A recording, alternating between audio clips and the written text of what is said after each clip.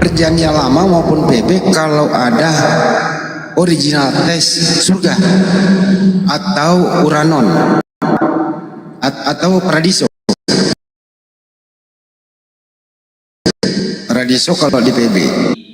Perjanjian Lama itu hanya asamahim langit, nggak ada jannah kalau bahasa Arab gitu ya.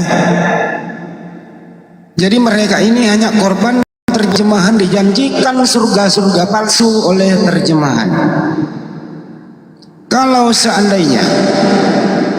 seandainya lembaga Bible Indonesia menerjemahkan Bible-nya ke dalam bahasa Indonesia dengan baik, saya rasa Ibu Darni yang lain, Ibu Darni, Ibu siapa tidak akan pernah berbicara begini, karena mereka hanya korban terjemahan saja. Mestinya LAI mengganti dong, supaya mereka ini nggak terlalu botol kayak si Darni ini gitu. Di sana itu uranon terangkat ke langit, tapi diganti menjadi surga. Mana ada paradiso di situ? Mana ada di situ jannah, di situ hasamaim gitu loh. Jadi kalau berbicara itu jangan terlalu sombong angkuh mengatakan bahwa Yesus itu terangkat ke surga. Itu Indonesia bisa diedit. Terjemahan atau revisi terjemahan di Bible itu sudah berapa kali direvisi. Kalau kamu berdasarkan terjemahan itu kau anggap kitab suci, suatu saat nanti karena ini lagi noise juga, ya silakan saja noise-nya didahulukan dulu. Kan ada moderator yang bisa nge-mute kalau orang lagi bicara kan begitu. Kenapa dinaikkan kalau tidak bertanggung jawab memiut kan gitu? Dilanjut, terganggu, hilang konsentrasi buyar. Jadi sekali lagi bahwa diskusi itu langsung di-cut kalau begitu. Itu host, lanjut. Pusing kepalaku kalau ada noise. Iya, ehonya kegedean, Bang Andi. Ehonya kegedean. Cempreng suaranya Bang Andi. Cek silakan yang baru naik, siapa yang mengangkat ini udah tahu siapa ini? Ayo, cek kalau gini. Cek. Kalau gini ya, cuman ehonya digedein dikit. Nggak bisa. Nggak bisa. Iya, kalau gini bagus ini. Ini sudah bagus ini. Lanjut. Ya, tadi kegedean itu, cempreng. Iya. Pak Laban bisa ditanggapi? Mana Jeklin tadi yang Kristen itu? Turun ya. Ya, atau teman-teman Kristen silakan teman-teman Kristen yang mau naik berdiskusi silakan. Ini 2 slot untuk teman-teman Kristen semuanya ya, 2 slot. Karena di atas sudah ada Kristen Pak Laban ini. Silakan minta permintaan naik atau tulis satu di komentar. Saya gini loh Bang, saya luruskan dulu. Kalau kita lagi bicara, itu juga yang baru naik langsung di mute gitu. Jadi hilang loh, kita ini nggak ada konsep loh. Tadi saya sebenarnya nggak mau naik. Assalamualaikum warahmatullahi wabarakatuh, Bang Juma. Ada guru ya? Waalaikumsalam warahmatullahi wabarakatuh. Iya. Ya biar adik saya lah yang menjelaskan ini. Jadi menurut mereka itu Nabi kita itu dikubur, tidak bangkit-bangkit. Tuhannya mereka itu sudah di surga gitu lah Bang Juma topiknya. Sangat menista sekali si Darni tadi. Lanjut. Tuhannya mereka terangkat ke langit. Mereka sendiri di mana kalau mati? Di langit atau di bawah tanah? Di bawah tanah lah. Iya, Dende. Yang nemani mereka di bawah tanah siapa dong? Alati. Cacing lah tuh. Ya ini sementara. Bismillahirrahmanirrahim. Assalamualaikum warahmatullahi wabarakatuh. Waalaikumsalam warahmatullahi wabarakatuh. Ini teman-teman sekalian, sementara dalam kajian saya, sementara dalam penelitian dan penyelidikan terkait dengan penyaliban ya yang diterangkan kemudian oleh Al-Qur'anul Karim surah An-Nisa ayat 157. Karena kesinambungan antara Nabi Muhammad SAW menceritakan tentang penyaliban dan juga adanya agama Kristen yang juga mengangkat materi penyaliban, maka mau tidak mau Islam Kristen di sini pasti harus berdiskusi ya, nggak bisa tidak. Kenapa? Karena di Islam Nabi Isa atau penyaliban itu tidak terjadi kepada sosok Nabi yang datang kepada Bani Israel, sedangkan di Kristen bukan hanya disalib, bahkan yang disalib ini mereka anggap Tuhan. Nah ini makanya Islam ini datang kemudian untuk meluruskan fitnahan terhadap Nabi yang datang ke tengah-tengah Bani Israel. Ada hal yang menarik teman-teman sekalian. Setelah saya kaji dan saya dalami beberapa saat, ketika kita melihat adanya penyangkalan daripada Yesus terhadap dirinya, ketika kemudian ditanya oleh orang-orang Israel sesuai dengan apa yang ada di dalam kitabnya saudara-saudara Kristen, kalau dia itu menghujat Allah, tetapi Yesus meluruskan siapapun yang diserahi tugas menyampaikan firman,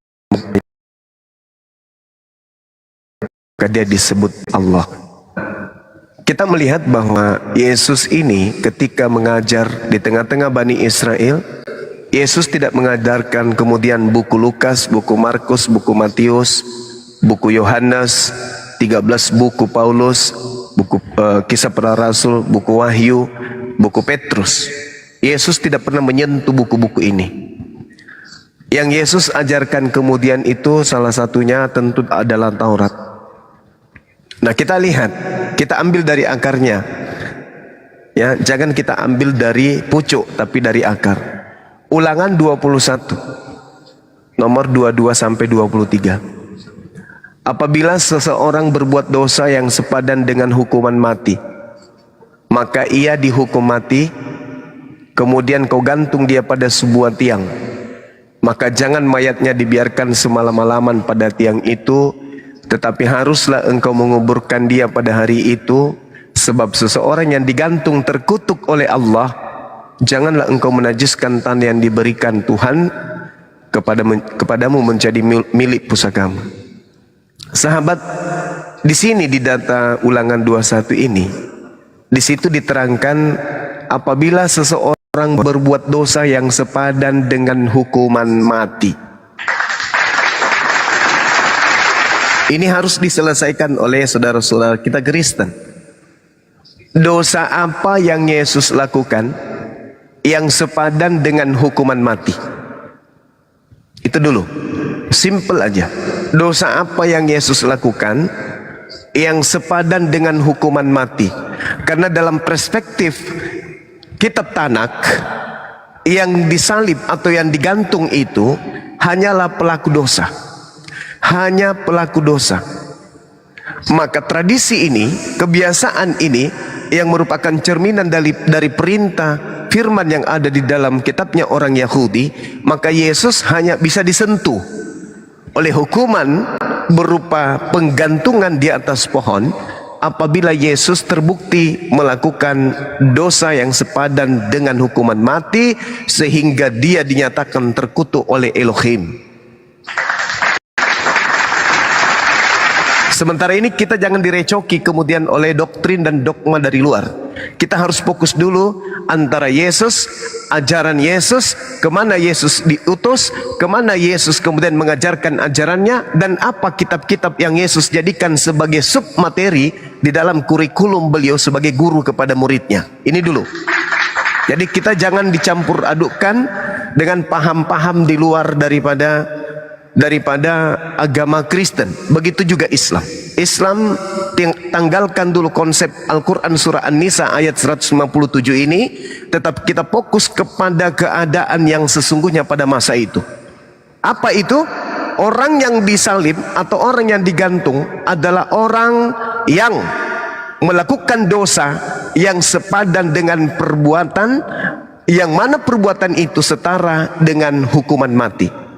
Saya ulang, maka dosa apa yang dilakukan anak Maria yang sepadan dengan hukuman mati, supaya kita bisa meloloskan kematian Yesus ini adalah kematian yang diridhoi oleh Tuhan, bukan kematian yang dibenci oleh Tuhan.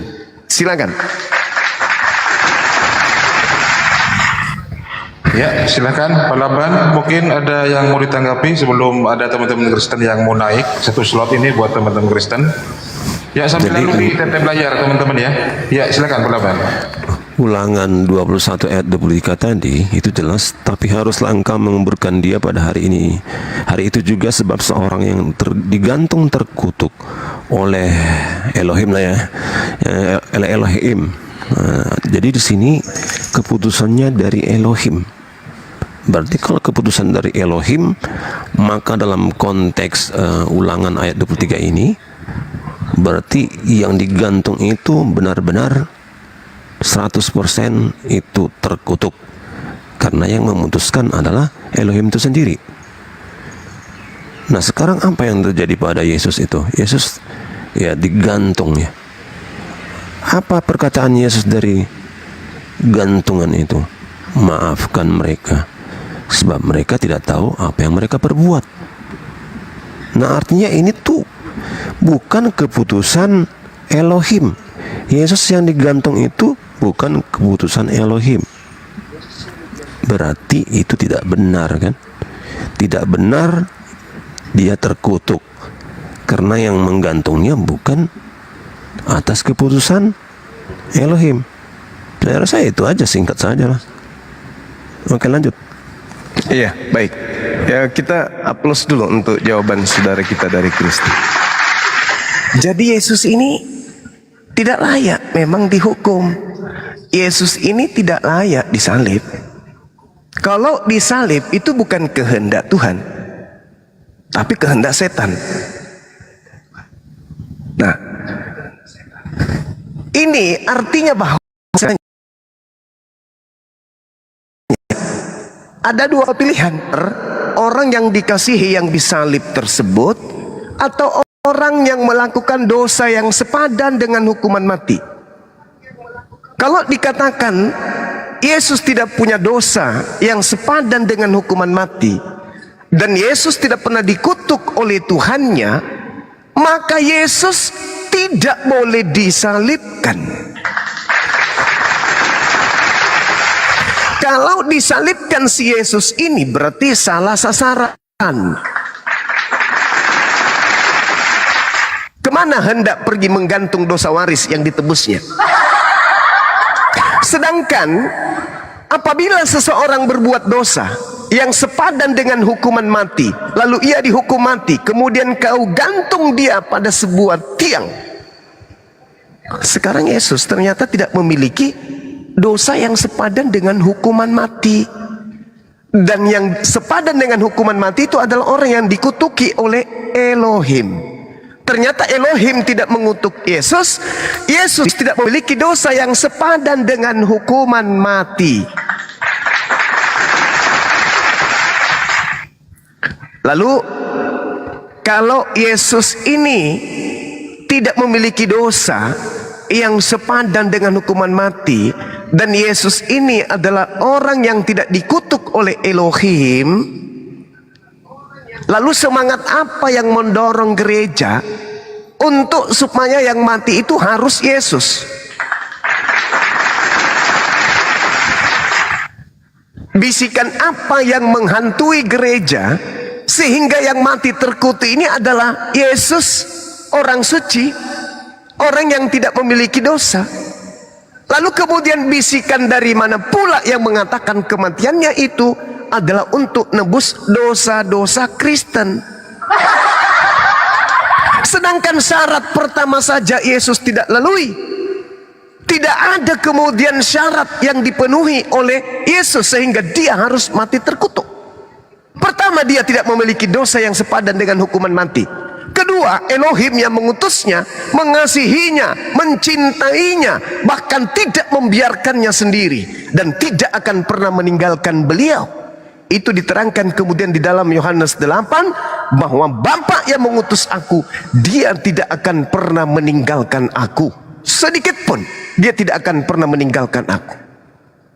Nah, oleh karena itulah kemudian apa pijakan saudara-saudara Kristen mengatakan kalau Yesus ini disalib, orang suci ini yang disalib, orang yang kemudian dikasihi Elohim ini yang disalib, Ini apa misinya sebenarnya? Sedangkan syarat untuk disalib pertama adalah pelaku dosa yang sepadan dengan hukuman mati, dan yang kedua adalah Elohim langsung yang mengutuk orang tersebut dikarenakan dosanya yang sepadan dengan hukuman mati. Yesus dua-duanya tidak terpenuhi hal tersebut.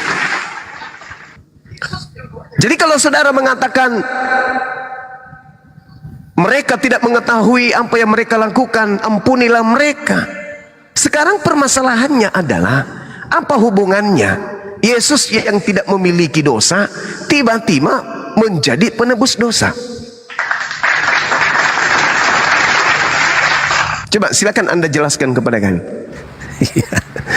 Jadi untuk menjelaskan itu saya tidak mewakili pendapat Kristen mainstream ya.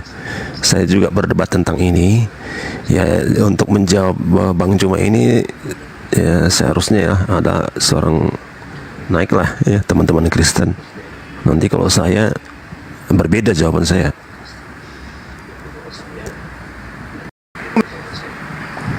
Ya, mungkin ada teman-teman Kristen yang lain, silakan. Bapak Pak Laban, Bapak. Jadi kalau saya saya realistis saja. Jadi kenapa Yesus disalib? Karena ada orang yang egois ingin menyalibkan. Artinya ada orang yang merendahkan, ada orang yang meninggikan, begitu. Ada orang yang merendahkan diri, ada orang yang meninggikan diri. Yang korban adalah orang yang merendahkan diri. Itu konsekuensi daripada sikap merendahkan diri. Dia pasti ya mungkin dilempari batu, disalib, atau diapalah, ditonjok. Nah jadi kalau ini saya lihat ya, jadi artinya sikap seperti inilah yang harus ditiru agar semua orang merendahkan diri. Saya melihatnya sebatas itu saja. Sikap seperti Yesus itu yang merendahkan diri ya, sehingga dia menjadi korban dari orang-orang yang meninggikan diri. Nah artinya jika semua sudah merendahkan diri, artinya tidak ada yang tersalib lagi kan, tidak ada korban.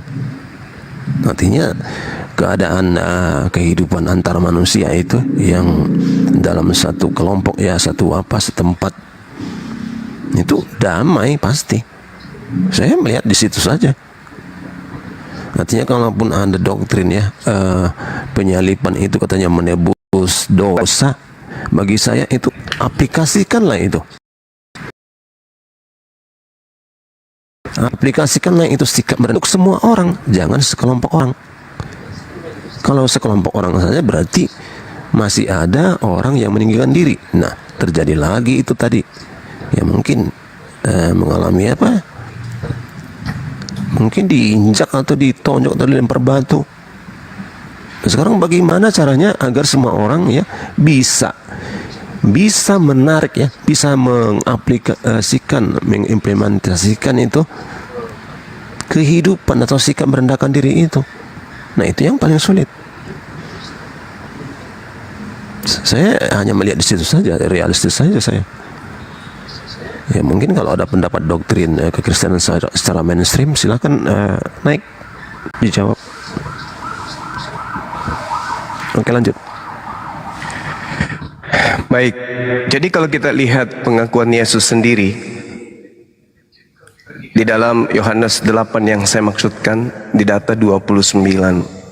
Dan Bapa yang telah mengutus aku, Dia menyertai aku, Ia tidak membiarkan aku sendiri, sebab aku senantiasa berbuat apa yang berkenan kepadanya. Kata Yesus, Dia tidak membiarkan aku sendiri, berarti Dia selalu bersama dengan aku. Sedangkan cerita yang dibangun oleh penulis Matius, kira-kira jam 3 berseru Yesus dengan suara nyaring, Eli, Eli, lama sabachthani, Tuhanku, Tuhanku, mengapa engkau meninggalkan aku? Pernyataan Yohanes 8, Dia tidak membiarkan aku sendiri. Ini Yesus ini bohong atau pengarang Matius yang berdusta? Atau jangan-jangan pengarang Matius ini cuman mengira ini adalah Yesus yang disalib, tapi padahal bukan Yesus. Karena Yesus dengan jelas mengatakan, Dia yang mengutus aku, menyertai aku, Dia tidak membiarkan aku seorang diri, sebab aku senantiasa berbuat apa yang berkenan kepadanya. Kalau ternyata yang disalib itu adalah Yesus dan teriak, "Mengapa kau meninggalkan aku?" Berarti Yesus bohong. Dan kalau sampai Yesus teriak, "Mengapa engkau meninggalkan aku?" itu adalah Yesus, waduh, itu sangat naif. Kenapa saya katakan naif? Satu, kalau kita melihat apa yang terjadi kepada seorang budak Rasulullah Muhammad seorang sahabat yang berasal dari budak, yaitu Bilal bin Rabah. Ketika kemudian beliau disiksa sampai ujung hidupnya, sampai mengalami kematian, Bilal, seorang budak beriman kepada Nabi Muhammad, di ujung hidupnya dia tidak menangis seperti Yesus. "Tuhan, Tuhan, Tuhan, tolong aku Tuhan, mengapa kau tinggal?" Tidak. Bilal hanya berseru. Apa kata beliau? "Ahad, ahad, ahad." Tuhan itu satu, Tuhan itu satu, Tuhan itu satu. Sedangkan Yesus, yang konon ceritanya euforianya adalah Tuhan. "Mengapa kau meninggalkan aku?" Apa maksudnya? Kok ada Tuhan seperti itu? Di depan Tuhan yang lebih besar seperti itu adanya. Atau ini jangan-jangan hanya keinginan penulis Matius agar dicocok-cocokkan ke Mazmur 22 milik orang Yahudi yang tak ada hubungannya sama sekali. Itu yang pertama. Yang kedua, Nabi Ayub. Itu tadi di dalam tradisi Islam. Sekarang kita masuk di Bible. Ayub, di dalam kitab Ayub 1, data nomor 20 sampai 22, bahkan sampai ia mati diceritakan di sana, di data-data Ayub 2 nomor 9 misalnya. Ketika istrinya kemudian bertanya kepada Ayub, "Hei Ayub," kata istrinya, "masih bertekunkah engkau dalam kesalehanmu? Kutukilah Tuhanmu dan matilah saja engkau." Ayub terhasut, Ayub dihasut oleh bininya. Maksudnya, kamu sudah mengalami keadaan seperti itu. Seperti yang diceritakan di Ayub 1. "Dengan telanjang aku keluar dari kandungan ibuku. Dengan telanjang aku akan kembali ke dalamnya. Tuhan yang memberi, Tuhan yang mengambil. Terpujilah nama Tuhan." Terpujilah nama Tuhan. Ayub tidak mengeluh. Bahkan memuji Tuhannya pada saat beliau dicoba. Pada saat dia diuji. Nah, kemudian Ayub menjawab istrinya, "Engkau berbicara seperti perempuan gila. Apakah kita mau menerima yang baik dari Tuhan, tetapi kita tidak mau menerima yang buruk dari Tuhan?" Dari dalam keadaan ini, Ayub kemudian pasrah. Ayub pasrah kepada Tuhannya. Kata-kata yang keluar dari mulut Ayub itu adalah sebuah penderitaan. Tetapi Tuhan kemudian memberikan kekuatan, bahkan dia memuji kepada Tuhan. Sedangkan Yesus, apa yang dikatakan? "Tuhan, Tuhan, mengapa engkau meninggalkan aku?" Sangat tidak layak. Stefanus malah kuat daripada Yesus. Stefanus berteriak sambil berlutut, "Tuhan, janganlah tanggungkan dosa ini kepada mereka." Setelah itu, Stefanus pun meninggal. Tapi Yesus, "Tuhan, Tuhan, mengapa engkau meninggalkan aku?" Sangat tidak relevan. Seorang nabi yang kuat, seorang nabi yang dahsyat, dengan banyak mujizat yang dipertontonkan, tiba-tiba jadi mewek. Itu bukan Yesus, bukan. Kalau kita lihat dari cerita itu bukan Yesus. Maka ketika kembali kepada data yang saya sajikan tadi, bahwasanya ketika saudara-saudara mengatakan itu adalah Yesus, saya katakan sekali lagi, tidak mungkin Yesus melakukan dosa yang sepadan dengan hukuman mati. Tidak mungkin Yesus adalah orang yang dikutuki oleh Elohim. Itu mustahil. Dengan kata lain, yang disalib ini adalah orang terkutuk. Yang disalib ini adalah pelaku maksiat. Yang disalib ini adalah orang yang dikutuki oleh Tuhan. Maka dengan demikian jelas terpapar, yang disalib ini bukanlah Yesus anak Maria.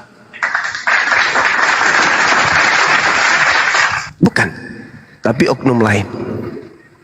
Nah, kecuali saudara-saudara bisa menunjukkan data bahwasanya pernyataan bahwa orang yang dikutuk ini adalah orang yang sepadan dengan dosa yang dia lakukan, Anda bisa menunjukkan dosa apa yang dilakukan oleh Yesus, silakan. Al-Quran salah kalau begitu. Kalau ada dosa yang dilakukan oleh Yesus sehingga dia pantas dihukum dan dia dikutuk oleh Elohim, maka Al-Quran keliru, Al-Quran salah. Tapi selama saudara Kristen tidak bisa menunjukkan dosa yang sepadan dengan hukuman mati terhadap Yesus, dan tidak ada dosa kemaksiatan yang dilakukan oleh Yesus yang menyebabkan Elohim mengutuknya, maka selama itu juga yang kalian sembah selama ini bukanlah Yesus, tapi orang yang diserupakan dengannya. Demikian. Ya, terima kasih semua. Sebentar berlaban. Bang Mahendra, selamat siang. Bang Mahendra. Waalaikumsalam warahmatullahi wabarakatuh, Ustaz Sugi. Bang Mahendra, selamat siang. Waduh, kalau tidak berbicara mau munasa, turunkan Bang. Ini slot untuk teman-teman Kristen ya, satu slot ini. Silakan lanjut Bang Laban. Ya, menarik tadi ya. Tuh, Eli lama sabaktani. Ya, itu seruan sekaligus pertanyaan. Nah, ya memang benar itu dari Mazmur 22 ya. Mazmur 22 ayat 2. Allahku, mengapa engkau meninggalkan aku? Nah, apa maksudnya ini? Jadi saya pribadi ya.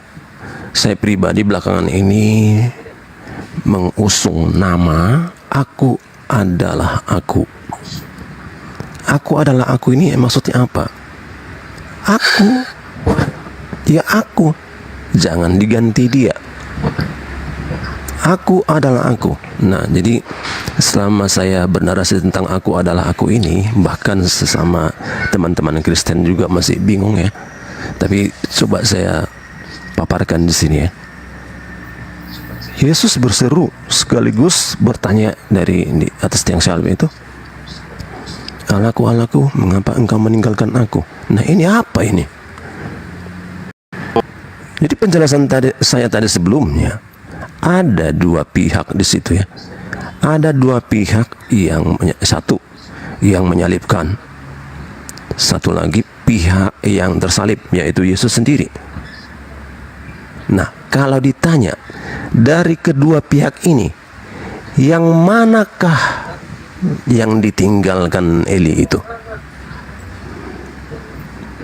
Jelas bukan Yesus. Jelas bukan Yesus. Tapi orang-orang yang menyelipkan Yesus itu, itulah yang ditinggalkan oleh Eli itu.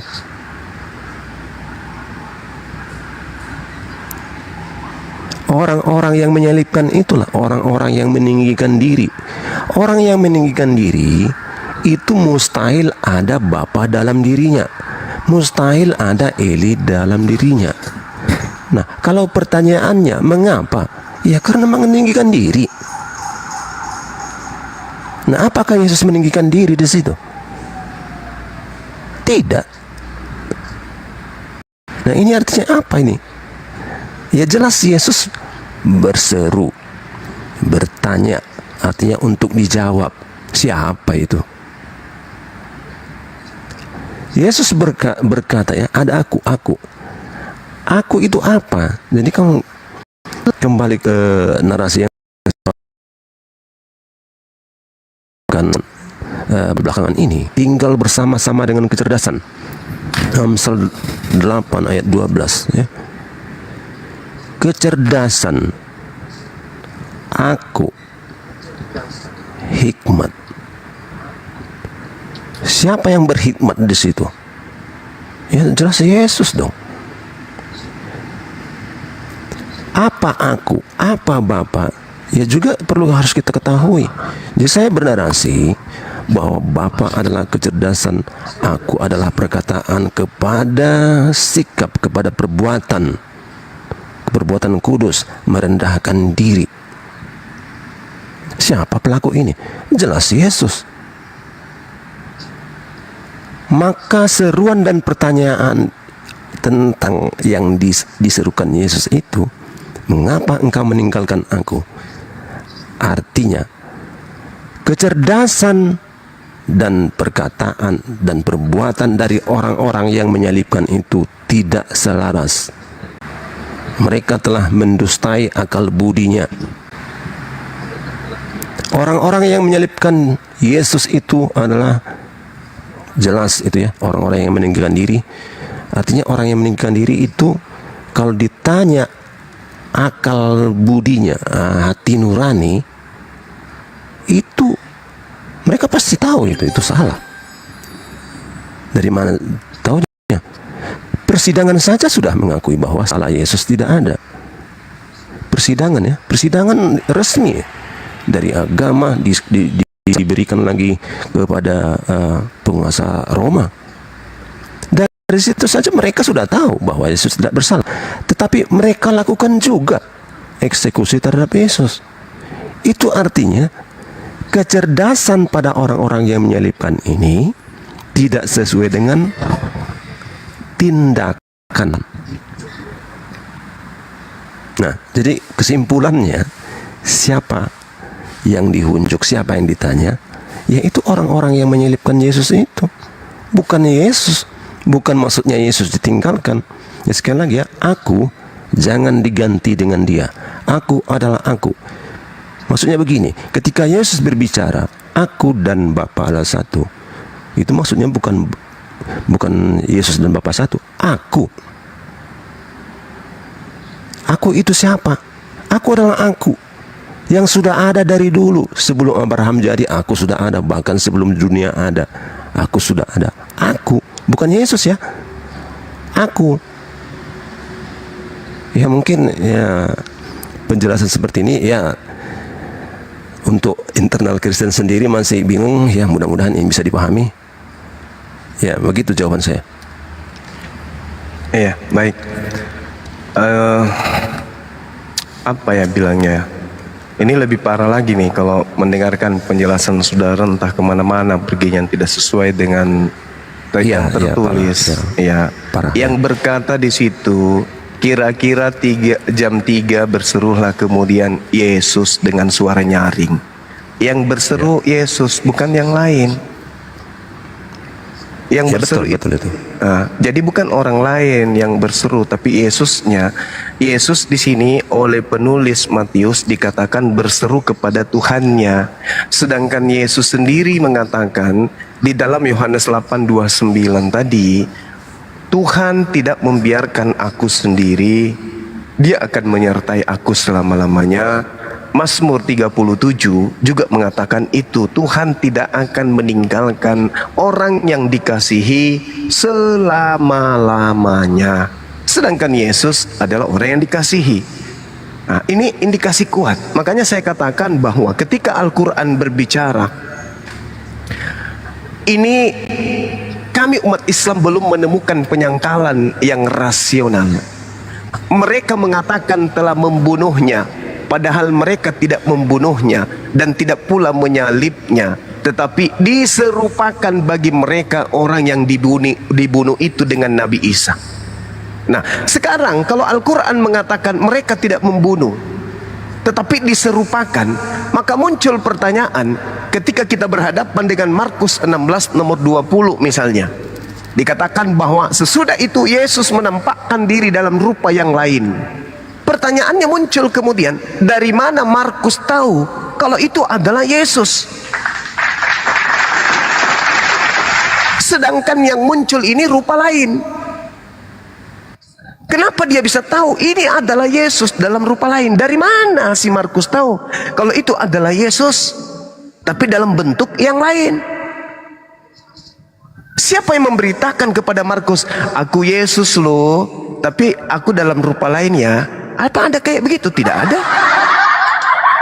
Yang dia lihat itu bukan Yesus, tapi supaya orang-orang menganggap itu Yesus, maka ditulisnya sesudah itu ia menampakkan diri dalam rupa yang lain kepada dua orang dari mereka. Dari mana penulis tahu kalau itu Yesus? Kecuali kalau ada data, maka aku wa innal ladzina ikhtalafu fi la fi syakkim minhu ma lahum bihi min ilmi illa ittiba'az zann. Di situ dikatakan bahwasanya mereka tidak mengetahui, mereka tidak mempunyai sedikit pun pengetahuan menyangkut tentang siapa yang disalib tersebut. Nah, sekarang Markus hadir nggak pada penyaliban? Tidak. Dari mana dia tahu? Al-Quran mengatakan tidak sama sekali ada pengetahuan tentang itu. Mereka hanya menduga-duga saja. Makanya muncul perselisihan kemudian antara Yahudi dan Kristen hari ini masih berselisih tentang oknum tersebut. Dan itu realita yang ada. Nah, sehingga ketika Al-Quran mengatakan wa qaulihim inna qatalnal masiha Isa bin Maryam Rasulullah wa ma qatalu wa ma salabu. Mereka tidak membunuh, mereka tidak menyalibkan. Ya, mereka salib itu adalah orang yang diserupakan. Sehingga muncul pernyataan-pernyataan yang dikuatkan oleh Bible itu sendiri bahwa Yesus tidak pernah kemudian memanggil Tuhannya dengan panggilan Eli. Yesus adalah orang yang kuat. Yesus adalah orang yang sakti. Yesus adalah orang yang intim dengan pencipta langit dan bumi, yang bisa melakukan apa saja terhadap dirinya. Tapi kenapa dipaksakan Yesus yang teriak, Tuhanku, Tuhanku, mengapa engkau meninggalkan aku? Demi untuk mencocokkan Mazmur 22. Padahal di Mazmur 22 itu, oknum yang teriak di sana, teriak pada siang hari, teriak juga pada malam hari. Sedangkan Yesus hanya sampai pukul 3 sore, bahkan ada yang mengatakan sebelum pukul 16 sore, Yesus sudah diturunkan. Berarti dia tidak sempat teriak di atas tiang salib pada malam hari.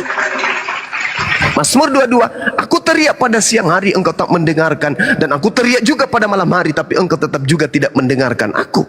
Berarti ini bukan untuk Yesus.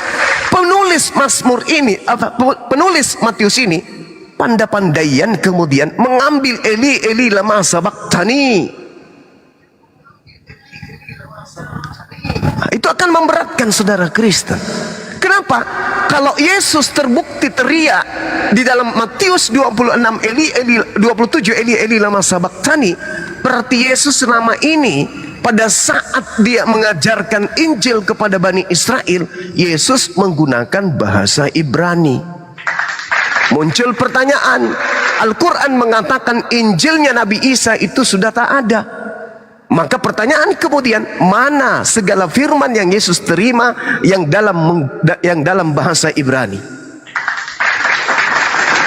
Karena Yesus ternyata pada saat genting dia menggunakan bahasa Ibrani. Pada saat dia memanggil guru, pada saat dia memanggil ibu, dia juga menggunakan bahasa Ibrani. Pada saat dia berdoa juga menggunakan bahasa Ibrani. Pada saat disapa oleh Paulus, dia juga menggunakan bahasa Ibrani. Lalu mana firman-firman yang Yesus terima dalam bahasa Ibrani tersebut? Ada? Nggak ada. Yang muncul hanya bahasa Yunani yang dihasilkan dari hasil penyelidikan orang-orang yang tidak dikenali. Nah, kembali kepada tema awal. Siapa di antara saudara-saudara Kristen kita yang bisa menunjukkan dosa yang dilakukan oleh Yesus yang sepadan dengan hukuman mati?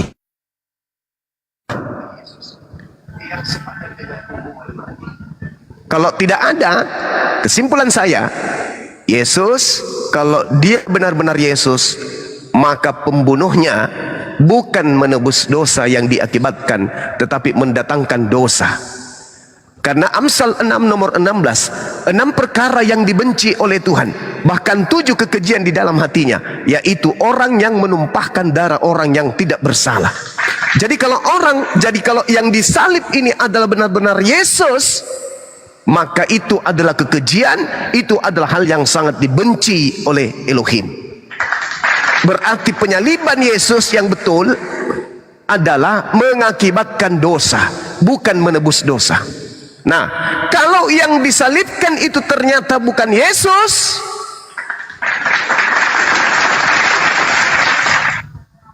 berarti Kristen selama ini salah sembah, karena menganggap yang mereka sembah adalah Yesus, ternyata yang mereka sembah bukan Yesus.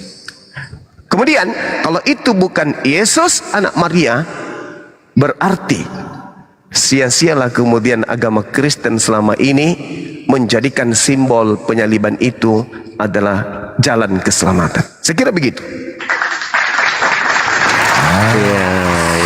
solusinya ganti Tuhan gitu. Jadi Sebentar Pak Laban ya, sapa dulu ini ya.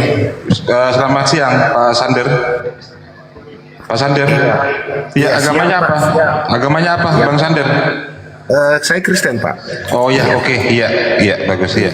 Silakan Pak Laban atau teman-teman yang lain yang Kristen yang mungkin mau masuk. Oh Pak Laban dulu ya, silakan. Boleh izin menanggapi sedikit, Bang? sebentar dulu, bentar ya. Jadi narasi saya tentang aku adalah aku, ya sepertinya tidak masuk ya. Tidak masuk, artinya kalau tertulis aku, ya tetap aku. Aku adalah aku, berarti dari dulu, sekarang, sampai selama-lamanya tetap aku. Jadi jika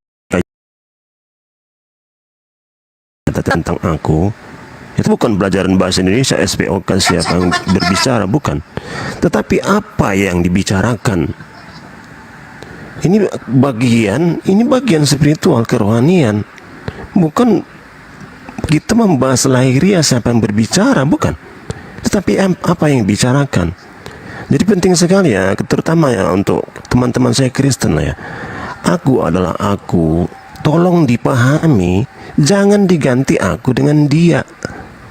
Apa yang diucapkan Yesus itu tetap aku. Aku yang apa? Yang maksudnya aku ini apa ini? Aku adalah aku. Pada Keluaran 3 ya, ayat 13-14 itu ya, Elohim itu memperkenalkan diri loh. Aku adalah aku. Telah mengutus aku kepadamu, itulah namaku untuk selama-lamanya. Dan itulah sebutanku turun-temurun.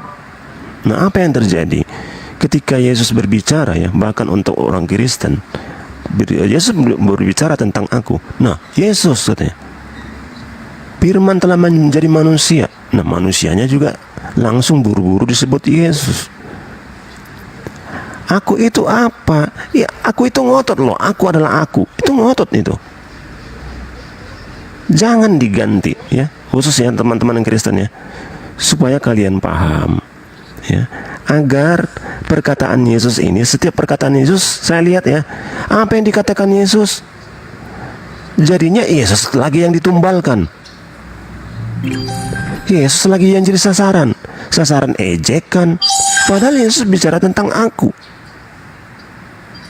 Yesus bicara tentang aku, akulah jalan kebenaran. Maksudnya aku itu apa? Aku adalah aku itu. Ketika Yesus berbicara aku diutus katanya. Ketika Yesus berbicara diutus, terus yang dihantam lagi Yesusnya. Jadi kita lupa apa yang dibicarakan, tetapi kita fokus kepada siapa yang berbicara. Ingat sekali lagi, ini bukan pelajaran bahasa Indonesia SPOK. Siapa yang berbicara, tetapi apa yang dibicarakan. Apa yang dibicarakan itulah firman. Apa itu firman? Firman itu dalam Yohanes 1 itu logos ya, pengetahuan. Ya, kalimat-kalimat itu kan pengetahuan. Di mana aku di situ tetap aku. Ya, saya harap ya khusus teman-teman yang Kristen ya, coba pelan-pelan tuh disadari itu. Betapa ngototnya aku itu adalah aku, jangan diganti dengan dia. Artinya ketika Yesus berbicara ada aku di situ, itu tetap aku sampai kapanpun. Jangan kalian ganti dengan dia. Oke, mudah-mudahan paham. Iya. Apa yang mau ditanggapi Bang Zuma ini kalau gini? Internal Kristen saja bingung kan. Apa yang mau ditanggapi Bang Zuma kalau kayak gitu? Jadi maksudnya begini, kalau aku itu ya, kalau aku adalah aku, maka sasarannya adalah kita sendiri. Jadi tidak membahas Yesus lagi, kita. Aku dalam Bapa, artinya saya, siapa yang mengucapkan itu? Saya, Laban, berarti saya harus bertanggung jawab. Aku dalam Bapa. Nah, aku itu apa? Bapak Bang Zuma, itu kan izin Pak Laban. Bang Zuma, Ya. Bang Laban ini mengakui di Lukas 2 nomor 11 itu bukan Yesus, tapi Kristus. Yang lahir tuh bukan Yesus, Kristus yang lahir. Mesias Kira-kira gimana tuh? Iya.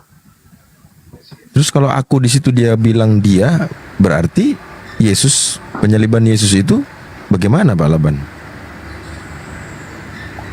Iya, seperti yang saya jelaskan tadi, penyaliban Yesus itu ya, dia kan korban itu. Korban dari orang-orang yang meninggikan diri. Ya, sasaran orang yang meninggikan diri kan orang yang merendahkan diri. Penjelasan Bang Zuma itu tidak menunjukkan Yesus disalib. Ya, itu urusan lain. Saya tidak ingin mencampuri pendapat di Quran. Saya tidak ingin mencampuri itu. Di Bible. Dari tadi Bang Zuma bawa Bible. Iya, tadi kan dikomparasi dengan pendapat di Quran. Sejalan atau tidak? Nah, saya tidak mau urusi apa pendapat Quran. Nah, macet kan Bang Zuma, silakan gimana ini mau tanggapi? Ya kalau aku adalah aku, ya kalau kita paham itu, nah itu akan berbeda semua nanti narasinya.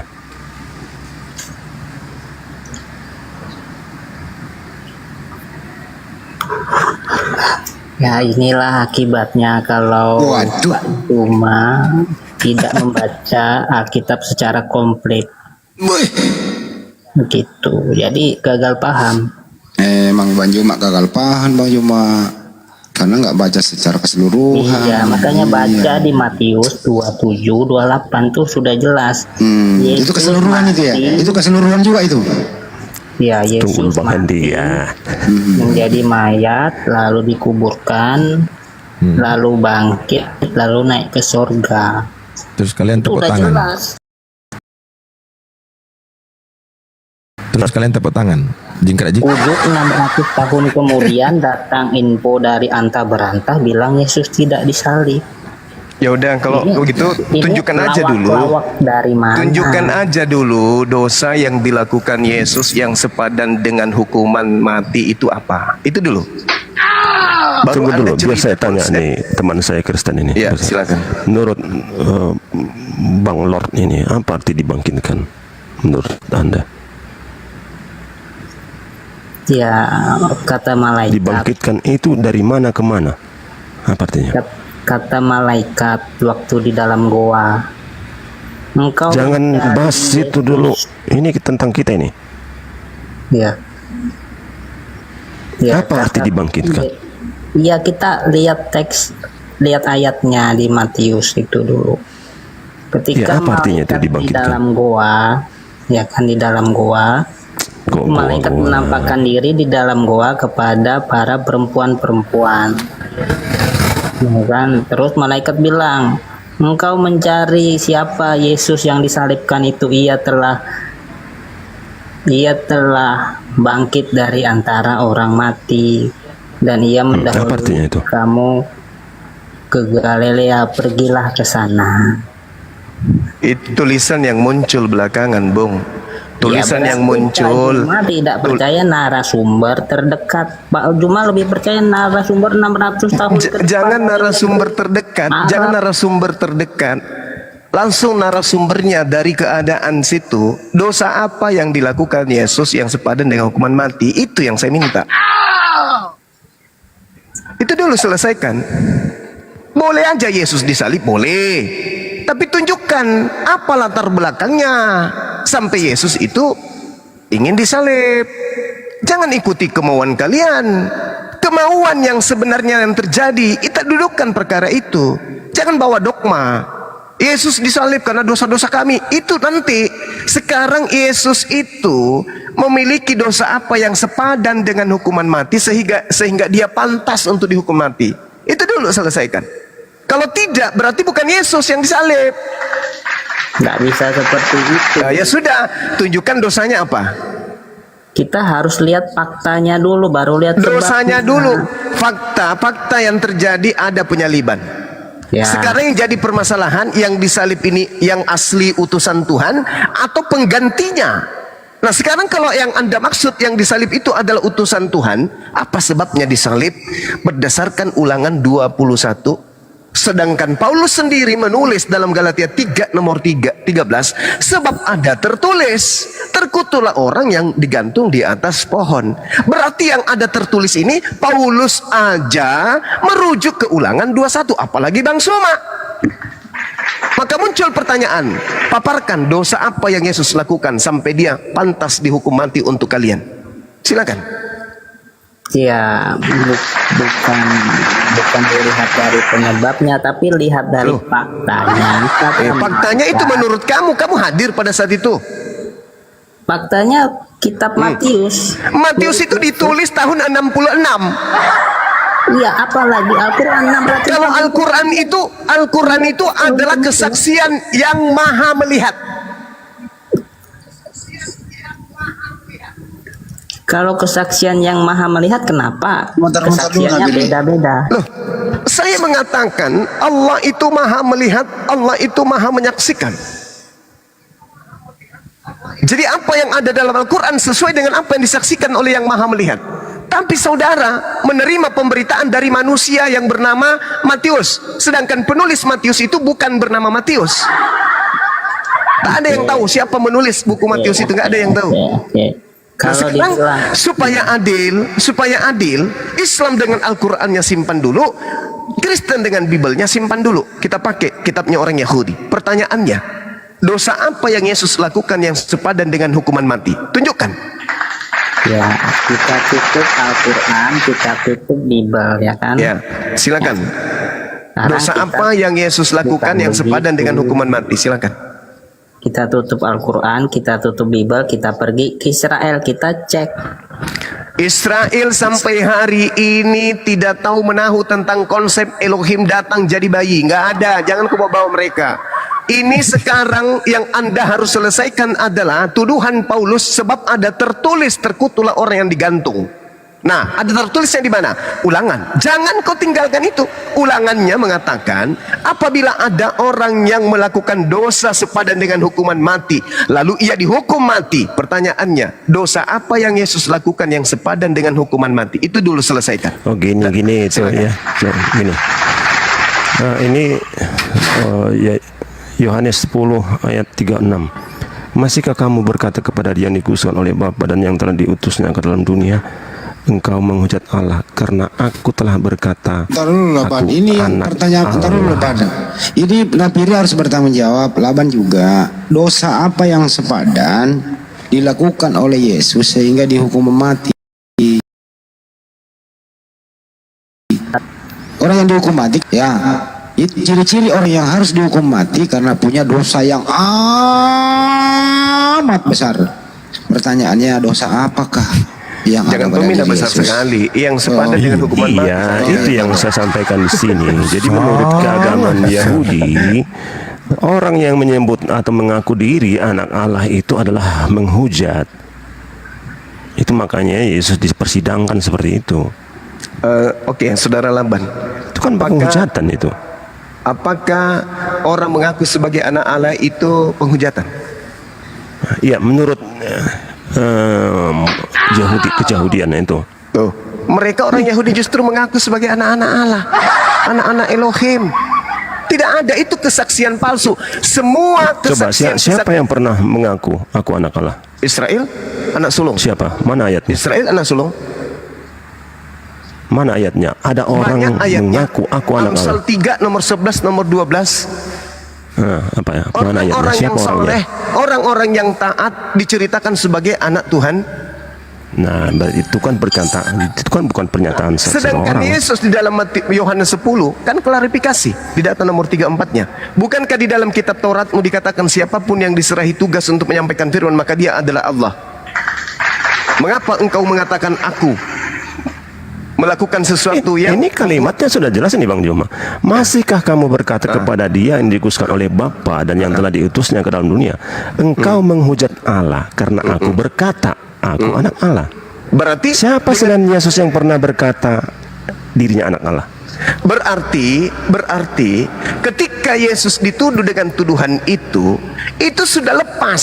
Ternyata mengaku sebagai anak Allah itu bukan sesuatu yang menyebabkan dosa.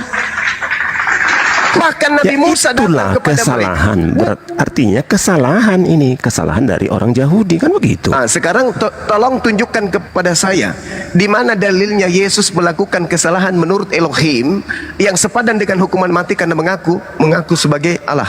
Di mana? Itu Bukankah- tadi sudah kita bahas. Yesus Loh, itu tidak bersalah. Itu tuduhan orang Yahudi. Yang saya tanya Elohim. Bukankah yang mengutuk dalam Ulangan 21 nomor 33 itu adalah Elohim? Tadi sudah kita bahas dari perspektif, dari cara pandang Elohim, Yesus itu tidak bersalah. Nah, tidak bersalah. Tidak bersalah kan? Berarti bersalah. pantas. Oh, berarti belum ada dosa yang Yesus lakukan yang sepadan dengan hukuman mati. Belum ada. Kan itu yang saya pertanyakan. Dosa apa yang Yesus lakukan yang sepadan dengan hukuman mati sampai dia dikutuk oleh Elohim?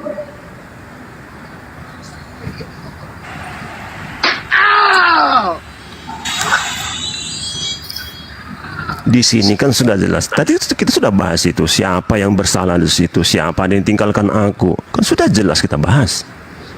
Iya, pertanyaan saya, Bang. Dosa apa yang dilakukan oleh Yesus sampai dia dikutuk?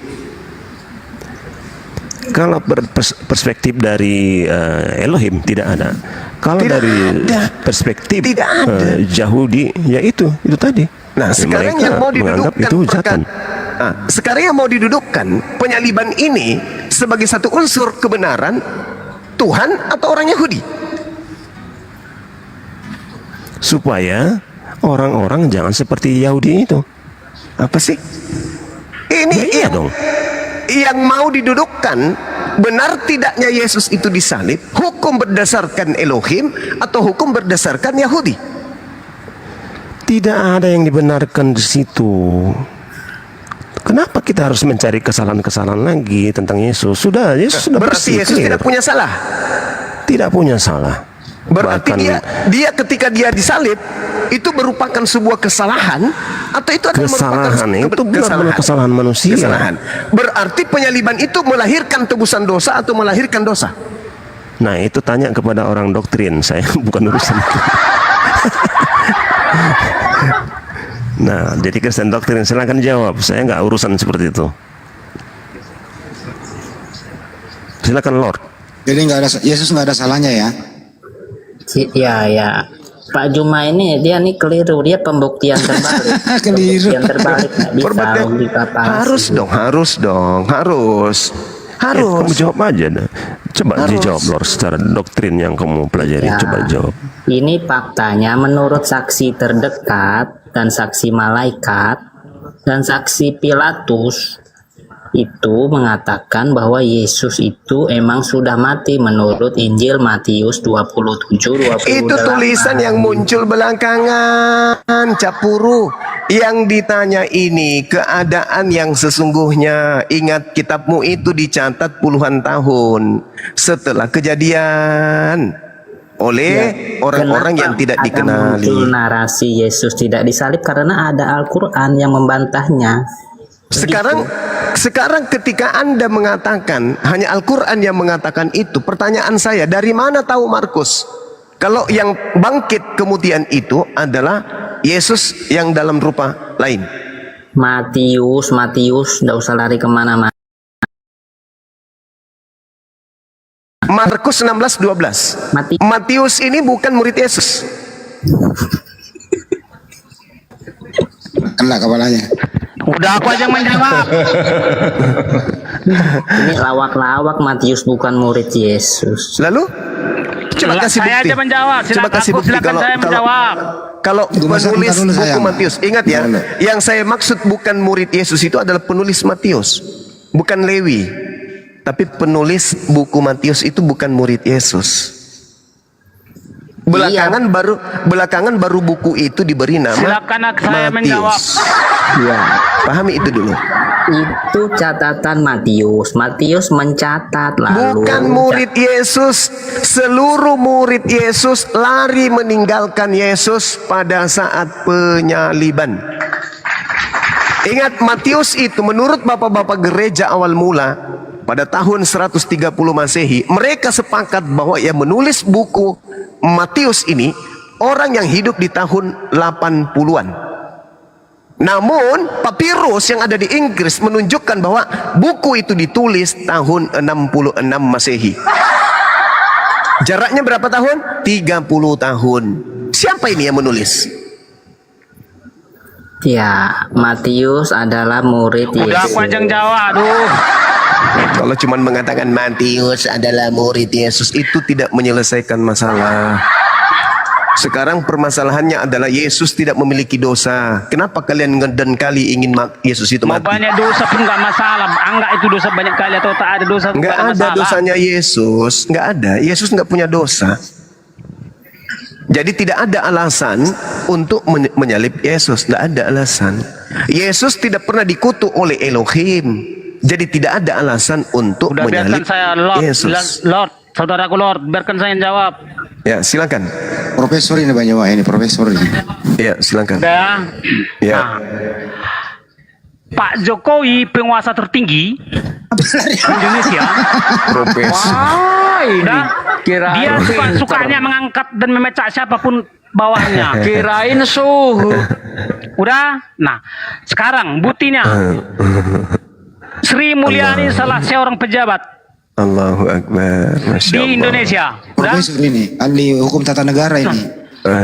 Yang dibahas apaan? Hei. Aku masak tinggal beberapa hari lagi nih Jokowi lengser akal. Biarin dulu. Ini Jadi- profesor tata, hargai dia. Ini profesor tata negara. Waduh, Mbak Jang. Takut kalian ku tumbangkan si cuma nih. Enggak, saudara, aku terusin. tunjukkan aja dosa apa yang Yesus lakukan. Nah, Itu aja sekarang dulu. dengarkan dulu. Jadi si Bu Sri Ini Mulyani apa? menjadi pejabat negara. Nggak ada Ini hubungannya dengan apa ini? nggak ada hubungan dengan Ini masa apa lalunya. ini orang ini? Apa ini? Ha? Eh, Yang artinya dibahas gini, apa? Sri Jawabannya Mulyani disebut apa? tuan atau Ini pejabat. apa orang ini? Apa ini? Dia ngambil analogi kalau namanya presiden. Analogi. Enggak Enggak. cocok, dia mau bahas Enggak ketuhanan cocok. Bang Andi. Sementara yang dibahas Iya. penyalipan. Udah, nggak ada. Tengok, ya.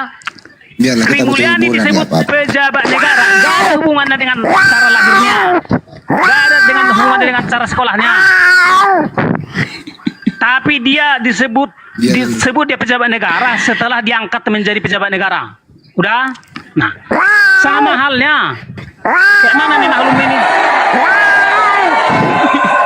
Nggak apa-apa. Jangan diturunkan, biar dulu dia.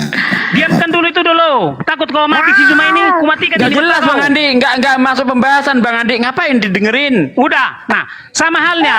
Udah Bang, turunin, nggak jelas dia Bang. Rusak. Yesus adalah Nah, masuk seorang Yesus. pejabat Ya, surga, lanjut. seorang Tuhan Allah. Gak ada hubungannya dengan cerita masa lalunya. Seorang Tuhan nih, seorang Tuhan Seorang Allah Tuhan lagi. Allah di antara Nah, peraturan Allah Allah. lagi, seorang lagi Allah lagi. Udah. Kenapa Yesus disebut seorang Tuhan Allah? Seorang Tuhan. Maka didengarkan dulu. Seorang dewa itu yang betul. Seorang dewa. Terserah dia dewa, termasuk dia salah seorang dewa di surga. Kenapa? Karena memang life ending dia, statusnya sekarang dia adalah pejabat surga. Gak ada cerita hubungannya dengan masa lalunya. Kok bocor halus? Artinya Ini gini loh. bocor halus atau bocor parah Bang Juma? Dengarkan dulu. Gak ada hubungannya sekarang ini. Yesus itu pejabat. Yesus itu Iya. pejabat di surga. Sri Mulyani Bocor halus, disebut bocor pejabat. halus. Gak ada hubungan dengan cerita masa lalunya. Cukur toh. Yesus salah seorang pejabat surga, salah seorang Tuhan Allah. Jadi Yesus itu Gak ada hubungannya dengan masa lalunya. Gak ada hubungan dengan masa lalunya. Kenapa?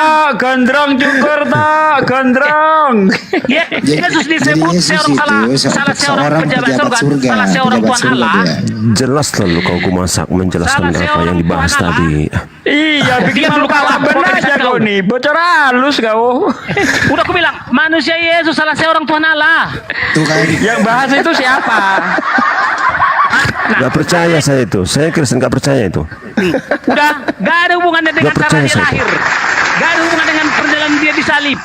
Tetapi dia sekarang seorang Tuhan Allah karena diangkat oleh si menjadi Gak percaya saya itu. Sri Mulyani ngapain? Gimana sekarang? Artinya Ibu Sri gini, Mulyani. jabatan dia sekarang gak ada hubungannya dengan cara dia lahir. Iya, Ibu Sri Mulyani Jabatan itu kan Yesus menteri sekarang di surga adalah keuangan. hakim akhirat. Ibu Sri Mulyani ada kan hubungan menteri dengan masa keuangan. lalunya. Sekarang Ibu Sri Mulyani ngapain? Jabatannya di mana sekarang? Ibu Sri Mulyani.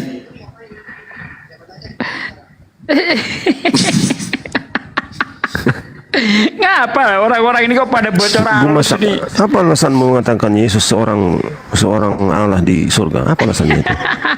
Coba kamu Pejabat katakan ya, secara katanya logika. dia, Yesus itu pejabat di surga kata dia. Hasan dulu Bang, lanjut. Parah ini parah. Yang dibahas apa? Larinya kemana-mana nggak nyambung pula. Aduh, aneh nih orang ini. Kayaknya dia ini yang penting ngomong, bukan ngomong yang penting sih. Yang penting bisa ngomong aja udah puas dia itu. Nggak jelas apa yang dibahas. Puas dia itu. Nggak jelas apa yang dibahas. Puas dia itu. Jadi orang itu jangan yang penting ngomong, bos. Ngomong yang penting-penting. Ya. Berkumatikan dulu cuma ini. Biarkan dulu. Udah. Karena si bapak adalah Lo penguasa tadi habis tertinggi. berapa gelas? Masa baru minum tua setengah gelas sudah mabuk ah? Boh. Coba kalau kau mau fair, coba biarkan dulu saya ngomong sama si Juma. Enggak layak kau lagi mabuk kau. Ini ya, polisi Kau lagi tertinggi, mabuk kan? Polisi tertinggi punya hak veto mengangkat Kita butuh hiburan Pak De, biarin aja Pak De. Kita butuh hiburan, biarin aja. Udah. Tuhan tertinggi, Tuhan tertinggi punya hak veto mengangkat dan memecah Tuhan. Wih, Tuhan mau memecah Tuhan.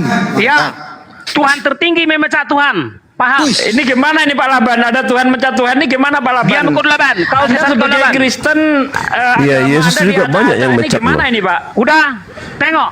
Di Bible itu banyak kali Tuhan, banyak kali Allah. Yesus Ulangan. juga sering dipecat. Gimana ya kau ini?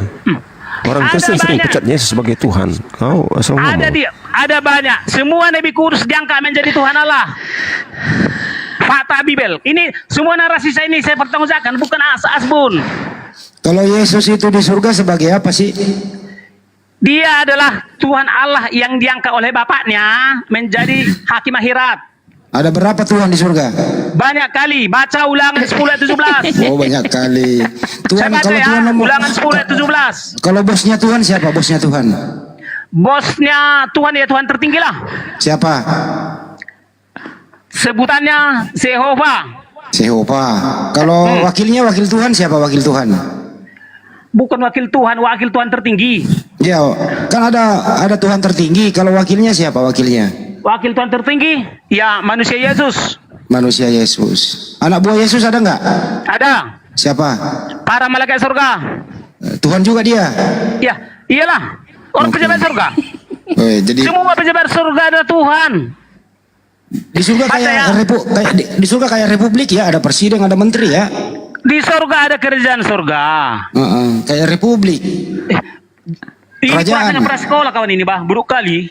Ya ini saya bertanya, kau kan Ya, profesor. buruk kali kau nggak pernah sekolah kau. Ya nggak Masa itu aja apa-apa. pertanyaan. Sebelum Jadi- itu kau jadi makhluk. Udah. Jadi siapa Ulangan yang paling 10 ayat 17. berkuasa? Yang paling berkuasa di surga siapa? Boleh balik kau tanya. Kau ini bilang tadi Tuhan tertinggi atau Jehovah? Oh, Yehova. Udah, saya baca dulu ya Ulangan 10 ayat 17 ya. Ya silakan. Sebab Jehovah Allah mula Allah segala Allah dan Tuhan segala Tuhan. Allah yang besar, kuat dan dahsyat. Artinya Tuhan tertinggi dan Allah tertinggi itulah Jehovah. Artinya Tuhan tertinggi membawahi para Tuhan, Allah tertinggi membawahi para Allah. Paham? Iya. Ulangan Jadi- 10 ayat 17. Jadi Yesus adalah salah seorang Tuhan Allah di antara para Tuhan Allah. Wih, salah seorang Tuhan. Iya. Para Nabi Kudus ada di sebelah Tuhan Allah. Kudus. Para Nabi Kudus. Jadi kalau ada Nabi, Iya, kalau iya, ada iya. Nabi Ya. tidak lulus menjadi Tuhan Allah, Nabi palsu. Nabi itu Rusak Kristen kalau begini Pak Laban. Gimana ini Pak? Kristen Ini kita dirusak kayak bicara orang begini kitab Pak loh. Laban.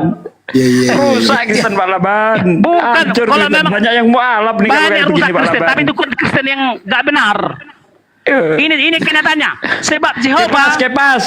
Ini Allah gimana ini segala Allah, Kepas? Tuhan segala Tuhan. Iya. Itulah Rusak Jehovah. Kristen oleh orang ini Kepas. Jadi Olosweti itu salah satu Allah. Olosweti itu salah satu Kepas Allah. lari malu dia. Olosweti salah satu Allah. Karena dengarkan, karena Sang Maha Pencipta itu adalah Tuhan tertinggi, Allah tertinggi yang disembah oleh para Tuhan dan yang disembah oleh para Allah. Oh, Tuhan menyembah Tuhan. Ya. Waduh, Itu Tuhan bukti dia menyembah Sang Tuhan. Maha Pencipta. Kalau ada yang mengaku Sang Maha Pencipta tapi tidak disembah oleh para Tuhan dan tidak disembah oleh para Allah, maka itu penipu. Iya. Jadi Tuhan menyembah Baca Tuhan itu ya. banyak. Bahasanya Jehovah lah Allah daripada Allah, Tuhan daripada Tuhan. Yesus itu salah seorang Tuhan Allah, cuma datang awanas iblis sang kalah. Menghormati badut itu cukup ditertawa. Akalnya gini. Ini salah Dengarkan satu ini. korban Sebab dari Jehovah Allah penyesatan segala lain. Allah. Ini salah satu korban dari korban dari Bisa lain. kubuktikan Aloswe. Ini korban. Padahal Bisa kubuktikan. terjemahan yang sebenarnya itu bukan kayak gitu. Allah SWT bukan sama-sama pencipta. Terjemahan yang benar adalah Walau Tuhan SWT Elohim. bukan sama Gantian, pencipta. gantian, Bisa hei, dibuktikan. Gumasa, gantian. Kasih saya Tuhan bantu ngomong. Elohim lebih besar dari semua dewa dan semua penguasa-penguasa. Dia Elohim sangat kuat, mengagumkan dan dahsyat. Dia tidak berpihak dalam mengambil keputusan dan tidak menerima suap. Tuhan Elohim lebih besar dari semua dewa dan semua penguasa. Itu yang betul. Jadi Lahi ini coba untuk nipu orang ini, kasihan orang ini jadi korban. Jangan kau lari lagi. Sebab orang lain itu kau salahkan. Otakmu enggak nyampe. Sebab Tuhan Allahmu, Otakmu enggak. Allah segala Allah dan Tuhan segala Tuhan. Itu salah, terjemahan keliru itu. Enggak. Bagaimana Anda mengatakan enggak? Yesaya 45 nomor 5 nomor 6. Akulah Tuhan, tak ada yang lain. Aku seorang diri, tak ada dua, tak ada tiga, tak ada empat. Hanya sendiri. Anda mengatakan sebab Tuhan Allahmu adalah Allah segala Allah. Berarti banyak Allah. Banyak ilah, banyak Tuhan. Tuhan itu cuma satu. Terjemahan yang sebenarnya itu, Tuhan Allah itu maha besar. Dia lebih besar dari semua dewa dan semua penguasa. Itu maksudnya. Kamu itu robek otak membong.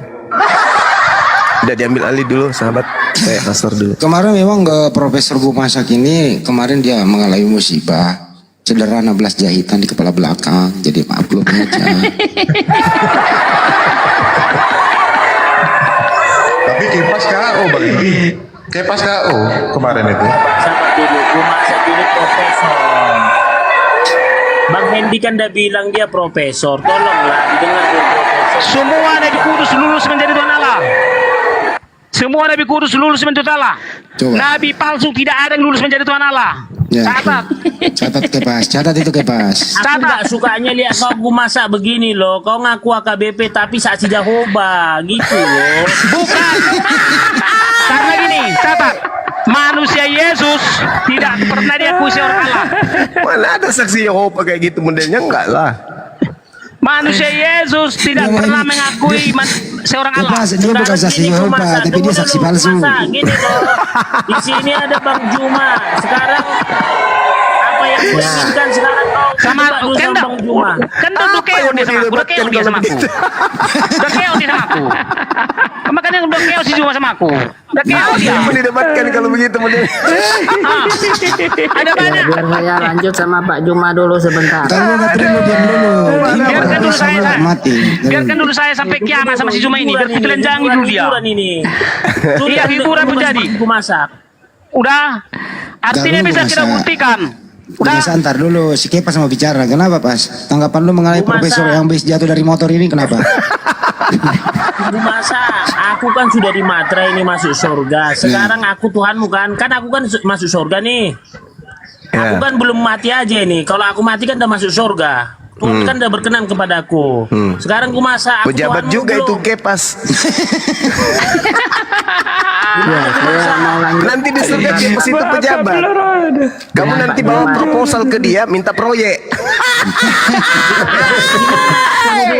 Rantainya ada pas itu kipas. Kata si Gumasak, Hancur Kristen uangnya kalau begini banyak, caranya gitu loh. hancur. Memang menurut Gumasak ini, Bapak itu di surga sebagai bos Tuhan, Yesus itu sebagai pelaksana yang mengerjakan proyek pembangunan dunia ini gitu loh. Betul Betul ya, Prof? Kepas. Betul Jadi ya, Prof? Kepas ini juga pejabat nanti. Ya, Kepas dikasih lah Gumasak, bonus. aku ini nih. Terus Gumasaku Ini masuk datang minta surga tanda aku tangannya nih, ada Kepas nanti di jabatanku surga gitu. Di surga. Iya, Ada betul. jabatan Gumasak. Wah. Cuma segini kualitas otakmu cuma. Cuma segini. Ya, saya Udah, mau saya lanjut dulu jelaskan dengan ya, Pak biar Juma sebentar lebih ini. lebih apa? Di dunia ini Bible menceritakan, merumuskan ada 2 macam pejabat. Ya. Satu pejabat dunia, ya. 2. Iya. Udah, pejabat dunia disebut tuan atau penguasa. Ya. Nah, jadi pejabat dunia ini kan ada dari rendah hingga tertinggi, misalnya dari camat sampai presiden gitu kan pejabat. Ahli tata negara ini. Negara kan itu namanya tuan atau penguasa atau pemimpin. Nah, kemudian kita beranjak ke surga. Jadi semua pejabat surga disebut dengan Maha Tuan, ditambahkan mahanya, sangat-sangat Besar nggak gajinya di sana? Sangat-sangat tuan. Gajinya besar nggak? Maha apa? Besar nggak gajinya pejabat di sana di surga? Bah, aku bilang pun sampai segini kualitas orang muslim memang. Loh, orang tanya baik-baik kok Kan emosi. saya jelaskan. Iya, maksudnya saya tanya gajinya besar nggak? Ada nggak tunjangan Jangan dulu, ini tunjangan masih soal gaji pejabatnya? nanti kita bahas dulu. Makanya Yang saya biar kau tanya pintar kau. ada tidak gajinya besar nggak? Pejabat Nggak yang di tahu. sana dapat tunjangan tidak? Tunjangan jabatan, Pejabat. tiapnya ada nggak? Nggak tahu. Tiap Natal dapat THR enggak tuh? Pejabat surga. Nah, sekarang pejabat surga itu disebut dengan Maha Tuan atau Maharaja UMS, atau Maha Penguasa UMS, atau upah Tuhan. minimum surga.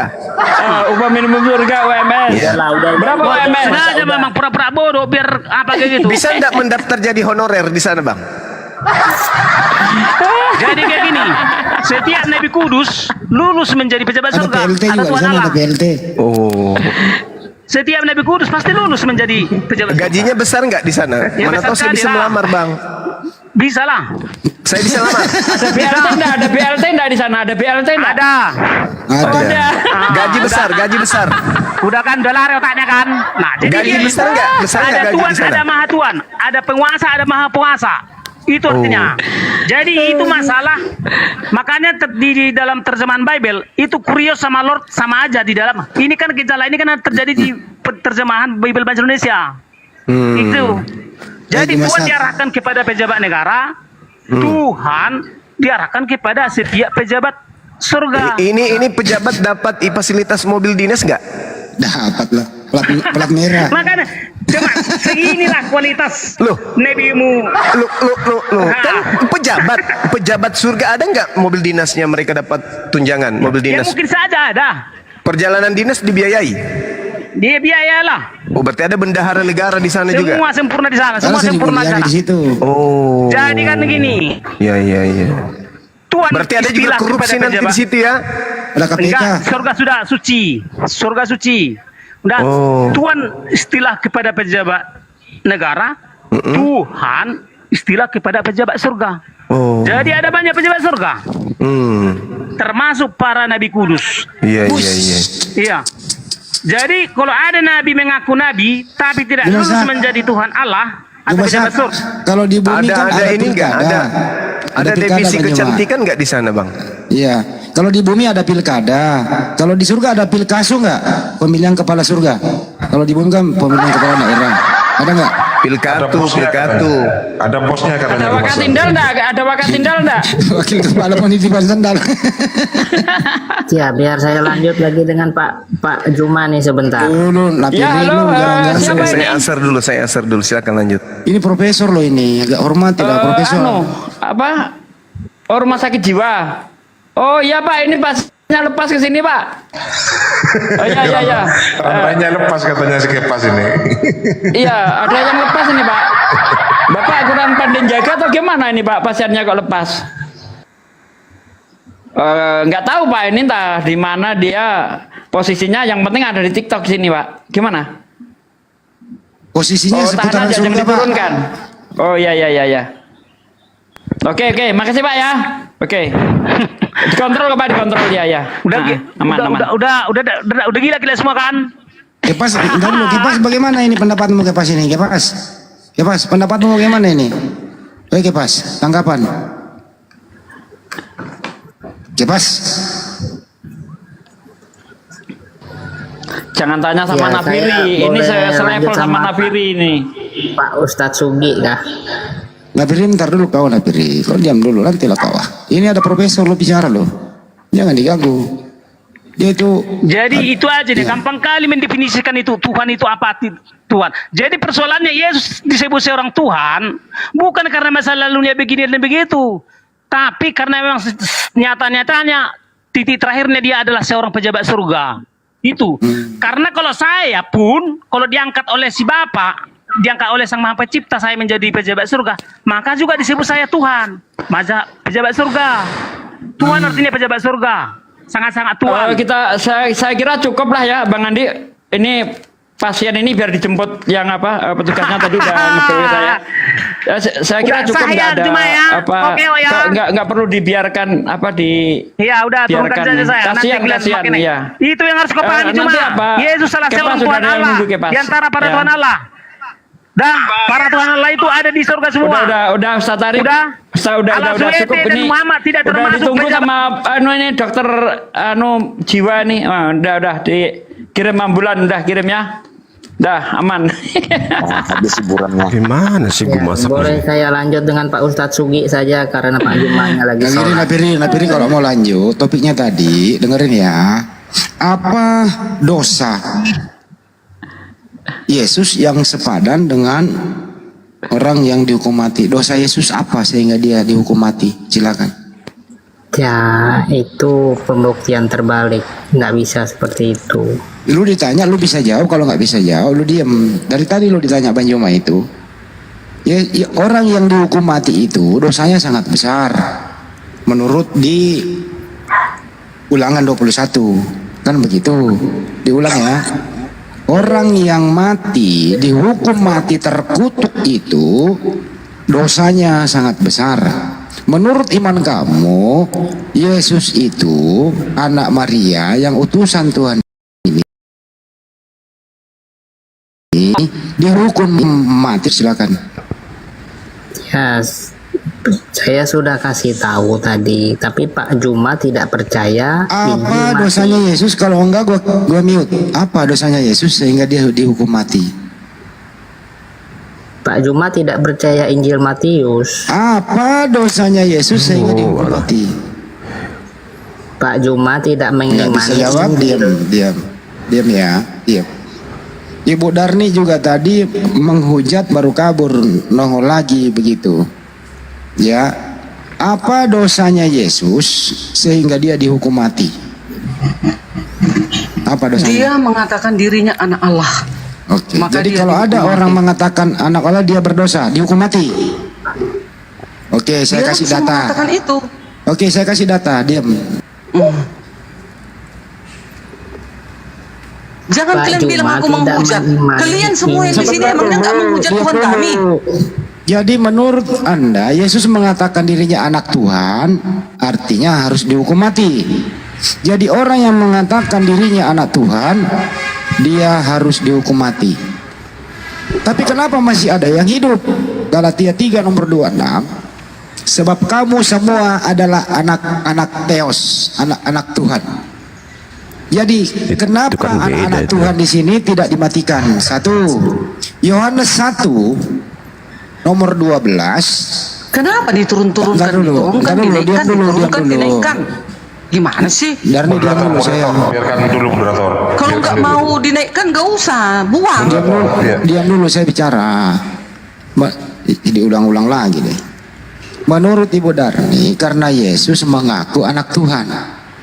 Jangan sebut lagi anak Allah. Tidak ada kata Allah di Bible-mu. Haram kau pakai itu. Arti kau. Jadi Yesus Siapa duluan mengatakan Allah? Orang Kristen Arab. Diam dulu. Saya lagi ngomong. Contek siapa? Kenapa ada Daud selalu para nabi di Al-Quran? Dari mana kalian contek itu? Diam dulu, Bu Darni. Dari mana kalian contek itu? Anjing juga di sana. Gas. Nah itu. Diam dulu kau, betina anjing kau. Gue lagi ngomong, penghujat kau tadi. Saya lagi ngomong. Nanti kau buktikan kalau kau berhak pakai kata Allah, kau berhak pakai. Di mana akar katanya di Bible? Gitu ya. Jadi kalau menurut Napiri, menurut Ibu Darni, karena dia menyebut dirinya anak Tuhan, jadi dihukum mati. Tapi banyak kok anak Tuhan di Bible. Yesus juga mengaku anak Tuhan. Kenapa? Ya. Kenapa orang-orang lain disebut anak Tuhan nggak dihukum mati juga? Yohanes 1 nomor 2. Tetapi semua yang menerima diberi kuasa supaya menjadi anak-anak Tuhan. Banyak anak-anak Tuhan. Kenapa mereka nggak dihukum mati? Laban, tadi Anda ngomong begitu. Banyak anak-anak Tuhan. Kenapa mereka nggak dihukum mati? Hanya Yesus dihukum mati. Silakan. Ya, saya lanjut ya. Kalau Tadi nggak usah saya- lanjut, kau nggak ada ilmu, Nafir, lu diam. Laban dulu. Balapan dulu. Laban dulu. Silakan. Lu jangan pancing saya marah Bodarni. Lu tadi menghujat. Lu bilang nabi gue jadi bangke, nggak bangkit ya. Lu pikir gue nggak denger? Rekamannya ada loh. Ayo. Gak ada yang bisa jawab kan? Ada yang bisa jawab? Ini yang baru naik. Apa dosa Yesus yang sepadan sehingga dia dihukum mati? Apa dosanya Yesus? Silakan. Bu Netral, silakan dibuka mute-nya, Bu Netral. Assalamualaikum warahmatullahi wabarakatuh. Oh, kirain Bu Netral nih ya. Islam Bang ya. Salah apa tuh? Saya Islam. Ya, turun aja dulu. Boleh bertanya nggak? Turunkan aja karena ini Bin Sari ini Kristen apa Muslim? Saya Kristen mau Oke. nanya Ntar guru kalian ini. Ntar dulu sesuai topik. Apa dosanya Yesus sehingga dia dihukum mati? Dosanya apa? Itu dulu diselesaikan. Kabur lagi. Siapa lagi? Jadi teman-teman Muslim ya, biasakan itu kalau terdapat anak-anak Allah tertulis di sana ganti aja. Anak-anak Theos atau anak-anak Tuhan atau anak-anak dewa. Waduh, Kenapa Handi kata Allah itu kenapa? Kenapa mau kalian klaim surat Latin itu AL? Waduh, Bang Hendy ini kena report Klaim ini. kalian itu.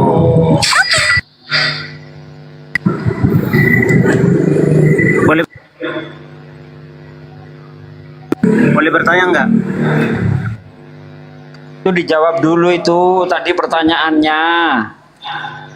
Apa dosa Yesus yang menyebabkan Yesus itu sampai disalib menurut Tuhan, bukan menurut Yahudi. Karena di dalam Ulangan 21 ayat 23 ya menurut Tuhan orang yang bisa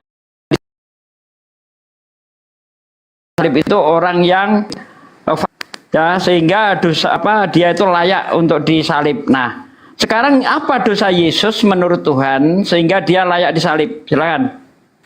Hanya Yesuslah salah satu manusia yang datang dari surga dan tidak berdosa. Lainnya itu semua berdosa, termasuk nabimu itu. Sekarang saya bertanya boleh? Bentar dulu, bentar dulu. Apa Jadi, aja? aduh, bisa diem enggak? Jadi, kalau Yesus tidak ada dosanya, berarti dia tidak bisa disalib. Gimana? Oh iya jelas, harusnya saya yang disalib. Buktinya siapa Berarti yang Yesus disalib? nggak disalib. Secara akal Yesus nggak disalib, tapi secara iman Yesus disalib, Ade. Akal dan data Yesus nggak disalib, tapi secara iman buta Yesus disalib, kan gitu kesimpulannya. Betul. Ayo. Bang Dev, Malah saya pantau kalian. Silakan Bang Dev. Sambil lalu ditetep layar teman-teman ya. Secara data dan fakta, sebagaimana perintah Tuhan, tidak boleh membunuh orang yang tidak bersalah. Yesus tidak, Anda sendiri yang ngomong tadi, Yesus itu tidak punya dosa. Jadi tidak ada cara apapun, memenuhi kriteria apapun, Yesus disalib. Tapi menurut iman Anda, Yesus disalib. Jadi iman Anda itu, iman Anda itu bertentangan, iman Anda itu bertentangan dengan data dan fakta. Bertentangan, yang bertentangan itu kalian. Ini mulai ngaco lagi nih Pak De. Ngaco lagi. saat dia mengaku anak Allah, orang-orang Yahudi dan imam-imam, orang Farisat itu tidak terima karena menurut Anak mereka Tuhan, tidak ada anak Allah di sana. Allah tidak beranak. Anak Kenapa Tuhan. kata Allah? Oke. Anak Tuhan. Kita bahas kata Allah. Anak Tuhan. Kita bahas Allah. Anak Tuhan. Aku mau Anak tanya, iya, Tuhan. iya. Aku mau tanya. Siapa? Anak Tuhan. Iya, di mana? Anak Iya. Aku jawab. Yesus Aku anak tanya. Tuhan. Anak Tuhan. Ini mau Jangan diskusi lagi apa sebut ini? anak Allah, anak Tuhan. Oke, sekarang saya tanya, di mana perintah di kitab kalian bahwa Anak alif lam lam Tuhan, Yesus itu anak Tuhan. Yesus itu anak Tuhan. Tidak ada urusan. Haram hukumnya lo mempergunakan kata Allah, lo bilang punya anak haram. Emang punya Arab itu nggak ada di Alkitab kami ya. Di Bible kamu itu berbahasa Yunani. Di Bible kamu Yunani. Yunaninya itu Theos. Saya ulang ya. Di Yunaninya itu Theos. Saya ulang lagi. Yunaninya itu Theos. Saya ulang lagi. Yunaninya itu Theos. Diterjemahkan ke bahasa Inggris God. Diterjemahkan ke bahasa Indonesia terserah mau dewa atau Tuhan. Jadi Yesus itu anak Tuhan, bukan anak Allah. Paham? Paham? Silakan Dep. Apa yang mau ditanggapi? Yesus itu anak Theos apa anak siapa? Anak Elohim. Oke, anak Elohim, mantap. Jadi Elohim punya anak. Anak Allah. Dari mana Allah punya anak? The Son of God. Iya, Itu God sama itu. aja. Allah itu ambil dari mana kau pakai? Ya serapan dari bahasa Arab. Emang original teks Bible-mu Arab? Itu padanan katanya. Saya tanya, original teks Bible-mu itu bahasa apa? Bahasa Ibrani dan Yunani. Yunani. Coba cari kata Allah di Yunaninya ada nggak? Ya jelas nggak ada. Nggak ada. Kenapa lo pakai kalau nggak ada? Maksud lu apa? Kalau nggak ada maksud lu apa pakai? Kenapa kalau orang Kristen Kalau nggak ada maksud lu pakai buat apa? Lah itu kan sudah menjadi itu. Indonesia. Kalau nggak ada maksud lu apa pakai? Buat nipu? Gantian lah. Nggak usah. Kalau nggak ada ngapain lu pakai? Pakai aja Theos. Kenapa lu pakai? Kenapa? Alasannya apa? Coba. Sebentar dulu.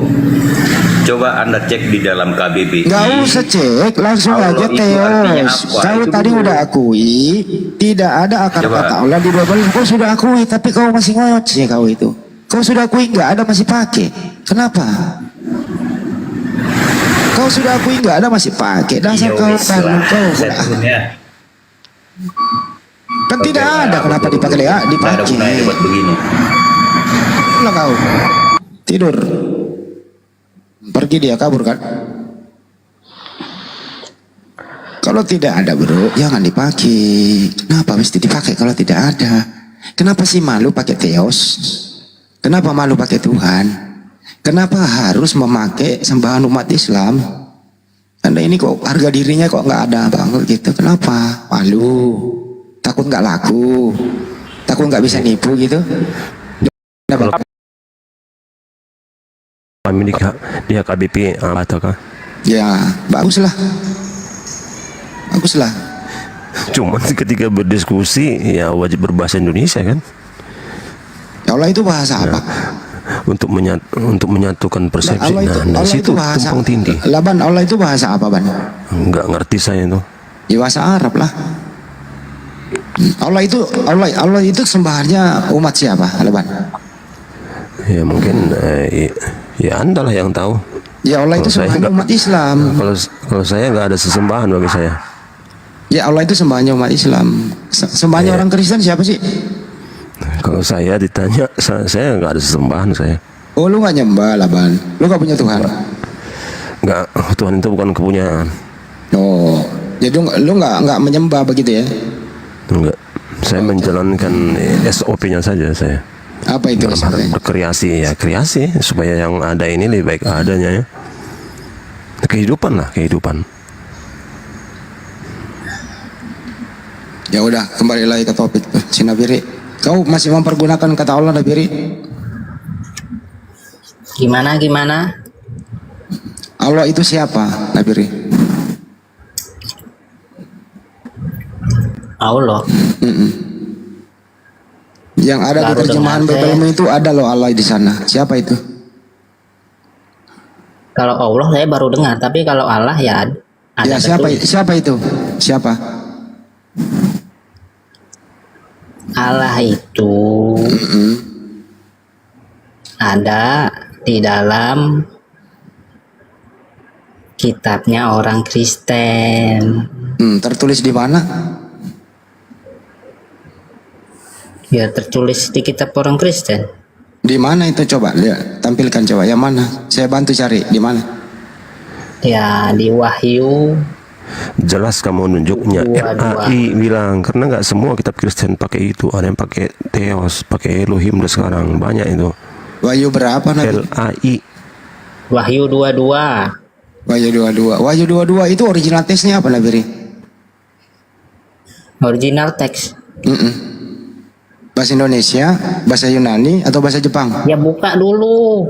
Iya, saya tanya sebelum dibuka. Wahyu 22 itu original teksnya A. bahasa Yunani, B. bahasa Jepang, C. bahasa Indonesia.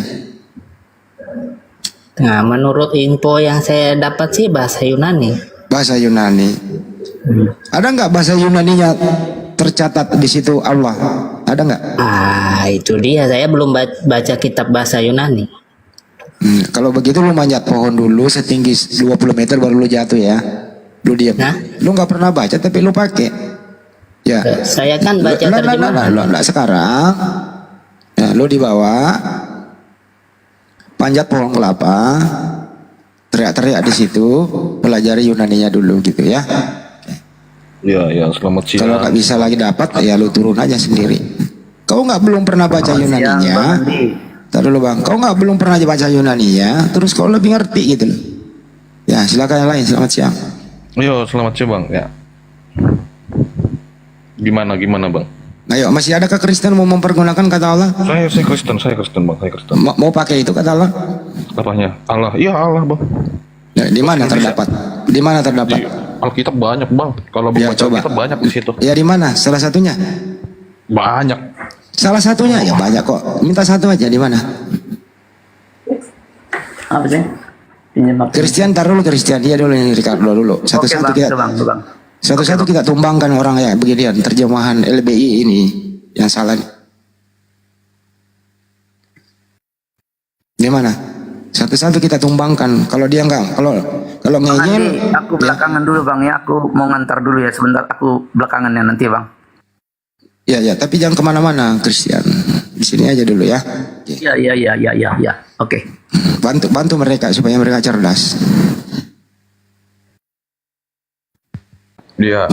Di mana? Ricardo. Banyak bang, di Alkitab abang baca nggak Alkitab bang? Iya di mana tertulis? Lu yang bilang banyak. Mana kata Allah di Bible mana? Mulai dari Matius ada tuh, Matius. Di mana tertulis? Yang mana dulu? Baru kita sambil original teksnya nanti. Gitu. Jangan keluar, Ricardo.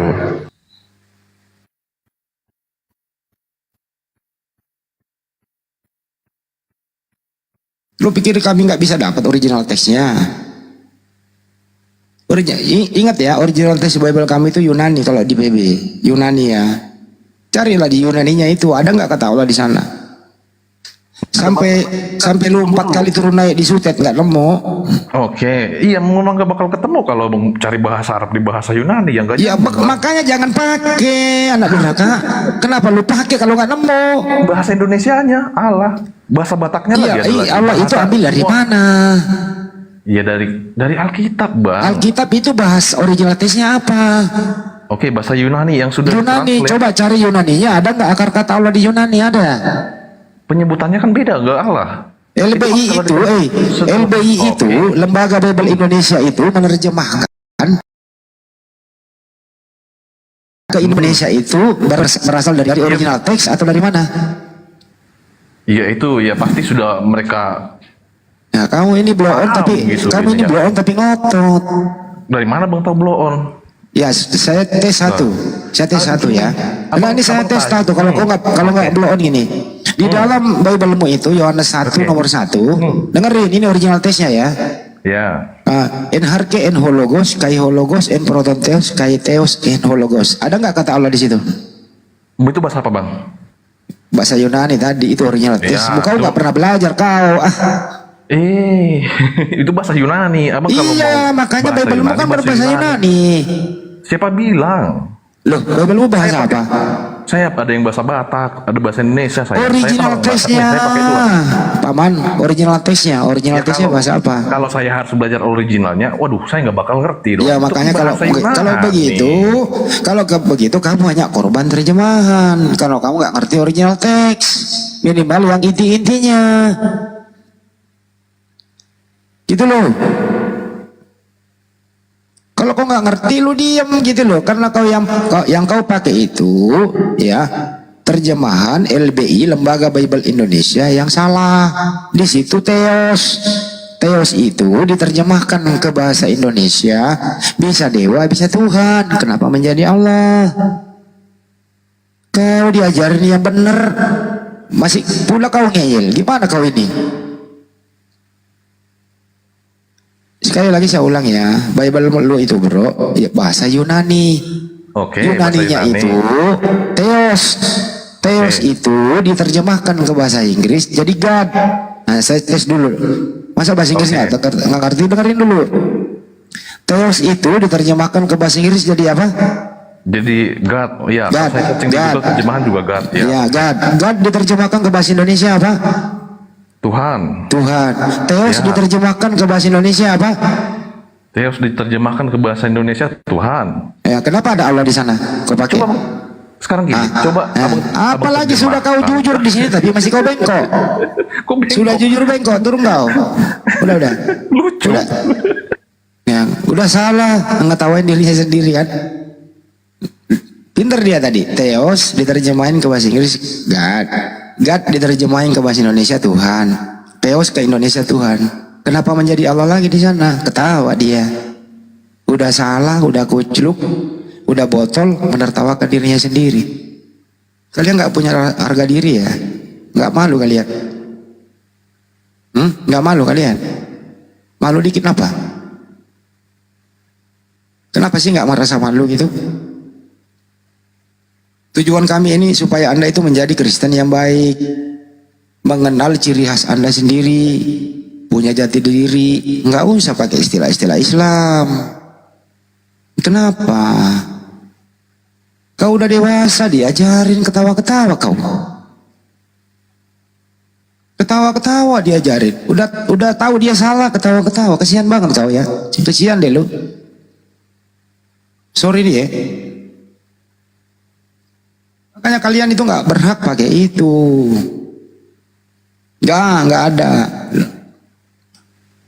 Lu pikir nggak menista? Kalau lu bilang itu anak Allah, Allah tidak beranak coy. Lu udah pinjem, salah gunakan, menista. Happy pula ketawa-ketawa. Dasar manusia iblis, laknatullah kau. Pak Christian udah bisa speak up, silakan. Pak Christian silakan. Laban ada tanggapan? Silakan. Diajari, silakan. Ya tetap ya, kalau di kitab saya Bibel Dewata. Ya, jikalau LAI menerjemahkan itu seperti itu ya gugat saja, selesai. Sebenarnya sih kami nggak mau gugat. Kami ingin itu orang pemakainya ini yang menggugatnya. Saya udah beberapa kali kasih contoh Bang Laban gitu ya. Kalau lu beli suatu merek tertentu, misalnya kendaraan, terus kendaraan itu ada yang salah dalam racikan atau pabrikan, tentu kan bukan saya yang mengklaim ke pabrik, tapi Anda lah yang pemakai. Anda lah yang pemakai mengklaim ke pabrik. Begitu juga pengguna LBI, Lembaga Bible Indonesia ini, penggunanya kan orang Kristen. Udah tahu salah, kenapa minta kami yang membetulkan? Anda lah yang sebagai pemakai. Gugat LAI itu, hei LAI, saya ini pemakaimu, saya beli bukumu, kenapa kau terjemahin salah? Kan itu yang benar. Kenapa kau libatin kami? Kami hanya memberikan bahwa yang kau pakai itu keliru loh ini. Nah, sadarlah. Setelah kau sadar, pakai akalmu. Gimana caranya? Ya datangi LBI. Gugat Ya dia. itu yang mau saya gitu. sampaikan. Jadi Ya. saya kan sering di Komal Pak Zulfikar, tahu Pak Zulfikar itu mengunjungi Pak Sulistyo. Nah, Pak Sulistyo ini kan salah satu yang berkompeten itu dalam hal untuk mengubah sebutan Allah itu agar jangan digunakan lagi di LAI. Tapi mungkin ya entah ada halangan, Pak Zulfikar tidak sempat ketemu. Tapi masih diagendakan nanti ketemu. Jadi kami di sana itu mendukung semua itu. Artinya dari internal Kristen ya melalui Pak Sulistyo kami mendukung itu nanti Pak Sulistyo bisa datang ke LAI ya untuk mengusulkan ya beberapa tahun lalu kan itu kan sudah pernah dipersidangkan. Pak Sulistyo gagal kan 10 tahun yang lalu. Beliau bukan yang menggugat, beliau narasumber. Beliau sebagai saksi ahli. Ini sebentar, saya telepon beliau ini loh suaranya. Selamat siang Pak Pendeta. Halo. Selamat siang Pak Yakob, Pendeta Sulistyo. Apa kabar Pak? Ya, selamat siang. Saya masih di jalan ini. Oh, masih di jalan Pak. Pak, ini loh Pak, masih banyak ini pengguna Lembaga Bible Indonesia ini kok masih ngeyel Pak penggunaan kata Allah itu Pak. Bisa beri reaksi sedikit Pak? Seharusnya kalau dari pihak Muslim yang menuntut jangan ke LAI, tapi ke Menteri Agama Pak Andi. Siapa? Oke Pak. Kalau ke Menteri Agama baru tepat. Siap. Pak, kapan-kapan Bapak narasumber ya kajian ini kita ya Pak ya. Ada waktu Bapak, sehat selalu ya Pak ya. Ya kalau gini, cuman kalau di TikTok segala macam saya malesnya itu kata-katanya itu seperti orang tidak berpendidikan itu loh. Enggak Pak, saya nanti samperin ke daerah Bapak sambil ngopi-ngopi kita ngobrol-ngobrol Pak, bahas ini Pak. Bisa ya Pak? Bisa. Nah, bisa. Mantap. Nanti nunggu jadwal saya ini ya, soalnya saya mau ke Papua segala ini. Ya, nanti tunggu waktu luangnya aja Pak Pendeta, dikabari aja. Ya. Siap Pak, hati-hati di jalan. Sehat selalu Pak. Ya, Pak ya. Yakob, makasih. Selamat siang Pak. Siap. Itu ada Pak Yakob, gue bisa teleponan Ban. Gue tinggal jadwal ketemu nanti, gimana Ban?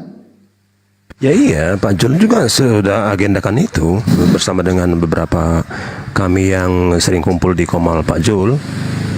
Tapi beliau itu nggak mau masuk TikTok karena ya itu diserang habis-habisan, tidak berpendidikan, tidak akademik oleh orang pemakai LAI ini gitu.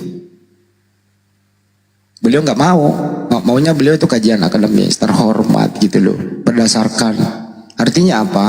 Orang yang bisa membantah Pendeta Yakob Sulistyo minimal bisa membaca original teksnya. Itu maksudnya. Jangan kayak tadi nggak ngerti original teks tapi ngeyel. Nah itulah yang dimaksud Pendeta Yakob Sulistyo. Kalau Kristen itu pendeta mau S3, S7, mau jemaat apapun diskusi berdiskusi melawan umat Islam. Itu selalu kalah, ngotot, emosi gitu loh. Kenapa menurut beliau itu? Ya mempergunakan data yang salah, gimana mau menang gitu loh. Itu maksudnya bro. Jadi menurut Bang Andi kira-kira LAI mau melepaskan kata Allah gitu? Mereka orang-orang pinter Bang Andi, mereka orang-orang pinter. Kalau kata Allah itu dilepas, goyang Kristen Bang Andi. Lalu diumumkan kepada jemaatnya, mulai sekarang Tuhan kita bukan Allah, tapi Theos. Bubar gereja Bang Andi, bubar. Ya, itu satu. Yang kedua, Kristen nggak laku. Orang Islam ayo nyembah teos, nggak laku Bang Andi, nggak mau. Kitabnya apa? Biblos, nggak laku, udah nggak laku, nggak bakal laku kalau begitu Bang Andi. Kalau Kristen udah biasa itu ganti-ganti denom udah biasa, gak masalah itu. Mau ganti apa kan? Tinggal konsili aja itu. Iya, coba itu kata Allah itu dihilangkan, benar dihilangkan. Goyang Bang. Itu satu, pergerakan Kristen semakin mandek Bang. Orang Islam nggak akan tertarik diajak nyembah teos Bang. Bila penting semua Kristen Indonesia berbahasa Inggris. Nah, Oh jangan aman, Inggris lah, Yunani lah, kembali ke teks aslinya. Iya, Biar itu paham kan dia. internal apa? Jangan dipaksa lah. Pilihannya bahasa Inggris, jadi gimana? Ya kalau bahasa Inggris nanti ketemu Matius 19:29 ya kalau nggak salah. Itu di situ Yesus menjanjikan istri gimana coba? 100 nggak istri apa-apa. itu. Ya, biasa itu di Kristenan ini konsili-konsili rapat-rapat Ini si itu Harun tukar ini denom ngapain? biasa. Kok pura-pura batuk mau ngapain naik? Hormati orang bicara dulu. Ini bahasa apa nih Bang? Itu kan orang lagi ngomong dari tadi, lu tanya bahasa apa? Ini kan kita membahas ini pakai bahasa Indonesia. Nggak dengar apa? Oh, bahas ini Bang, nama Tuhan. Iya, nama Tuhanmu siapa? Kalau Yesus itu artinya ya apa? Ya terserah. Ya, Ya nggak apa-apa. Yang penting jangan bawa nama Tuhan saya ya Allah ya. nggak ada. Kita nggak pakai gitu lagi itu. Kita Oke, sudah mantap. Bagus. Bagus. Karena Yahshua itu, Yesus, Yahshua itu artinya Yahweh yang menyelamatkan. Ya nggak apa-apa. Yahweh, Shua menyelamatkan. Ya, silakan pakai. Sama dikatakan haleluya, terpujilah Oke. terpujilah Yahweh. Mantap. Pakai aja itu, Ya, Bang. jadi kita Aman nggak kan? pakai itu lagi. Mantap. Sudah dikembalikan ke asalnya di Mekah sana itu. Ya, mantap. Pakai aja itu, Bang. Tapi jangan ada lagi kata Allah. Nggak ada. Kita sudah buang itu, udah berakhir itu. Jadi kalau gitu Anda pakai terjemahan siapa? Sudah di Indonesian Literal Translation. Oh, ILT. ILT. ILT sama Mantap. Indonesian Modern Bible. Indonesian Modern Bible. Oh, Di situ IMB. sudah nggak ada. IMB. Iya. Iya, Sudah nggak mantap. ada Tuhan. Sudah nggak ada Tuhan Makasih itu. Mantap. Setuju Pak Harun. Ya, itu Situ baru Kristen Tuhan. yang punya jati diri, Ya. harga diri. Kita hormati itu, toleransi kita. Dan Salaman kalau kita. saya sebut nama itu gatal bibir saya. Iya, bagus Geli. lah. Geli. Bagus. Geli, Gak apa-apa, kayak Bang. mau muntah gitu. Kalau Jangan disebutin lagi ya, Pak ya. Oke, kayak bagus. mau muntah aja kalau saya sebut nama itu. Kalau Anda membaca Karena saya tahu, entar dulu, saya Pak. tahu, saya Entar tahu dulu, nama Pak. itu. Coba Anda baca pembukaan Undang-Undang Dasar, Anda muntah nggak, Pak? Muntah nggak, Pak? Berkat telinga lah rahmat, dia. coba diterusin, Pak. Anda muntah nggak, Pak? Tutup Baca telinga. Pembukaan Undang-Undang Dasar tahun 1945, di situ ada berkat rahmat Allah yang Maha Kuasa. Coba baca, Pak. Muntah nggak, Pak? Penghujatan ini terhadap Undang-Undang Dasar nih. Bapak Abang muntah nggak? Modar kau, modar kan? Jangan asal Kau ngomong. berarti menghina undang-undang kau. Aja. Modar kau, modar. Pembukaan Undang-Undang Dasar tahun 1945, berkat rahmat Allah yang Maha Kuasa yang didorong oleh keinginan luhur dan seterusnya itu. Anda baca itu muntah atau tidak? Jawab. Harus netral. Tadi lu muntah, sekarang lu muntahin nggak Undang-Undang Dasar? Makar lah kau. Bukan antimo lah dia, antimo. Andi Selebes lu lawan. Gak berani dia Bang Adi, gak berani dia kan. Langsung digaruk polisi kau. Pak De bukain dulu, Pak De. Gitu. Pak De saya nggak bisa, atau saya buka di sini. Nama Pagan Dewa Bulan itu Bang, saya nggak. Lu diam dulu, saya Kau udah nyebrang nanti, kau jadi nyerang kau.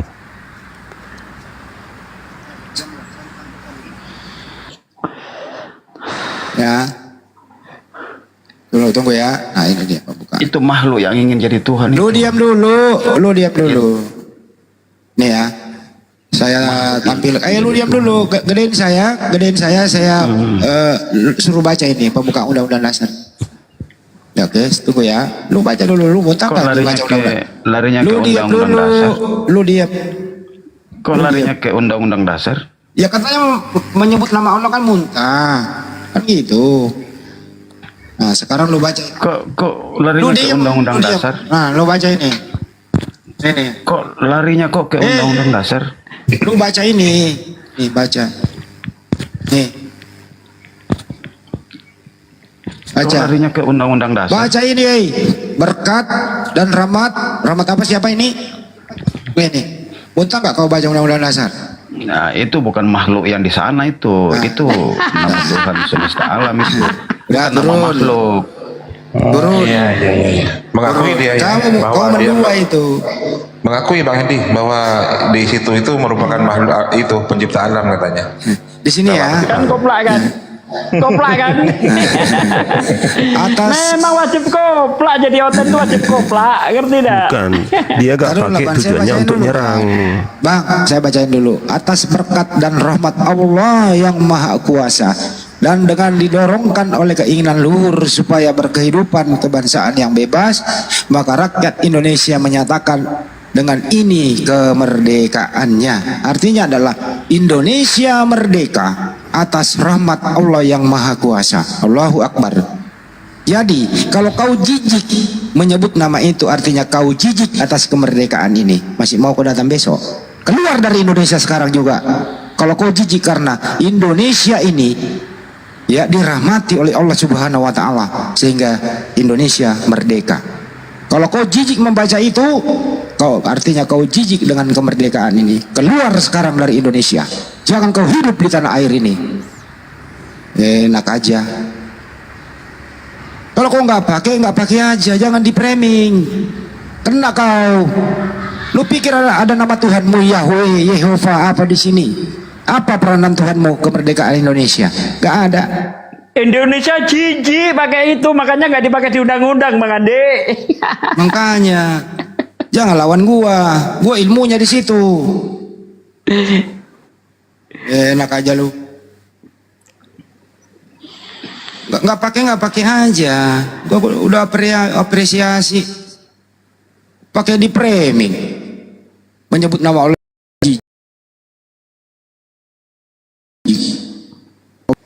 Aku datang besok. Kurang ajar kau itu. Jadi toleran lah. Artinya kalau kau nggak pakai, ya nggak pakai aja. Tapi jangan ada nistamu. Kau menista republik ini, coy.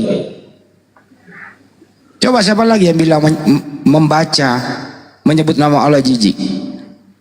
Siapa lagi naik? Masih banyak gitu loh. Pancasila. Pancasila itu disadur dari mana? Hah? Dari Bible. Pancasila disadur dari Bible.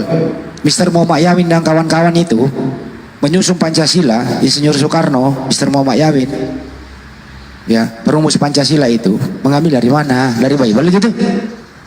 Jijik kau. Kurang ajar kau. Selama ini 2-3 hari ini saya lembut, tapi kau naik kayak begini. Kurang asem banget sih. Ya silakan Pak Laban, gimana itu kalau kayak begitu, Ban? Ya dia katanya tidak menggunakan, tapi tujuannya untuk nyerang. Kan aneh seperti itu. Ya kalau tidak digunakan ya udah itu aja, selesai. Ya, jangan di framing, jijik kalau membaca. Nah berarti waktu kau SD dulu masa kau nggak pernah membaca itu?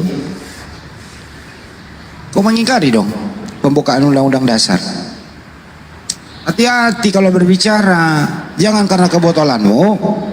Nah, kau pamer di sini. Kita di sini bukan so pinter, tapi yang kayak beginian nih kita belajar dulu.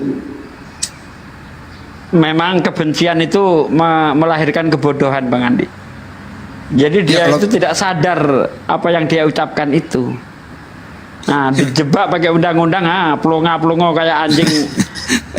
Kayak anjing mengejar ekor, dia muter-muter kemana-mana dia. Kayak anjing mengejar ekornya sendiri. aduh, parah. Enggak pernah baca undang-undang dasar. Bahwa sesungguhnya kemerdekaan itu ialah hak segala bangsa, dan oleh sebab itu maka penjajahan di atas dunia harus dihapuskan karena tidak sesuai dengan peri kemanusiaan dan peri keadilan. Pertanyaan saya, siapakah yang pernah datang ke republik ini datang ke Nusantara menjajah. Karena cara mereka itu tidak berperkemanusiaan dan tidak berperi keadilan. Siapakah itu? Terakhir adalah Belanda. Belanda dengan POC-nya, Veronica Open Company, gitu ya, dengan moto 3G, Gold, Glory, dan Gospel, mereka diusir karena memang caranya tidak berperi kemanusiaan. Jadi Belanda itu tidak ada peri kemanusiaannya, menghabisi semua nenek moyang kita, gitu loh. Tidak ada keadilannya, memaksa orang kerja rodi, dia memperkaos, membunuh tanpa proses pengadilan, sesuka hatinya dengan moncong-moncong senjatanya yang dia bawa. Makanya diusir. Bagaimana cara mengusirnya? Ya, kaum muslimin muslimat, kaum mujahidin, para pahlawan yang beragama Islam. Makanya negeri ini, mereka ini diridhoi oleh Allah Subhanahu wa taala, berjuang mengusir penjajah dengan Allahu Akbar. Kenapa kau bilang jijik kalau menyebut itu? Dasar anak durhaka lu, tidak menghormati para pejuang kita yang beragama Islam. Kurang ajar kau. Tinggal kalian Indonesia, kalau kau jijik menyebut itu. Di luar negeri memang nggak ada menyebut. Di Amerika Bible itu nggak ada, semua God, nggak ada. Lu kesana lah, ke Burundi kayak, di Burundi aja di sana. Halo. Ya, Ayo. halo. Halo, silakan. Yo, sore. Ya, sore Bang. Islam Kristen Bang. Pada lanjut apa? Kristen aku Bang. Oh, Kristen. Lanjut dulu Bang Andi. Carikan tema dulu Bang Andi. Oke, Rian Boy. Temanya adalah Kristen itu sebenarnya Tuhannya siapa, Bang? Kalau Islam itu Tuhannya adalah Allah Subhanahu wa taala yang disembah. Ya. Tunggal. Ya, Tuhannya Kristen berapa dan siapa? Silakan. Jadi gini Bang, Tuhan Kristen itu di dalam Alkitab kami itu Tritunggal gitu Bang. Jadi kami mempercayai Allah Bapa, Allah Roh mulai Kudus. lagi. Enggak Mulai begitu, lagi. Bang. Kata Allah, Bang. Maksudnya enggak begitu Bang. Kata Allah. Mulailah. Tidak ada Allah Bapa, Allah Anak, Tuhan Bapa, Tuhan Anak, Tuhan Roh Kudus. Atau kalau kamu bilang Tuhan Theos Anak, Theos Bapa, Theos Roh Kudus. Jangan mempergunakan kata Allah lagi, oke? Kenapa Bang? Ada larangan kah? Allah itu sembahannya umat Islam, bro. Loh, kenapa bilang umat Islam? Terus Jangan Allah itu Bang. siapa? Allah itu siapa di Biblemu? Allah itu di dalam keyakinan kami itu 3 di dalam 1 Bang gitu. Dari mana itu Allah 3 dalam 1? Di mana tertulis? Ya adalah Bang di Alkitab Bang. Ini LAI mengutus jemaatnya yang belum naik ke sini, kasihan ya. Pak De lanjutlah Pak De. Jemaat belum. Biasa aja Bang. Assalamualaikum. Jangan begitu, Bang. Waalaikumsalam. Lanjut. Izin sama Abang Rian. Bang Rian, nggak ada tertulis Tuhan 3 dalam 1 itu dalam kitab Abang. Trinitas itu dibawa sama mantan penyembah pagan Tertulian di abad kedua. Kemudian dirumuskan di Konsili Nikea pun bukan Tritunggal yang dirumuskan. Nah nanti baru di konsili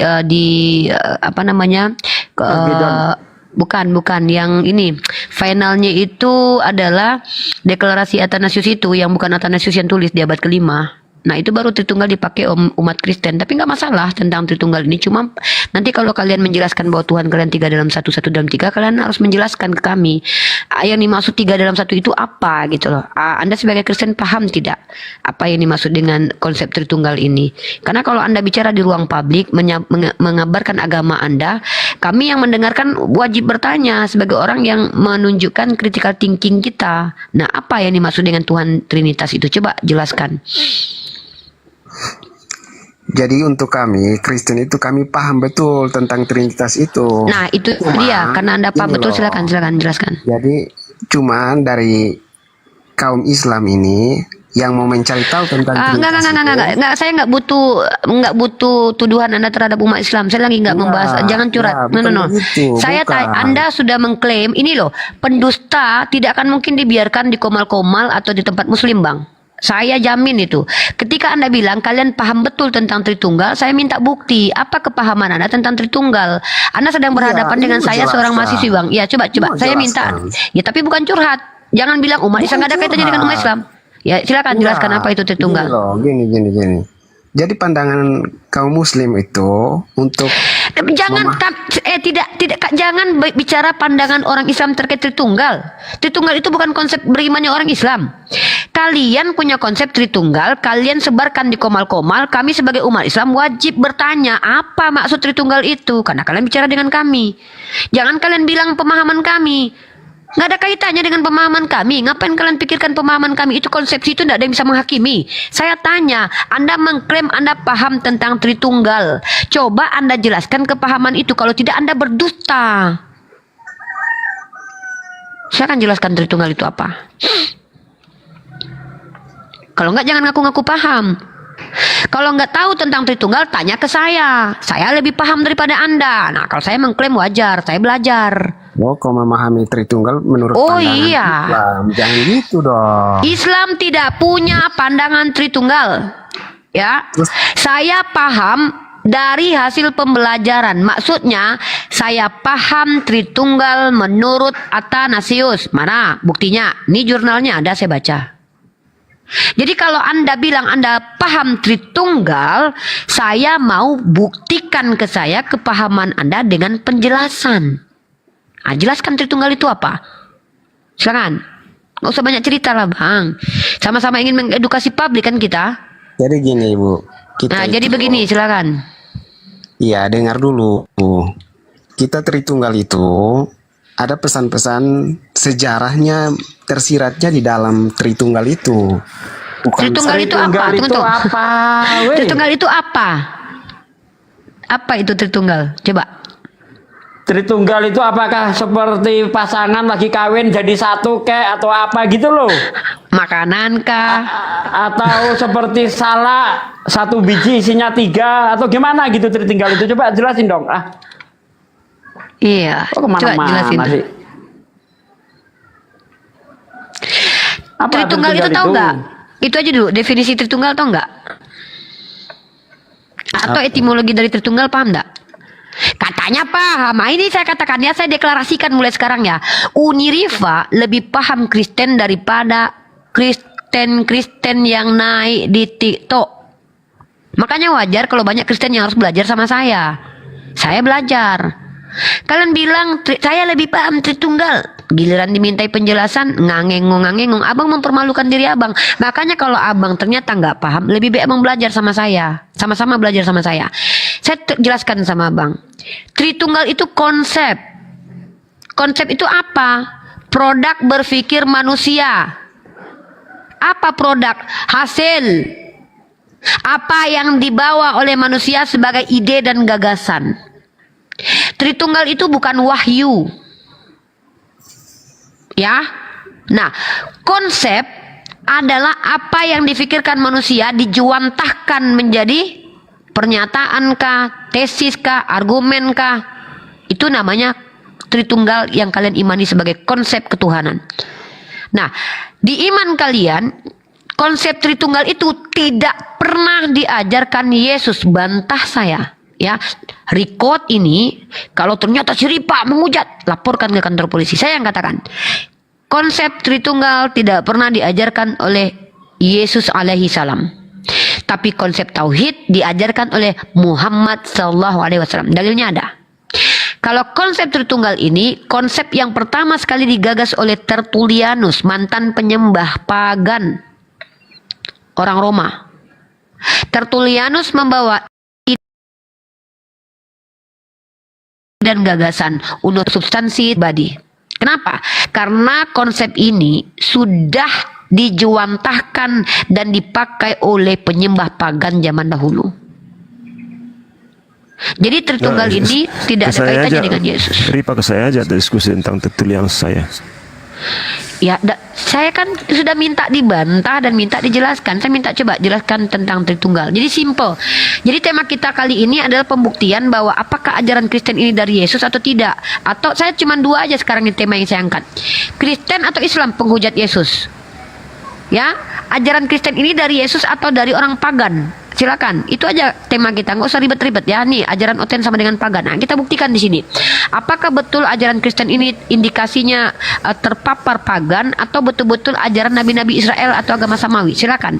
Tunggu dulu Ripa, pagan itu adalah istilah orang Kristen sendiri untuk mengidentifikasi bahwa di luar Kristen itu pagan.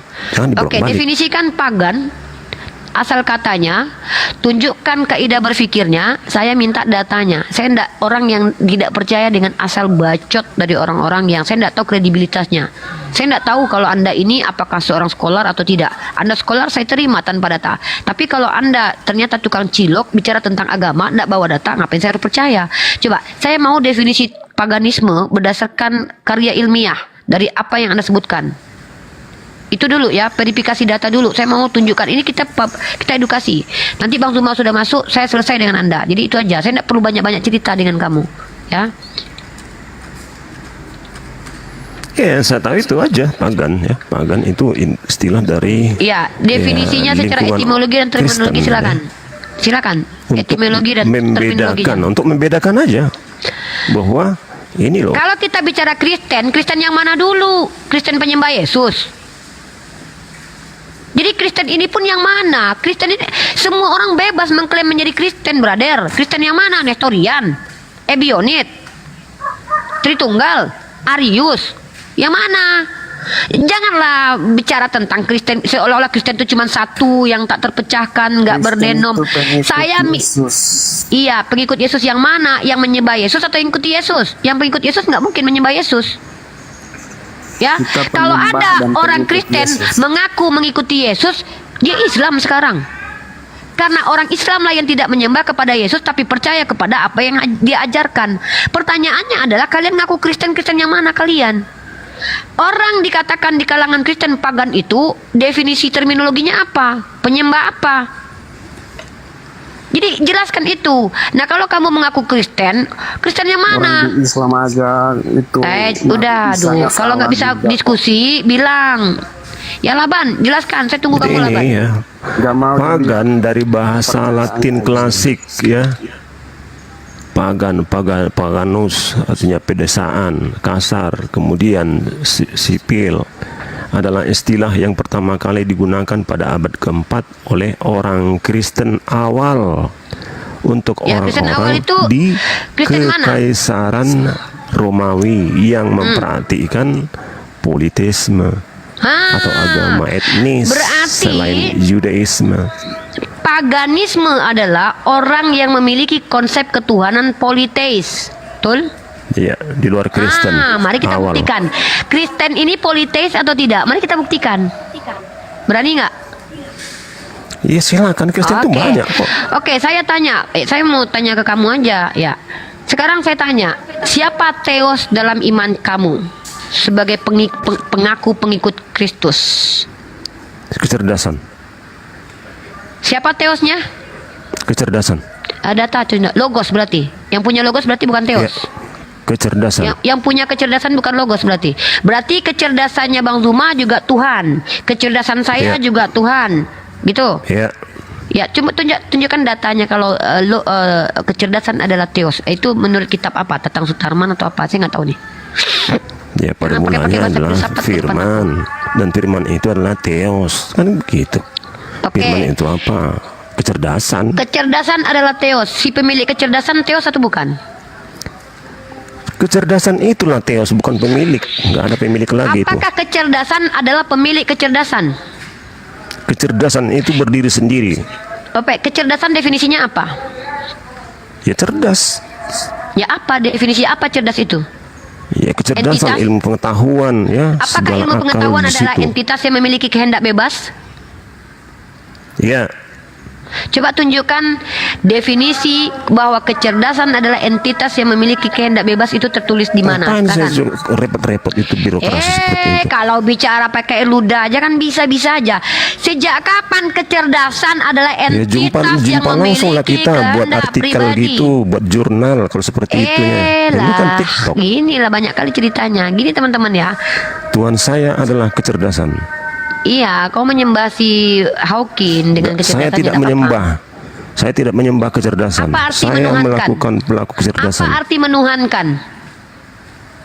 Menuhankan itu ya berlaku seperti apa yang diminta. Kecerdasan yang minta kepada saya adalah bahwa kecerdasan itu menjadikan segala sesuatu ini menjadi lebih baik adanya. Maka saya juga harus seperti itu. Diperintahkan si kecerdasan dan kapan si kecerdasan ini bicara dan siapa kecerdasan ini kau tunjuk datanya. Kecerdasan Banyak itu kali. ada pada diri saya. Dengan kesadaran tertinggi, saya sadar bahwa saya juga harus Berarti berkreasi. kau Tuhan sendiri. Bukan saya Tuhan, tapi Kecerdasanmu adalah kecerdasan Tuhan. yang ada pada saya itulah Tuhan. Berarti kau mempertuhankan akalmu ya? Saya Sekarang tidak aku tanya sama mempertuhankan akal, karena kecerdasan itulah yang datang pada saya. Akal itu sumber kecerdasan enggak? Ya, akal sumber. Nah, Apa tadi? berarti Bukan. kecerdasanmu asalnya dari mana? Akal datang dari kecerdasan. Kecerdasan ini di mana letaknya? Ada di mana-mana. Kecerdasan ada di mana-mana. Kemana kamu melihat maka di situ ada Tunjukkan kecerdasan. bahwa kecerdasan ada di mana-mana. Coba kau tunjukkan entitas dari kecerdasan, bentuk dari kecerdasan, dan sumber dari kecerdasan, dan di mana dia berada sekarang, dan Tidak siapa ada dia, dan mana bentuk di kehendak. situ. Tidak Kalau ada tidak punya wujud, bentuk, lalu tidak kau ada tunjukkan- bentuk, tidak ada ukuran, Nggak usah tidak bisa pakai diukur bahasa dengan filsafat waktu. sama aku, nggak usah. Coba apa definisi kecerdasan? Coba kau jelaskan sama aku dulu. Banyak kali bacot dari tadi pakai bahasa filsafat kau. Coba apa Ya, definisi kecerdasan. Apa definisinya apa? Definisinya apa kecerdasan? Aku juga bisa bilang nanti perasaan lah. Perasaanku adalah Tuhanku. Apa itu? Apa definisi Perasaan itu kecerdasan? lebih ke akal budi dia. Apa definisi kecerdasan? Sudah, biar tidak bertele-tele. Ribet kali Kecerdasan tadi. adalah sumber dari segala sesuatu yang menjadikan segala ini menjadi lebih baik adanya. Salah saya bacain.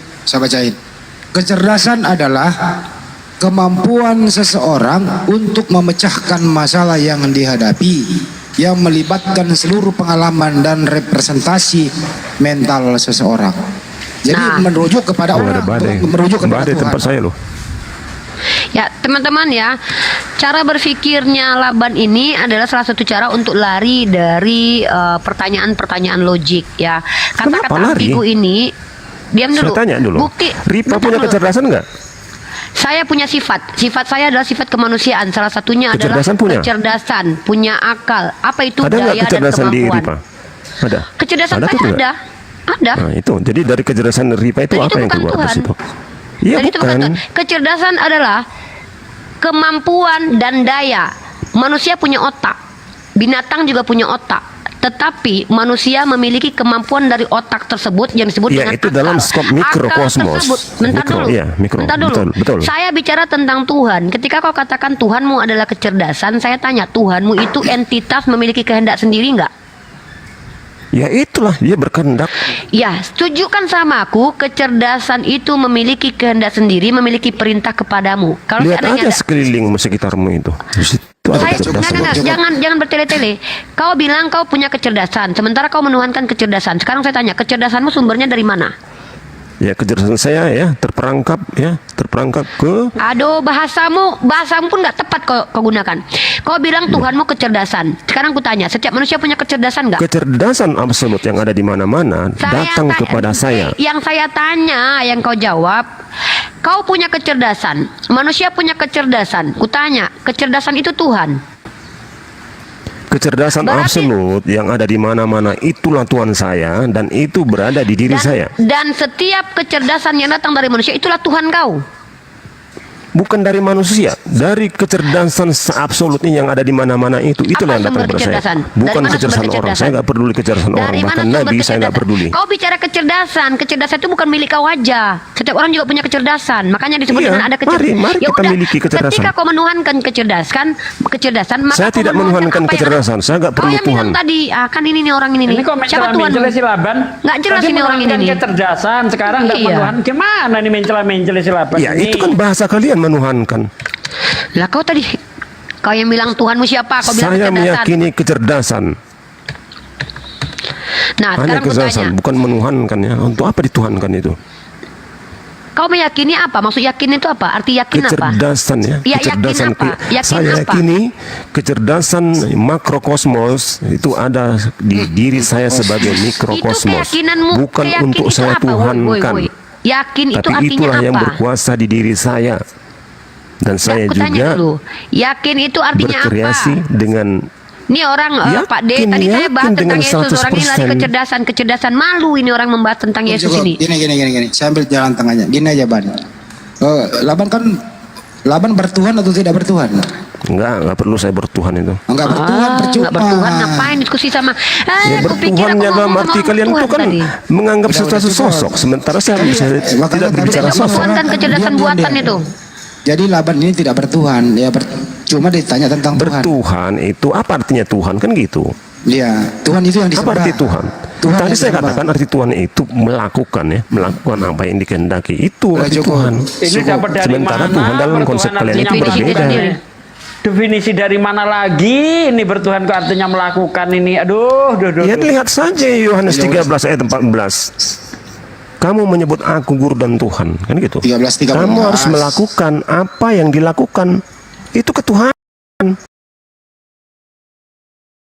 Bukan sosoknya. Itulah ketuhanan, bukan sosok di Aku sini. pengen lihat konsistensi bicaramu.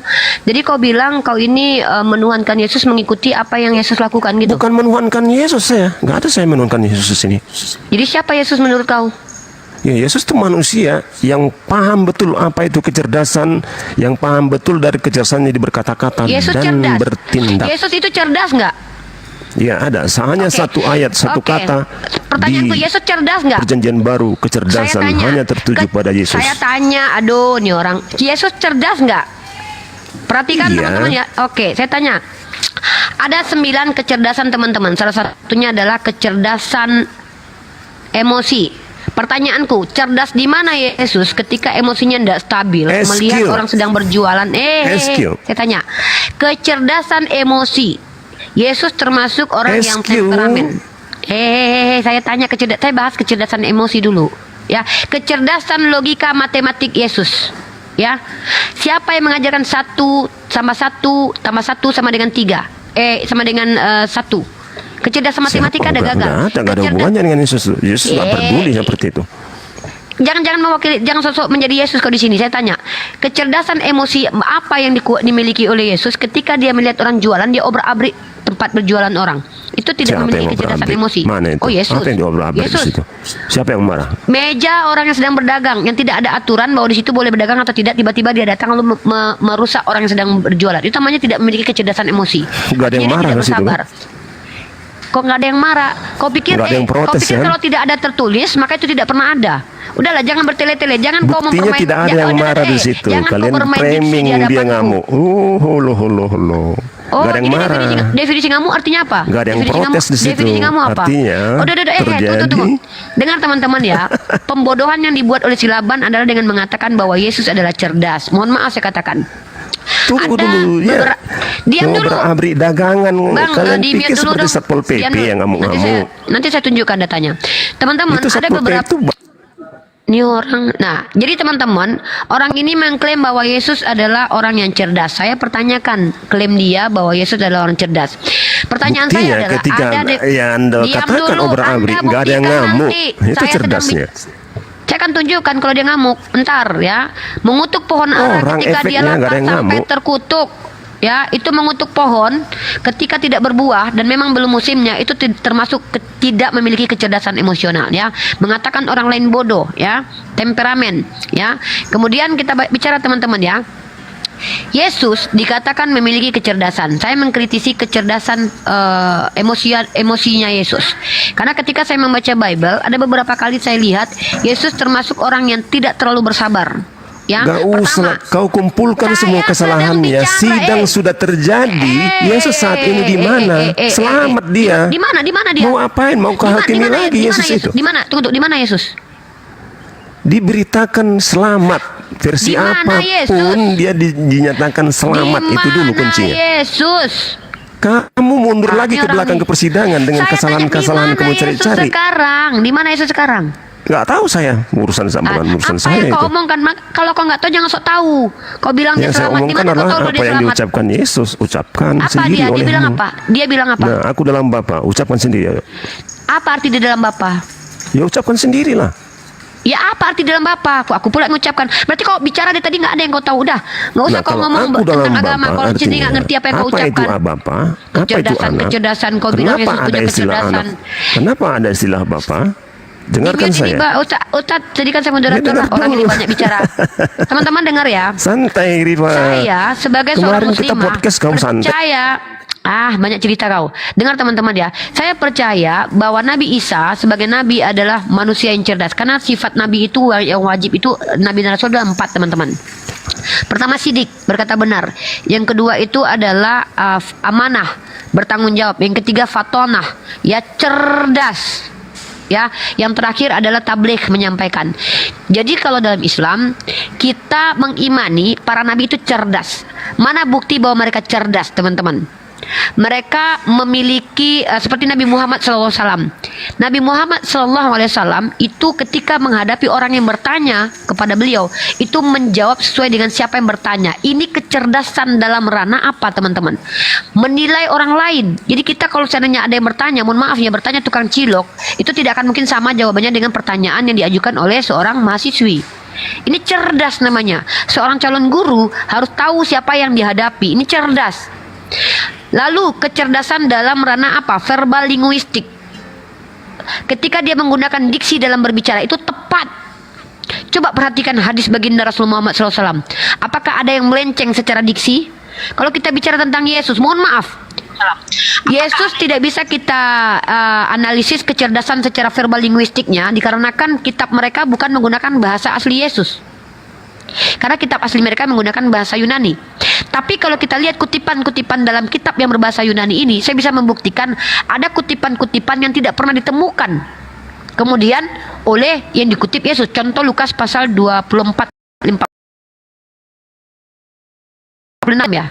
Kalau tidak salah, yang ini tidak disebut dengan kecerdasan, teman-teman, ketika seseorang mengutip sesuatu yang tidak ada, bahkan salah. Bahkan Yesus mengatakan ada tertulis dalam Torah, ternyata dalam Mazmur. Ini juga tidak disebut dengan kecerdasan. Ada miss, ya, ada lupa di situ, ada khilaf di situ, ada ikhtilaf di situ. Ya, sementara baginda Muhammad SAW berapa ribu dalil hadis yang ketika dikeluarkan secara bahasa tepat, bahkan sastra bahasanya pun dikaji oleh ahli bahasa. Bahkan yang mengkaji ahli bahasa ini bukan dari Islam saja ya, banyak umat Kristen yang menjadi apologet Kristen atau menjadi orientalis itu mengkaji bahasa Al-Quran secara sastra tinggi. Bagaimana mungkin orang yang ummi ini bisa berbicara, ya, kalau itu produk pikirnya sendiri, bisa terstruktur dan begitu tepat secara diksi. Ya, kita gunakan ini otak. Lalu ketika ada klaim bahwa Yesus cerdas, mohon maaf ya, mohon maaf sama sekali. Kalau dalam perspektif Tritunggal, saya katakan Yesus Tuhan yang tidak cerdas. Kalau dalam perspektif Tritunggal, kenapa? Tuhan yang menciptakan manusia, menginginkan manusia supaya tidak terjerumus dalam dosa, tiba-tiba membuat asbab cepat manusia berdosa, lalu kemudian mewariskan dosa, itu tidak cerdas. Lalu kemudian menyelamatkan di abad pertama, sudah berlangsung ribuan tahun orang mati dalam dosa. Lalu kemudian terakhir, makanya saya pernah katakan begini, saya kalau jadi asisten Yesus, saya diangkat jadi asisten pribadi Yesus, saya datang kepada Yesus buat proposal. Sus, ini simulasi ya, simulasi. Saya akan datang nih. Sus, tolonglah balik lagi ke zaman sebelum Adam banyak dosa, sebelum Adam punya anak. Ngapain kau salib waktu ya si Adam belum punya anak, jadi nggak ada dosa waris.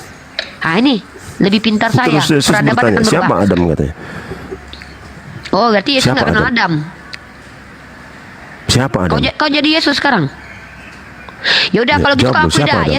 Yesus nggak kenal Adam. Dia nggak tahu Adam. Dia belum lahir waktu Adam diciptakan. Apa Adam itu? Fakta, Adam ada, Yesus belum ada. Duluan mana Adam dengan Yesus, coba? Iya, saya tanya apa Adam itu? Kau kan bersimulasi dirimu jadi Yesus. Ngapain aku anggap kau jadi Yesus? Ketika kau sendiri mewakili Yesus dan mempertanyakan siapa Adam, aku jawab. Kalau dalam kitabmu Yesus nggak kenal dengan Adam. Rima, saya tidak pernah menyerangmu. Kau santailah kau. Saya ini sedang santai ya. Santai saya tuh begini. Rian nanti kau bicara dengan saya. Jadi teman-teman, kalau kita bicara kecerdasan teman-teman, kalau kita baca doktrinnya, ini kita bicara doktrinnya umat Kristen membuat seolah-olah Yesus sebagai Tuhan itu tidak cerdas. Kenapa saya katakan begitu? Bagaimana mungkin ada Tuhan yang mengizinkan ada dosa waris, tahu konsekuensinya bahwa itu akan menyebabkan manusia mati, tapi dia tidak menginginkan manusia mati. Ini macam apa? Cara berpikir Tuhan seperti ini yang saya pertanyakan. Makanya saya pernah membuat simulasi ketika diskusi ya. Rekam ini itu kalau kan perlu. Diam dulu. Dia di internal kalian aja kalian berdebat, apalagi saya. Udah diam, ya. Jadi saya pernah jangan asal globalkan semua, jangan, di nggak internalmu boleh. sendiri berdebat, diam dulu. Saya lagi mengedukasi publik biar mereka tahu gagasan dan ide saya. Jadi saya pernah mengatakan begini teman-teman, saya ingin jadi asistennya Yesus. Kenapa? Dengan saya sebagai asisten Yesus, insya Allah. Sebentar. Diam dulu, Sebentar, diam dulu. Mbak Saya Berita. diam dulu, Guru Zending. Saya belum dengan Anda, saya dengan Silaban. Saya cuma sebentar. Ya, saya tidak ada dengan Anda dulu nanti. Lalu semua orang yang hidup, orang yang mati. apalah ini Yesus menyelamatkan? Bapak aku yang menyelamatkan semua orang, nggak tahu kau? Bapak aku menyelamatkan orang ke neraka jahanam, tahu kau? Nggak tertulis Gimana dalam kitab caranya? Tatang Sutarman. Dengan cara mengatakan selamat sudah. Nah, percaya kau gitu? Ah, inilah orang-orang kayak gini nih kalau cuma tinggal klaim aja. Jadi teman-teman, saya pernah bilang begini ya. Saya katakan begini dulu. Kalau saya adalah manusia yang diizinkan mendampingi Yesus membuat planning, big plan untuk dunia, saya akan sampaikan gagasan ide yang kreatif. Apa itu? Saya akan duduk bersama Yesus, ya minimal kita duduk makan. Kalau saya diizinkan hidup seperti Maria Magdalena sejaman dengan Yesus, saya akan ngobrol sama Yesus. Kalau doktrin Kristen itu benar ya, saya akan katakan begini. Yesus, itu kamu menyelamatkan orang di abad pertama ini. Oh ya, ini seandainya percakapan ini terjadi, ini simulasi ya. Kalau doktrin kalian dibenarkan ya, disclaim ya, ini simulasi loh. Kalau misi penyelamatan Yesus itu adalah kebenaran, sesuatu yang betul, saya akan mengkritisi Yesus sebagai manusia kepada Tuhan. Saya katakan, Anda sebagai Tuhan, Anda datang di abad pertama, Anda nggak memikirkan orang sebelum-sebelumnya. Yang mati Anda bunuh banyak-banyak itu siapa? Contohnya adalah orang di zaman Nuh. Kenapa Anda selamatkan orang-orang itu? Saya akan kritisi Yesus cara berpikirnya. Kalau Yesus menjawab apapun jawaban Yesus, saya kan Tuhan suka-suka, saya akan kritisi lagi. Udah gini aja. Saya ajukan proposal. Satu, Anda sebagai Tuhan, Anda balik ke zaman dahulu sebelum Adam punya anak. Lalu Anda berubah jadi manusia, disalib hari itu, dan saya yakin Adam tidak akan mewariskan dosa. Kenapa? Dosa manusia sudah ditebus sebelum manusia itu dilahirkan oleh Adam, oleh Hawa. Nah, ide saya ini menyelamatkan ribuan orang. Karena dengan adanya kematian Yesus sebelum Adam punya anak, manusia tidak ada yang jatuh ke dalam dosa. Ini ide saya. Silakan kalian bantah. Nah, menariknya adalah kalian menuduh Yesus adalah orang yang dianggap sebagai Tuhan, punya rencana menyelamatkan di abad pertama dengan membiarkan orang-orang sebelum dia lahir itu mati masuk neraka semuanya. Nah, ini berapa korban jiwa masuk neraka Saya jahanam? nggak seperti itu. Yesus mati di tiang salib. Jangan mengeneralisasi Kristen. Saya tidak mengeneralisir. Bahkan ada Kristen yang mengatakan Yesus di neraka. Yang Ada. paling masyhur, ya, yang paling masyhur doktrin Kristen adalah Yesus mati menyelamatkan di abad pertama. Pertanyaan saya, kenapa dia tidak hadir ketika Adam belum punya anak sehingga ada dosa waris, sehingga tidak ada yang mati pertama kali? Tidak ada manusia yang mati kemudian karena sudah diselamatkan sebelum Adam punya anak. Itu Ya kalau ide begitu, dan gagasan Jadi saya. Kristen yang berpendapat seperti itu silakan dijawab. Ya sudah, Anda jangan ngomong. Saya ngomong dengan orang yang punya doktrin ini. Gimana sih? Oke, lanjut. Silakan kalian umat Kristen yang punya doktrin dosa waris dan punya doktrin bahwa Yesus menyelamatkan di abad pertama, kalian jawab pertanyaan saya. Ya, yang seperti ini bukan urusan saya karena saya berbeda. Ya silakan dijawab. Yang baru naik. Biar saya tunjukkan bahwa kalianlah yang menghujat Yesus dan kamilah yang memuji Yesus ya. Ini ending omongan saya, ending atau konklusi dari apa yang saya statementkan adalah pembuktian bahwa tidak ada satupun umat Islam yang menghujat Yesus kalau mengikuti ajaran Nabi Muhammad. Tapi seluruh umat Kristen terindikasi menghujat Yesus kalau ikuti ajaran Bible kalian. Dengan mengatakan Tuhan hadir di abad pertama menyelamatkan manusia setelah abad pertama, itu penistaan itu. Seolah-olah kalian menggambarkan bahwa Rifa, Tuhan coba. itu lalai menyelamatkan, baru sadar kemudian menyelamatkan di abad pertama. Ini konsekuensi logik. Saya tes ya. Apakah Anda benar-benar memuji Yesus ini? Supaya mereka semua sama menjadi satu, sama seperti Engkau ya Bapa, di dalam aku dan aku di dalam Engkau. Ini si Ruth ini udah kau napi nih. cebok belum? Udah lah, nggak kayak kau. Udah. Kali sehari, Rip. Iya, 5 kali sehari cebok. Ripa. Turunin. Lonte turunin. Nggak punya Nggak lupa lah aku cebok. Kami sholat, kami cebok. Nggak kayak kau, bau. Apa yang dibahas? Udah keluar dari penjara langsung kau jadi penghujat. Nggak, Oh, di tempat saya di hujan penjara. badai tempat saya. Sorry ya, saya turun dulu ya. Iya, masuk penjara Nanti dia kemarin ribut. itu. Ketahuan dia ini sama perempuan-perempuan karaokean itu dia. Oh. Izin aku turun ya Kan udah di lama dia tempat baru saya muncul. hujan badai, Iya, iya. Sorry ya. Jadi Izin kalau turun, selamat seandainya sore. mau menghadapi saya, tanggapi argumen saya. Teman-teman ya, si Ruth ini masuk penjara kemarin. Ya, Rion, silakan. Bang Zuma kalau sudah hadir monitor, Bang Zuma udah hadir belum? Bang Zuma? Belum ya. Bang, nanti kalau sudah hadir Abang kode ya. Oke, Rian, kau kalau ingin menjelaskan silakan, ku dengarkan, nanti ku tanggapi. Kalau nggak kau bertanya saja sudah. Silakan, apa yang mau kau sampaikan? Aku masih di Abang mau lanjut, Bang? Mau lanjut silakan, Bang. Lawannya mana lawannya? Ini ada Rian, Joni sama Burna Bella. Nggak usah memframing. Ini semua dari tadi yang dibicarakan Mbak Rifa ini memframing semua ini. Kenapa harus gitu? Apa definisi memframing coba? Ini Dinda Rifa, jangan semua ilmunya dikeluarin. Ini yang hadir di sini masih anak-anak semua, dek, bukan levelnya mau diajari bahasa-bahasa ilmiah, mana bisa sanggup. Menunjukin, Bang, kalau orang Kristen itu, kalau kita umat Islam mampu membuktikan kalianlah penghujat Yesus dengan doktrin-doktrin kalau kalian. itu ya betul. Saya Kristen membuktikan ini itu.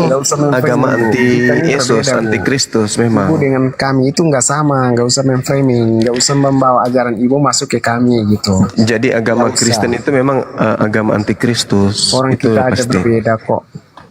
Di dalam keyakinan kalian Isa itu nggak sama dengan kami, Bu. Nggak usah memframing, nggak usah membawa-bawa keyakinan ibu ke sini. Isa nggak sama dengan Yesus, tapi istilah Isa diambil semua, ajaran Isa diambil, dipakai. Gimana dong, Bang? Ajaran Isa diambil dari Kristen, mengambil ajaran Isa gitu. Iya. Nggak, Bang, nggak. Isa yang menyebut kata Alkitab, Isa yang menyebut kata Allah. Yesus tidak pernah menyebut kata Allah, nggak pernah menyebut kata Alkitab. Yang ada di dalam Bible kalian itu kata Alkitab dan juga kata Allah. Itu adalah kitab yang diajarkan Isa dan Tuhan yang disembah oleh Isa. Kenapa kalian pakai? Di mana Yesus pernah menyebut kata Allah? Allah. Di mana Yesus pernah menyebut itu? Gak ada kan? Di mana Yesus pernah menyebut kata Alkitab? Gak pernah kan? Tapi yang kemudian kalian pakai istilah-istilah yang digunakan Nabi Isa. Islam itu selalu menuntut di mana Yesus mengatakan dia itu Allah. Nggak harus gitu juga kan? Lah, harus Bang, harus. Karena Yesus itu mengatakan dalam kitab Anda sendiri, Yohanes 12:49, aku tidak berkata-kata dari diriku sendiri. Nah, kalian berkata-kata seenak perut kalian. Yesus aja yang kalian anggap Tuhan itu sangat berhati-hati dalam berkata, dalam berucap. Kenapa giliran kalian itu seenak perut kalian ngomong apa aja yang cocok dengan perut kalian, itu yang kalian ucapkan. Yesus adalah Allah. Di mana Yesus katakan itu? Yesus adalah firman yang inkarnasi menjadi manusia. Yesus katakan itu di mana? Yesus adalah anak. Yesus katakan itu di mana? Ia ajarkan itu di mana? Yesus itu sangat berhati-hati. Aku tidak berkata-kata dari diriku sendiri. Apa yang aku katakan, apa yang disampaikan oleh Bapa Tuhanku untuk aku katakan. Nah, Kristen ini sembarang, semau-maunya saja. Yesus 100% manusia, 100% Tuhan. Kapan sih kalian bisa sembuh? Yahudi telah menghantam kalian lebih awal. Islam menghantam kalian lagi di akhir. Kamu dikepung Yahudi dan Islam. Tapi kenapa kalian itu tetap aja seperti ini? Tuhannya Yahudi bukan Yesus. Tuhannya umat Islam bukan Yesus. Tapi Elohim dan juga Allah kalian ambil. Kenapa kalian tinggalkan asal kalian? Itu penyembah Theos. Kenapa Theos nggak dibawa? Malu. Nggak laku Theosnya. Nggak cocok dengan zaman lagi. Sampai-sampai harus menggunakan Tuhannya Yahudi dan Tuhannya umat Islam. Ini kalau di Bali pakai juga Tuhannya Hindu. Kita nggak menggunakan Tuhannya Islam, Bang. Yaitu Allah itu apa? Tuhan Islam. Allah itu Kita apa? itu menggunakan kepercayaan kita, Bang. Ya, kepercayaan Islam itu Anda. lahirnya kapan, Bang? Jangan Kepercayaan gitu, Bang. Anda, Islam kepercayaan itu lahir Anda. 700 tahun sesudah Isa. Betul Kenapa, kalau Bang? itu. Nah, sekarang tunjukkan kepada saya di mana Anda bisa mengambil kata Allah.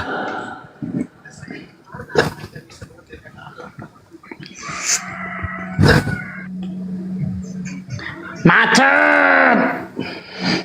Ayo. Macet. Ayo. Silakan. Di mana? Juger tak, Di gandrang mana? juger tak.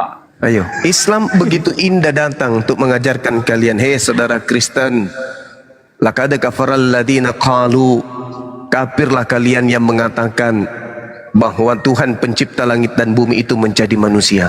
Saking disayangnya Anda, itu diajarin kayak gitu. Di dalam kitabnya Masih Yahudi mending, juga. Bang, aku percaya sama Yesus daripada aku percaya sama Muhammad. Kehidupannya Tidak yang ada yang jelas, Bang. mengajarkan Anda Nggak untuk bisa, percaya nggak kepada bisa Nabi ngikutin Muhammad. Orang yang kehidupannya nggak jelas, Bang. Tidak Aku masih ada yang memilih mengajarkan Yesus Anda. daripada kehidupan Muhammad. Tidak ada yang mengajarkan Anda untuk percaya kepada nabiku. Enggak ada. Emang ada? Ada? Tidak ada kan? Ada enggak paksaan di Islam untuk Anda percaya kepada Nabi Muhammad? Ada enggak? Tak ada kan? Nah, tapi kalau di agama Anda ada paksaan untuk percaya kepada agama Anda. Matius 28. Itu nggak benar, Bang. Nggak benar. Itu nggak benar. Matius Jangan 28 nomor Bang. Itu nggak benar. 19. Jadikanlah seluruh bangsa menjadi muridku. Tuh dalilnya. Itu dalil. Itu bukan paksaan, Bang. Lalu apa? Siapa yang dibaptis? Siapa yang Itu percaya akhir. dibaptis? Yang tidak percaya akan dihukum. Markus maksa lagi. 16 nomor 15. Itu pemaksaan itu. Ulangan Nggak 10 seperti itu, Bang. nomor Nggak seperti itu. Ulangan 20 nomor 10 11 sampai 13. Ajak berdamai. Kalau sudah ajak berdamai, jadikan mereka budakmu. Suruh kerja rodi. Kalau mereka melawan, bunuhlah semua laki-laki yang ada di situ. Nah, sekarang Anda mengatakan tidak percaya Nabi Muhammad. Tak ada paksaan. La ikraha fiddin. Nah, sekarang kenapa Anda tidak percaya kepada Yesus? Itu dulu. Itu kenapa di ajaran Islam itu suruh menebas semua yang tidak Mana? mengikuti Mana? Muhammad? Siapa yang menebas? Ada. Mana? Siapa yang Itu pernah ada menebas? paksaan. Di Nusantara ini siapa yang pernah menebas? Iya, karena kalian takut sama aturan pemerintah. Sebelum pemerintah Indonesia ini berdiri, siapa yang menebas Di dalam pribumi? ajaran Islam itu disuruh membunuh kafir-kafir. Itu gimana coba? Sebelum Indonesia merdeka, siapa yang melakukan pembunuhan di seluruh Nusantara? Jelas, aturan kepercayaan Islam memperbolehkan untuk membunuh. Nah, ini memperbodoh diri namanya ini. Diskusi tapi tidak mau pakai akal yang kayak gini jadinya. Pengajaran Islam menyuruh Selama untuk membasmi 350 semua tahun, orang kafir. selama 350 tahun yang melakukan pembunuhan massal di Nusantara ini itu siapa? Kristen? Jujur dong. Jujur dong.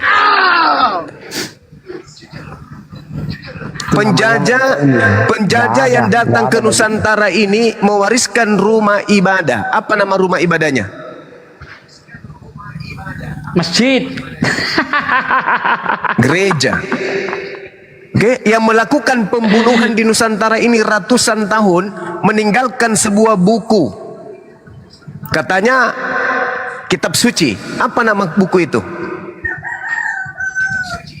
Bible. Ajaran Kristen itu selalu ajaran kasih. Itu setelah Indonesia merdeka. Itu setelah Indonesia merdeka. Sebelum merdeka Anda lihat bagaimana perilaku-perilaku orang yang menyembah Yesus. Jangan lihat setelah merdeka. Sebelum merdeka Anda lihat.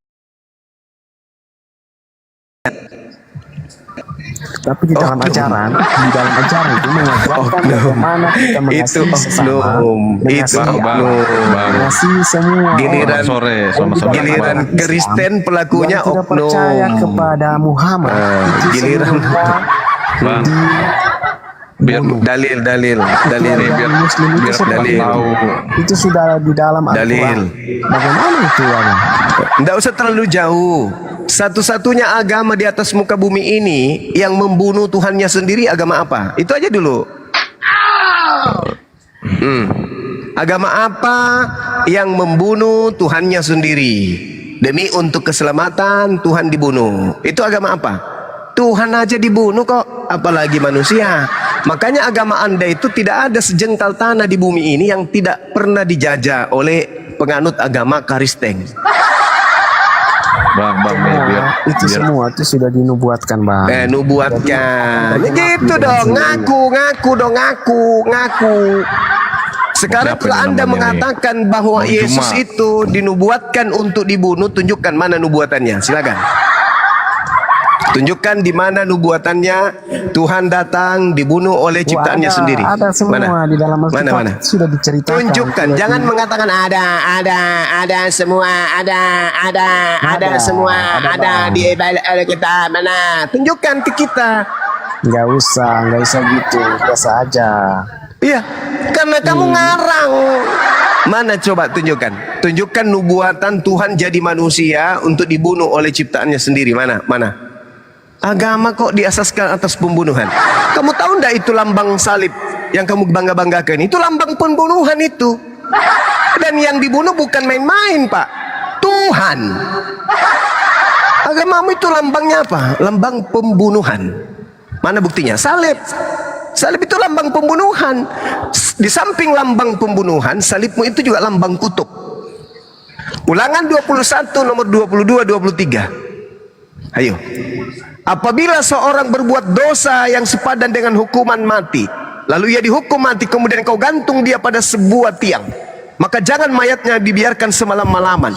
Sebab seorang yang mati digantung terkutuk oleh Tuhan, jangan kau biarkan menyentuh tanah yang diwariskan, yang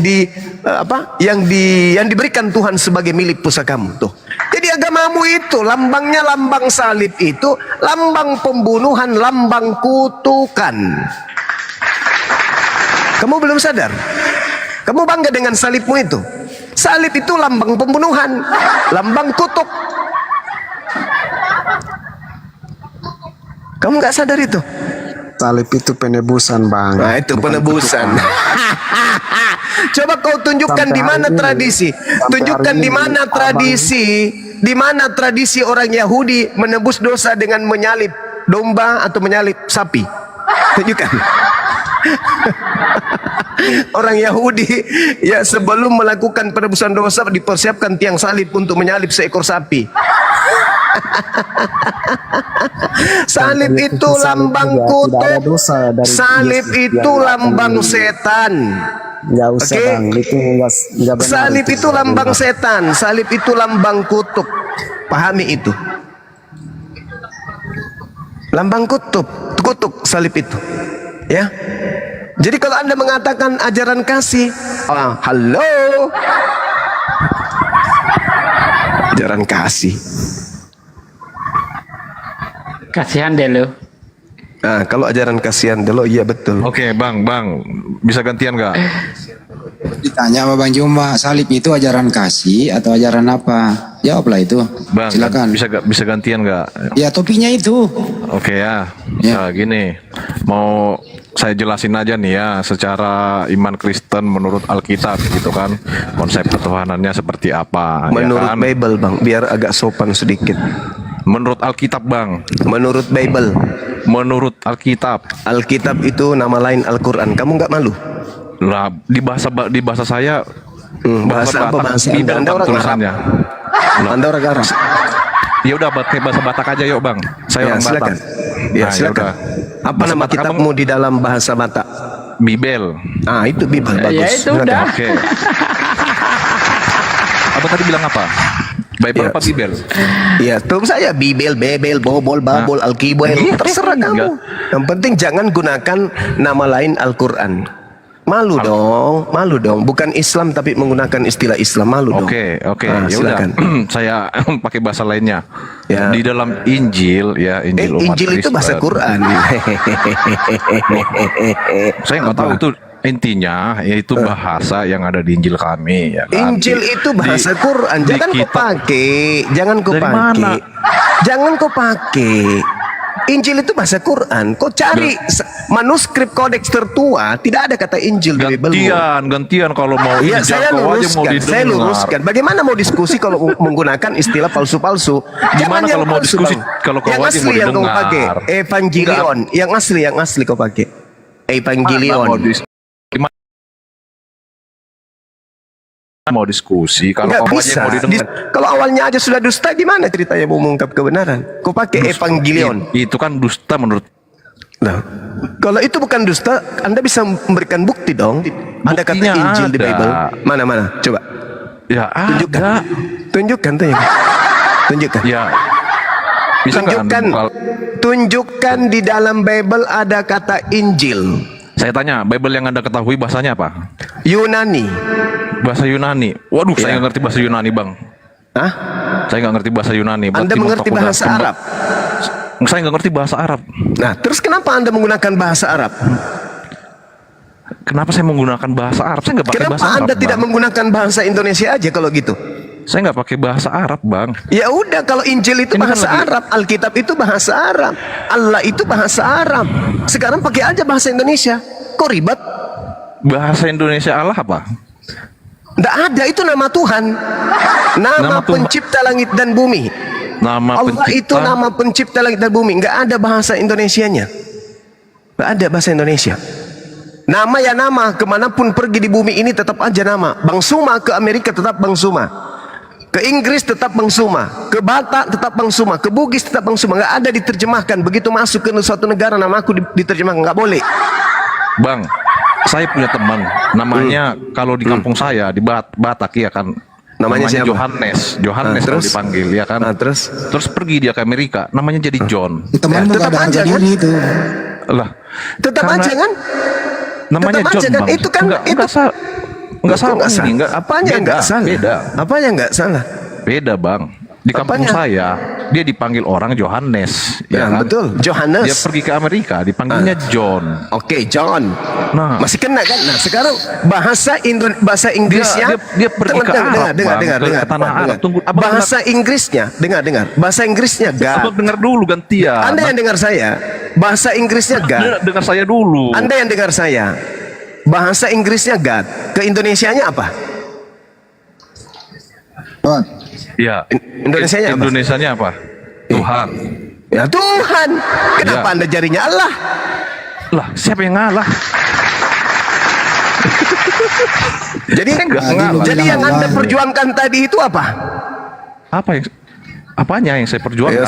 Ya sudah. Kalau begitu jangan sebut Allah, Pengertian itu. jangan sebut Injil, jangan sebut Alkitab. Sebutkan kitabmu sendiri sesuai dengan original teksnya. Silakan. Ya, saya yang saya sampaikan ya kan berdasarkan Alkitab yang sudah diterjemah. Alkitab lagi kan ada kebiasaan yang palsu-palsu kau sebut. Bilang Biblos atau Bebel. Bebel tadi kau bilang. Saya tahunya Alkitab, Bang. Saya tahu Nggak bisa. Inilah yang mencederai persatuan kita sebagai bangsa Indonesia. Karena Anda menggunakan istilah kitab yang tidak digunakan oleh agamamu dari asalnya. Kamu masuk seperti Paulus yang suka nipu berdasarkan 1 Korintus 9 nomor 20-21. Jangan kau ikuti teladan Paulus. Ini Indonesia. Paulus memang mengajarkan kalian menipu. Filipi 3 nomor 18. Kau diajarkan untuk menipu. Kau baca itu. Tapi jangan sekali-kali kau gunakan kepada kami umat Islam yang menggunakan akal di dalam menelaah sebuah disiplin ilmu. Jangan. Oke, yaudah gantian. Sebut Bebel. Enggak gini. Orang Kristen Ortodok di Arab dulu itu bahkan sampai sekarang Kristen Ortodok di Arab menyebutkan itu di Arab sebutan Allah, ya kan? Itu di Arab. Sebutan Allah. Itu di Arab. Iya, sebutan Tuhan mereka sebut itu Allah, Allahu, ya kan kalau di sana. Kalau di ya. Indonesia? Ya Allah.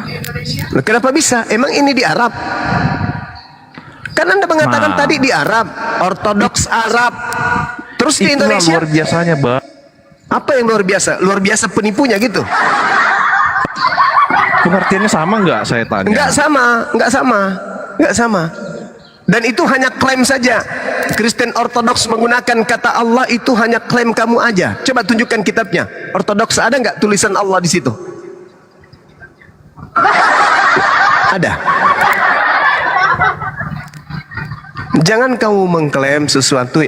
Katakan aja yang bohong itu bohong. Nggak usah kau sembunyikan. Oh iya Bang Suma, ini memang kesalahan. Baiklah kalau begitu saya kembalikan ke sebutan kitab kami, Bebel. Ke Tuhan kami, Theos. Sederhana bukan? Nggak perlu ribut. Nggak perlu kita diskusi. Urus agama masing-masing. Nggak perlu kita ribut kayak gini, habisin waktu. Tapi selama kalian masih menggunakan yang palsu-palsu untuk menutupi diri kalian dengan kepalsuan, selama itu juga kami akan hadir untuk menyadarkan kalian. Jangan suka nipu-nipu apa. Hidup itu yang lurus-lurus aja. Abang paham nggak Alkitab? Paham nggak soal Kristen, iman Kristen? Paham nggak? Abang nggak, saya tanya abang paham nggak? Saya tanya abang paham jadinya nggak? tanyanya ke saya. Kamu tahu nggak itu Alkitab? Itu Alkitab itu apa? Abang paham nggak? Itu dulu. Saya Coba. tanya. Alkitab itu apa? Udah paham dong, harusnya paham, bukan tentunya. Saya sudah paham, kalau saya pasti paham. Sekarang justru yang nampak tidak paham itu Anda, atau berpura-pura ingin menipu. Anda ini paham enggak? Saya paham. Isi kitabnya Kristen itu yang disebut Bible itu adalah bahasa Yunani. Kemana dia pergi? Di situ dia ganti. Di situ dia ganti nama sembahannya dengan sembahan mayoritas penduduk yang ada di situ. Contoh ke Bali, Yesus hilang di sana, Elohim hilang di sana, Yahweh hilang di sana, Theos hilang di sana, Allah hilang di sana. Yang ada apa? Sang Hyang Widi. Itu agamamu tuh. Kemana dia pergi? Dia pasti pakai cara-cara tipu-tipu. Tidak menyembah kepada Tuhannya Yahudi, tidak menyembah kepada Tuhannya Hindu, tidak menyembah kepada Tuhannya Islam. Tapi demi untuk menipu, rela menggunakan nama Tuhannya agama lain di luar agamanya. Itulah kalian.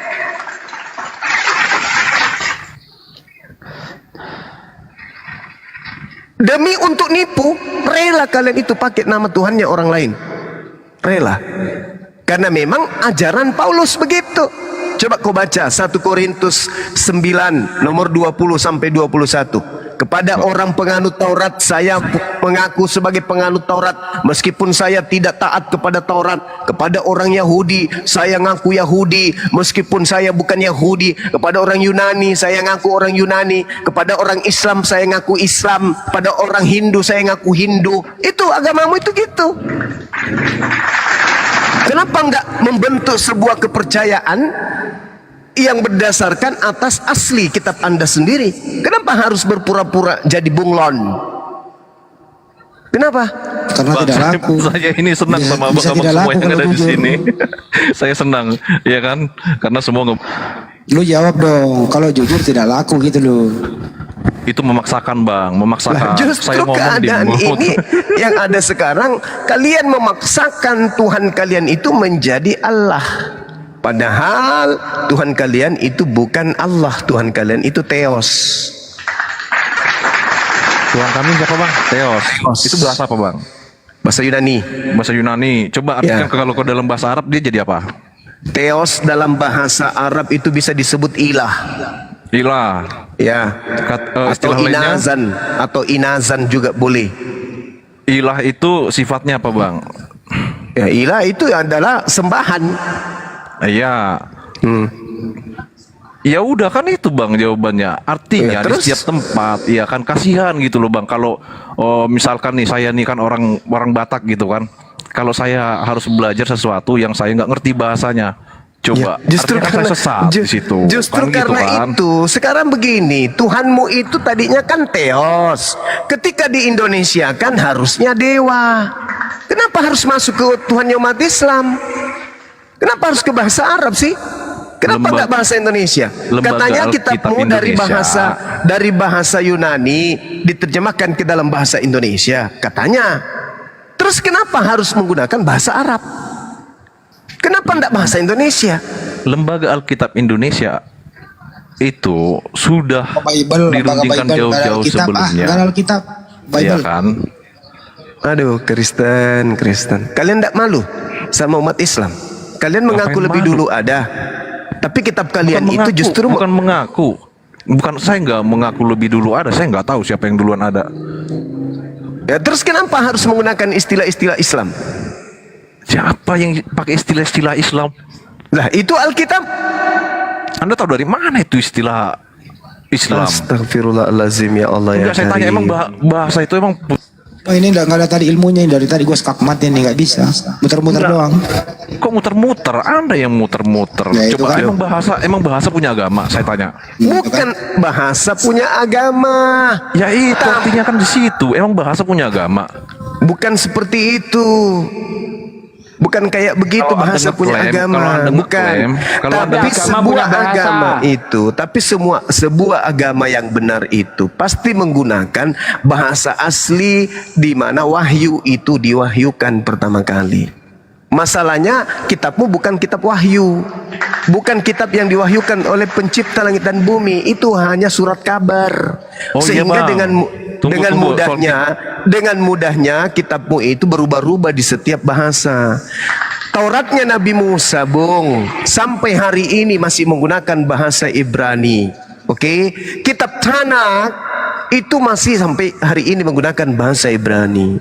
Al-Quran masih hari ini menggunakan bahasa Arab. Hanya surat kabar yang berubah-ubah kemana-mana dia pergi, di situ diterjemahkan. Kemana dia pergi, di situ diterjemahkan. Kenapa? Karena itu bukan firman Tuhan. Itu hanya hasil dari kesimpulan penelitian wartawan lepas, alias wartawan surat kabar robek. Ini saya jelasin soal kitab ya, soal kitab. Ya. Ini saya jelasin, Silakan. biar jangan biar dengan salah membahas kitab orang lain. silakan. Apa yang tertulis di Alkitab, di kitab Itu kita Alkitab ya. lagi. Ya udah, oke, saya nggak bawa. Oke, saya ikutin kata Anda. Kata yang nggak akan menyebut satupun di antara itu. Di dalam Ya sebut kitab, aja Bible. Kenapa malu nggak usah menyebutnya? maksa di dalam kitab yang Sebut aja Bible. Ngapain malu? terserah saya lah. Nggak, di dalam Ya, lu kitab. turun lah. Terserah Di dalam kau. Begitu kau dibawa, ngapain kau diskusi sih kau tak ada ilmu? Orang diskusi itu memperlihatkan kebenaran, bukan cuma congor. Nah, itulah kalian kalau ditanya ngeyel, sok-sok mau diskusi dengan kita, tapi modal congor. Nanti ketika ada yang menyakitkan dari kebenaran yang kami sampaikan, lapor. Naik jangan emosi lah, diskusi baik-baik. Diskusi, santai kita. Kenapa? Siapa ini? Kenapa Roy? Lo mau masuk? Kenapa Roy? Iya, yang lapor-lapor gitu kan cuma yang banyak itu kan kaum muslim, masa pula terbalik, bro.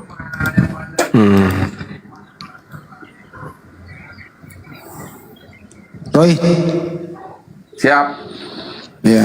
Siapa Tuhanmu? Ngapain kamu tanya Tuhan saya? Tuh, ngapain kau naik di sini? Terus naik di sini ngapain? Komplain. Dia sembunyikan Tuhannya malu. Bukan, kamu hakim saya kan? Terus naik di sini mau ngapain? Lah, diskusi tapi bukan bertanya Tuhan. Saya mau tanya juga kau. Jangan kalian bertanya. Ya tanya jawab lah. Coba yang dibilang lapis Jumat tadi, congor. Tanya jawab. Congor si Jumat paling besar. Tanya jawab. Mau nggak tanya jawab? Kalau nggak saya turunin. Kamu tanya saya jelasin. Habis itu saya tanya kamu jelasin. Gimana? Setuju? Setuju? Untuk mencegah kau kabur, ya Bang Joma dulu yang nanya untuk mencegah kau kabur. Bagaimana? Karena biasanya kalau kau udah bertanya, kau pura-pura lapar, pura-pura kebelet, gitu kan? Ya. Pura-pura mati lampu. Oke. Apabila seorang berbuat dosa yang sepadan dengan hukuman mati, lalu dia dihukum mati, kemudian kau gantung di atas pohon, jangan kau biarkan mayatnya semalam-malaman pada pohon itu. tetapi harus engkau menguburkan pada hari itu juga. Oke, seorang yang digantung terkutuk oleh Elohim, jangan kau menajiskan tanah yang diberikan Elohim kepadamu menjadi milik pusakamu. Pertanyaan saya, dosa apa yang dilakukan oleh Yesus yang sepadan dengan hukuman mati sehingga melahirkan kutukan Tuhan kepadanya? Silakan. Silakan Roy. Silakan Roy, lo jawab, habis ini baru lo nanya. Silakan. 1, 2, 3, 4, 5, 6, 7, 8, 9. Cukur. Habis. Bertanya cuma, saya bertanya dulu. Ya nggak bisa, kau dulu, nanti kau kabur. Kau jawab dulu nih. Kabur bagaimana? Kalian paling yang tendang. Sekarang lu jawab dulu tuh pertanyaan, baru lu jawab bertanya. Tidak. Udah bolak-balik ditanya si Juma itu ke semua orang Kristen. Kamu mau diatur atau mau mengatur? Ya tidak. Sekali lagi saya ulang. Kamu mau diatur atau mau mengatur? Jawab. Saya kasih waktu 2 detik. Jawab. Mau diatur atau mau mengatur? Jawab. Naik mau mengatur. Ini orang Muslim. Kau yang diatur. Kalau mau mengatur buka komal sendiri. Kabur. Ayo gue masak, gue masak lagi Profesor. Oke, saya yang jawab. Apa pertanyaannya? Apa pertanyaanmu? Ya gimana lu menjawab kata pertanyaan? Oke gini, Muslim beriman kepada hanya beriman kepada Allah SWT. Kemana-mana. Dia mau menjawab tapi nggak tahu pertanyaan, gimana itu coba? Ya, dosa apa yang dilakukan oleh Yesus? Yesus sama sekali tidak ada dosa. Berarti dia tidak disalib. Bukan, karena ada orang bloon menyalibnya. Jadi Yesus disalib oleh orang bloon. Orang kalangan iblis. Oke, bagus, pintar, tepuk tangan. Kala ini kau pintar kali ini. Nah, berarti penyaliban itu adalah karya iblis. Hafal ya, eksistensi Yesus di dunia adalah penyaliban ini karya iblis. Semua apapun yang dilakukan Yesus adalah pertunjukan spektakuler bahwa Bapaknya lah pencipta. Saya tidak tanya siapa penciptanya, yang saya tanya penyaliban. Semua itu adalah pertunjukan spektakuler. Apalah ini? Semua itu pertunjukan bahwa Bapaknya lah Sang Maha Pencipta. Berarti perasaan tadi udah diborgol kau lepas lagi. Enggak, aku tengok ini ada bangsa saya ini, ada mangsa ini mau dilumat ini. Ada mau dilumat ini. Coba aku telepon lagi lah rumah sakit jiwa, coba aku telepon lagi. Saya ulang. Apa dosa Yesus? Tidak ada dosa Yesus. Tidak ada dosa. Terus kenapa dia disalib? Semua pertunjukan yang dialaminya di dunia ini adalah pertunjukan spektakuler bahwa Bapaknya adalah seorang pasienmu lepas lagi dokter, pasienmu lepas ini gimana ini tadi makanya ada di borgol. Semua itu pertunjukan. Bang Arif, ada pupuk Orea. Ada pupuk kandang. Ambil 1 liter dulu, cairkan, kasih minum orang ini. Please, saya mohon minumkan pupuk Orea biar otaknya bisa bertumbuh. Karena tanda dia minum nggak ada di koma lagi, udah kelenger. Udah dikasih makan daging babi sama daging anjing sama orang tuanya, otaknya nggak bertumbuh. Mana tahu dengan pupuk Orea bisa tumbuh, Bang. Please, Bang Handi dan juga Bang Arif bisa fasilitasi beliau. Tapi dia ini profesor loh.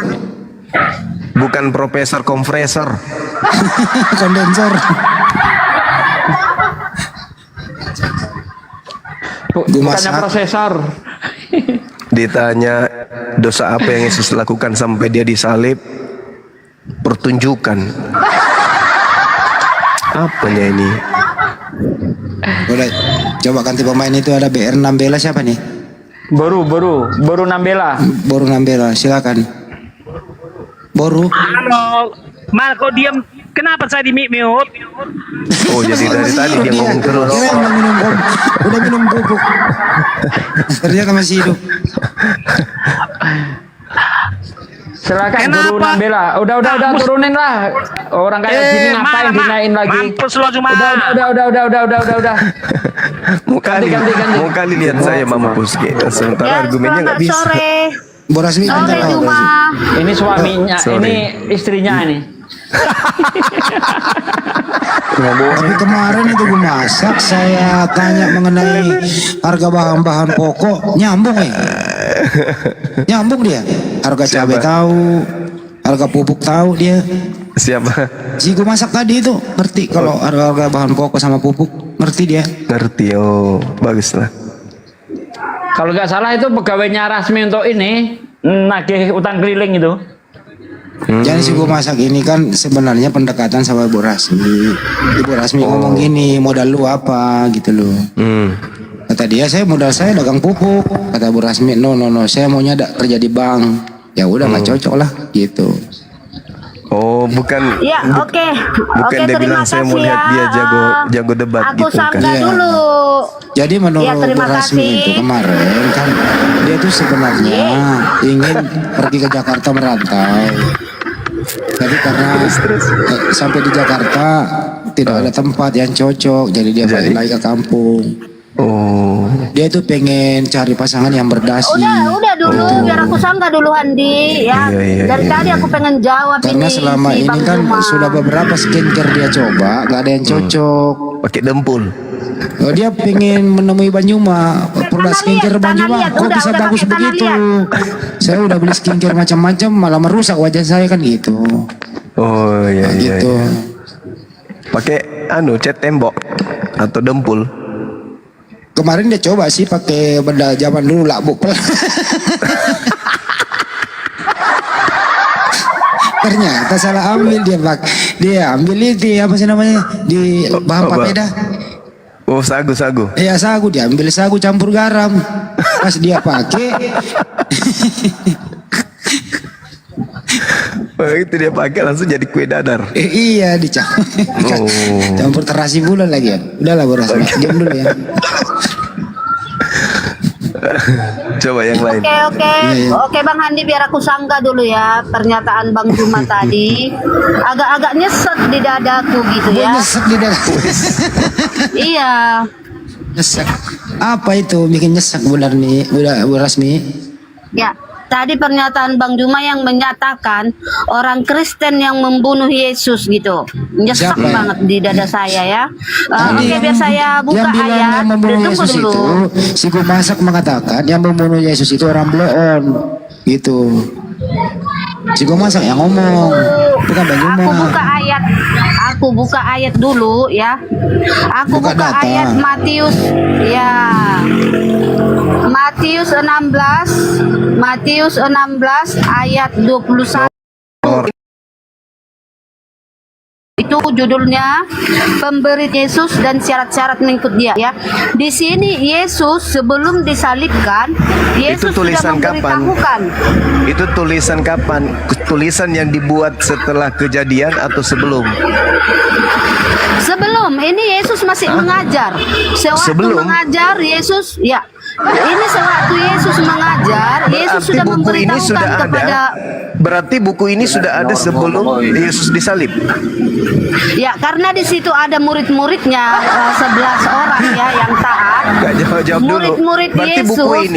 buku ini sudah ada sebelum Yesus disalib. Atau nanti dikarang belakangan untuk dicocok-cocokkan buat Romawi.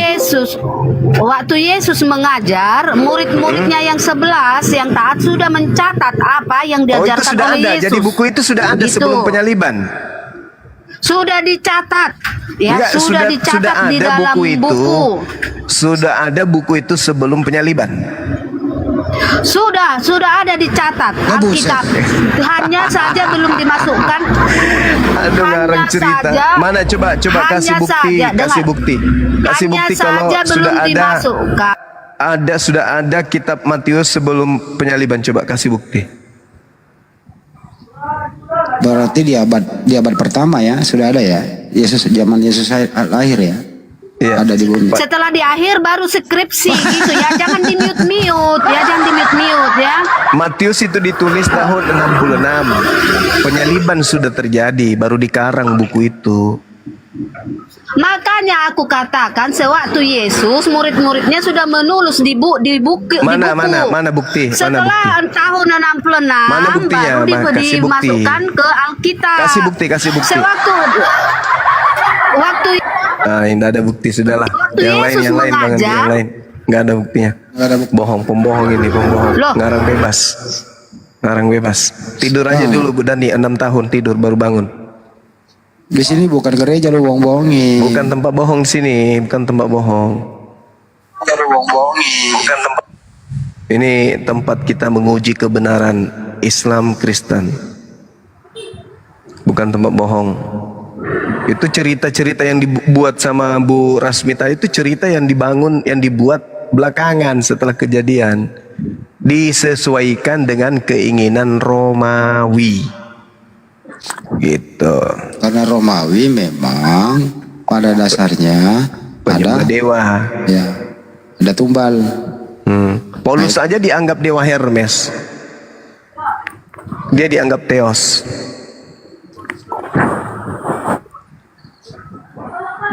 Ayo, siapa lagi nih, Mapopo atau Rai? Yang betul itu kalau berbicara mengenai penyaliban, yang betul adalah cerita yang ditulis duluan. Itu yang betul. Jangan ada kemudian buku yang ditulis belakangan setelah penyaliban. Yang ditulis duluan di Mazmur, di Ulangan ya? Ulangan 21. Iya, karena Yesus memang mengatakan di dalam Lukas 24 nomor 44 harus tergenapi apa yang telah tertulis tentang dia di Taurat, kitab para nabi dan Mazmur. Nah, di Taurat ini kan termasuk Ulangan, termasuk Keluaran. Ini baru 60 ini udah saya mute, dibuka lagi. Apa sih? Termasuk Mazmur. Nah, jadi kata Yesus harus tergenapi tentang dirinya, tentang apa yang tertulis di buku-buku yang sudah tertulis, bukan yang bakal mau tertulis, gitu. Ayo, warung Nabila, kau buka mic terus, ngomonglah. Apabila seseorang berbuat dosa yang sepadan dengan hukuman mati, lalu ia dihukum mati, kemudian kau gantung dia di tiang salib.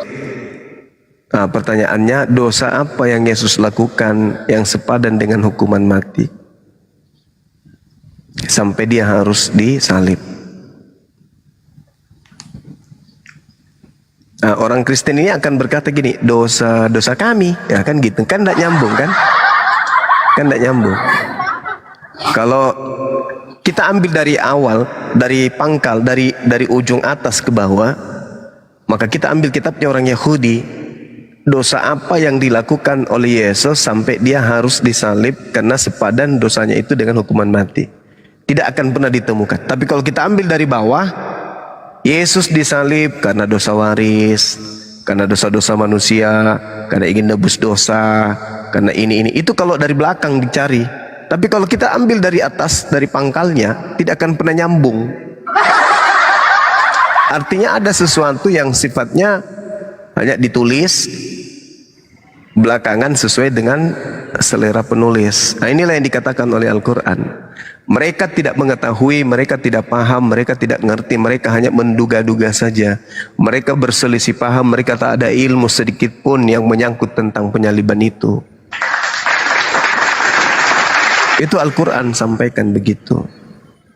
Nah, kalau Al-Quran ini salah, silakan. Mari kita buktikan kesalahannya sama-sama. Bantu Bang Suma menemukan dengan Al-Quran terkait dengan penyaliban. Ada Kristen yang bisa. Al-Quran saya mengatakan wa qaulihim innal qatalnal masiha Isa bin Maryam Rasulullah wa ma qatalu wa ma salabu walakin syubbiha lahum wa innal ladzina ikhtalafu fi lafi syakkim minhu ma lahum bihi min ilmi illa ittiba'az zan wa ma kataluhu yaqina. Nah, kalau Al-Quran saya ini salah, ayo bantu saya di mana letak kesalahan Al-Quran. Terjemahannya, dan kami hukum juga mereka karena ucapan mereka. Sesungguhnya kami telah membunuh Al-Masih Isa putra Maryam, yang mereka ejek dengan menamainya Rasulullah, padahal mereka tidak beriman kepadanya. Maka mereka mengatakan telah membunuhnya, padahal mereka tidak membunuhnya dan tidak pula menyalibnya. Tetapi diserupakan bagi mereka orang yang dibunuh itu dengan Nabi Isa. Sesungguhnya mereka yang berselisih pendapat tentangnya, yakni tentang Nabi Isa, benar-benar dalam keraguan-raguan tentang hal yakni pembunuhan. Mereka tidak mempunyai sedikit pun pengetahuan menyangkut hal itu, yakni tentang pembunuhan Nabi Isa. Dan apa yang mereka katakan kecuali mengikuti persangkaan belaka. Dan mereka tidak membunuhnya dengan yakin. Mereka tidak membunuhnya dengan yakin. Kalimat terakhir, mereka tidak membunuhnya dengan yakin. Nah, memang mereka tidak ada klarifikasi bahwa mereka telah benar-benar membunuh, tak ada. Dari pelaku orang-orang Roma, orang-orang Yahudi, tidak ada. Yang sampai ke kita hari ini hanya pengabaran Bible saja. Tak ada pengabaran dari internal Yahudi. Sementara mereka adalah tuan rumah. Sedangkan cerita-cerita yang sampai ke kita adalah buku-buku yang dituliskan jauh setelah kejadian. Pertama, Markus ditulis tahun 64 sampai 67. Lalu Matius ditulis tahun 66. Petrus ditulis tahun 81 sampai 96. Yohanes antara tahun 40 sampai 140. Lukas tahun 62.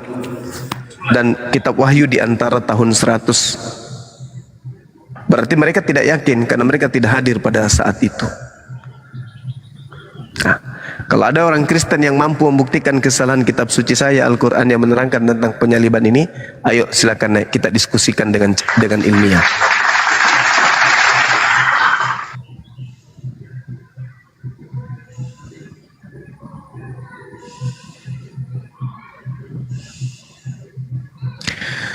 Lalu mengatakan Al-Quran datang di abad ke-7. Lebih hebat kitab saya. Karena kenapa? Karena kitab saya itu ditulis orang yang sesaman. Oke. Tapi jangan salah. Allah yang mewahyukan Al-Quran kepada Nabi Muhammad SAW itu adalah saksi dari segala kejadian yang ada di atas muka bumi. Wa kafa billahi syahida. Dan cukuplah Allah sebagai saksi. Allah yang menyaksikan semua kejadian.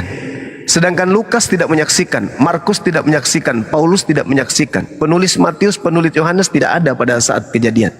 Tetapi Allah yang maha melihat, menyaksikan setiap apa yang ada dalam dada batin manusia, apalagi yang terjadi. Wa kafa billahi syahida. Itu jelas itu.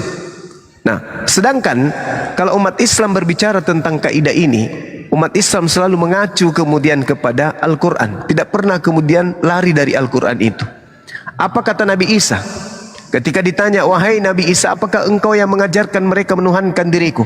Nabi Isa mengatakan, in kuntu qultu faqad alimta ta'lamu ma fi nafsi wa la a'lamu ma fi nafsi innaka anta 'allamul ghuyub. Maha suci engkau, kata Nabi Isa. Aku tidak pernah mengatakan itu. Jika aku pernah mengatakannya, tentu engkau telah mengetahuinya. Engkau mengetahui apa yang ada pada diriku, dan aku tidak mengetahui apa yang ada padamu. Sungguh engkaulah yang mengetahui segala yang gaib. Lalu beliau kemudian mengatakan di hadapan Allah, apa kata Nabi Isa? Wa kuntu alaihim syahida ma dumtu fihim falamma tawaffaitani kunta antar raqib alaihim wa anta ala kulli syai'in syahida. Aku menjadi saksi terhadap pengikutku, terhadap muridku, itu hanya selama aku berada di tengah-tengah mereka. Akan tetapi setelah aku tahu kau angkat ke langit, engkaulah yang mengawasi mereka, engkaulah yang menyaksikan apa yang mereka lakukan, engkaulah yang maha menyaksikan atas segala sesuatu. Jadi yang maha menyaksikan ini kemudian mewahyukan keadaan yang disaksikannya itu kepada baginda Rasul Muhammad SAW. Wahai Nabiku Muhammad, sesungguhnya yang mereka salib itu bukanlah Nabiku Isa alaihissalam, melainkan orang yang yang kuserupakan untuknya. Sesungguhnya mereka hanya berselisih paham tentang apa yang mereka lakukan, yaitu tentang pembunuhan dan penyaliban terhadap Nabiku Nabi Isa. Mereka benar-benar dalam keraguan-raguan, wahai Nabi Muhammad, tentang pembunuhan, tentang penyaliban. Mereka sedikit pun tidak mengetahui dan tidak memiliki ilmu menyangkut hal tersebut. Dan apa yang mereka katakan itu, wahai Nabiku, tak ada kecuali mengikuti hanya prasangkaan belaka, dan mereka tidak membunuh Nabi Isaku dengan yakin.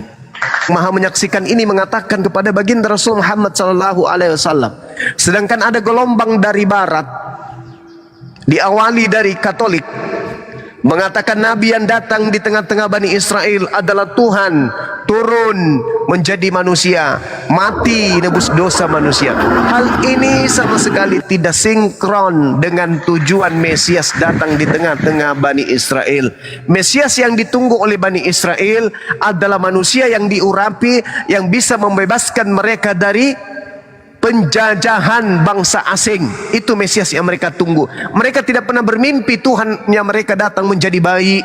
Mereka tunggu Mesias selayaknya. Mereka menunggu kemudian Gedeon, mereka menunggu kemudian Hezekia, mereka menunggu Salomo, mereka menunggu Daud, mereka menunggu Musa. Seperti itulah mereka menunggu Mesias untuk mereka.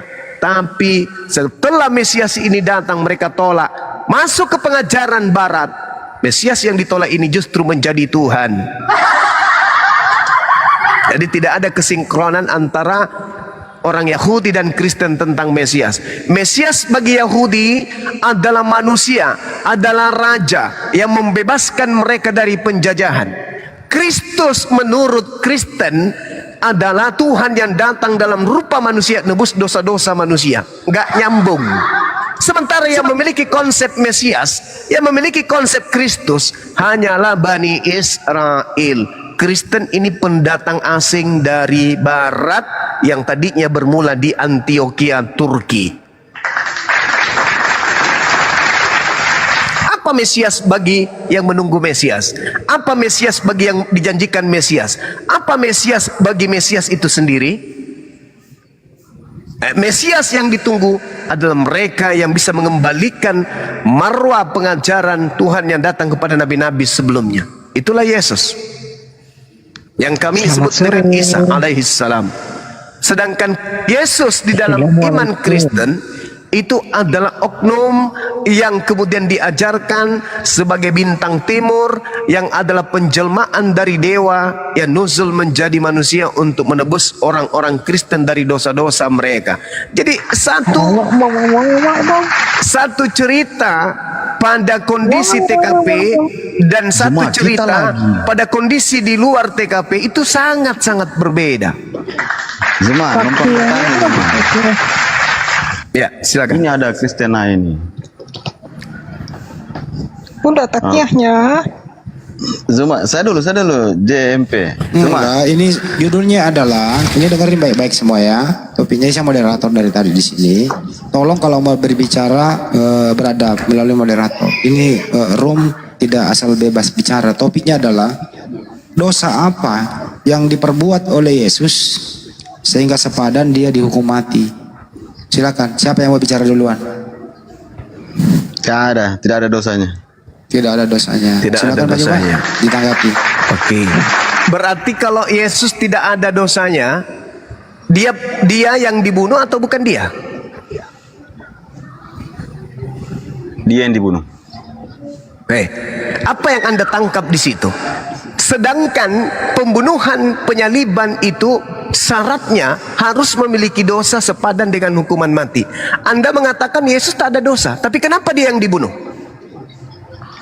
Itu atas kemauan orang-orang pada saat itu. Karena dia mengaku Allah pada saat itu, makanya dia disalibkan. Oke, baik.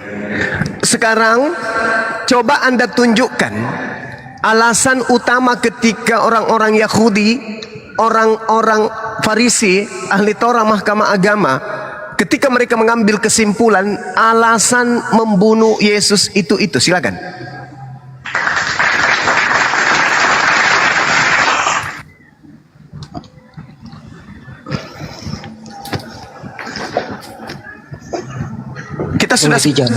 Kita sudah sepakat bahwa Yesus tidak memiliki dosa yang sepadan dengan hukuman mati.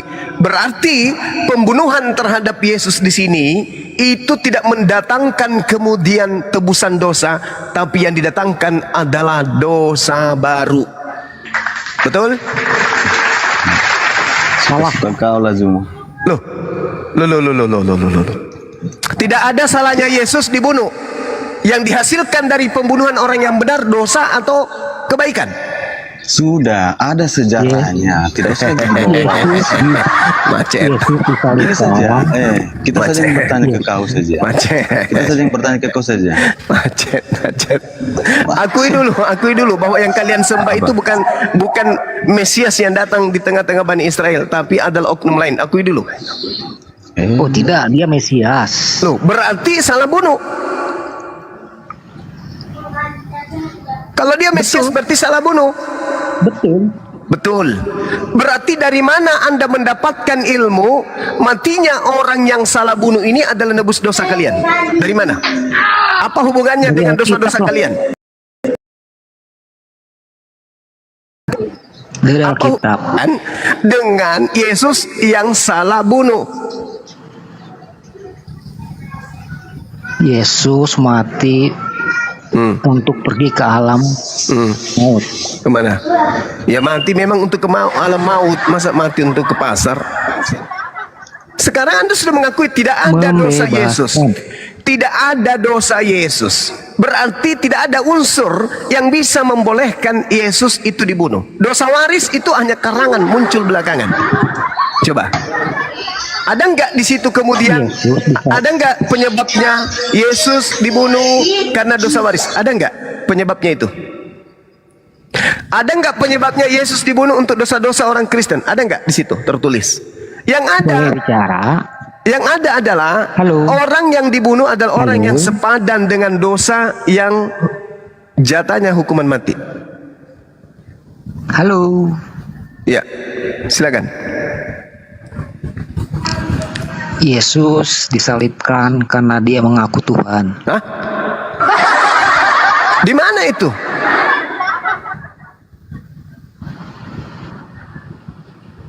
Berarti Yesus ini disalib bukan karena dosa waris? Bukan. Jadi kematian Yesus itu tidak menebus dosa? Tidak. Oh, bagus. Berarti Paulus ini salah ya? Anda yang salah. Loh, Paulus mengajarkan Yesus mati untuk nebus dosa-dosa kalian. Tunjukkan.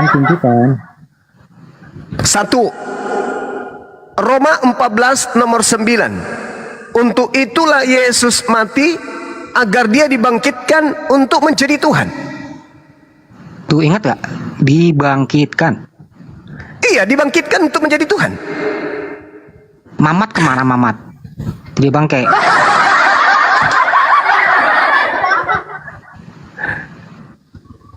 Menghujat.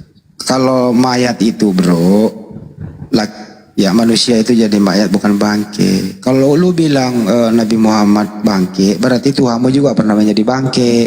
Karena Yesus juga pernah mati toh. Jadi yang kau tuhankan bekas bangke dong hidup lagi. Janganlah begitu.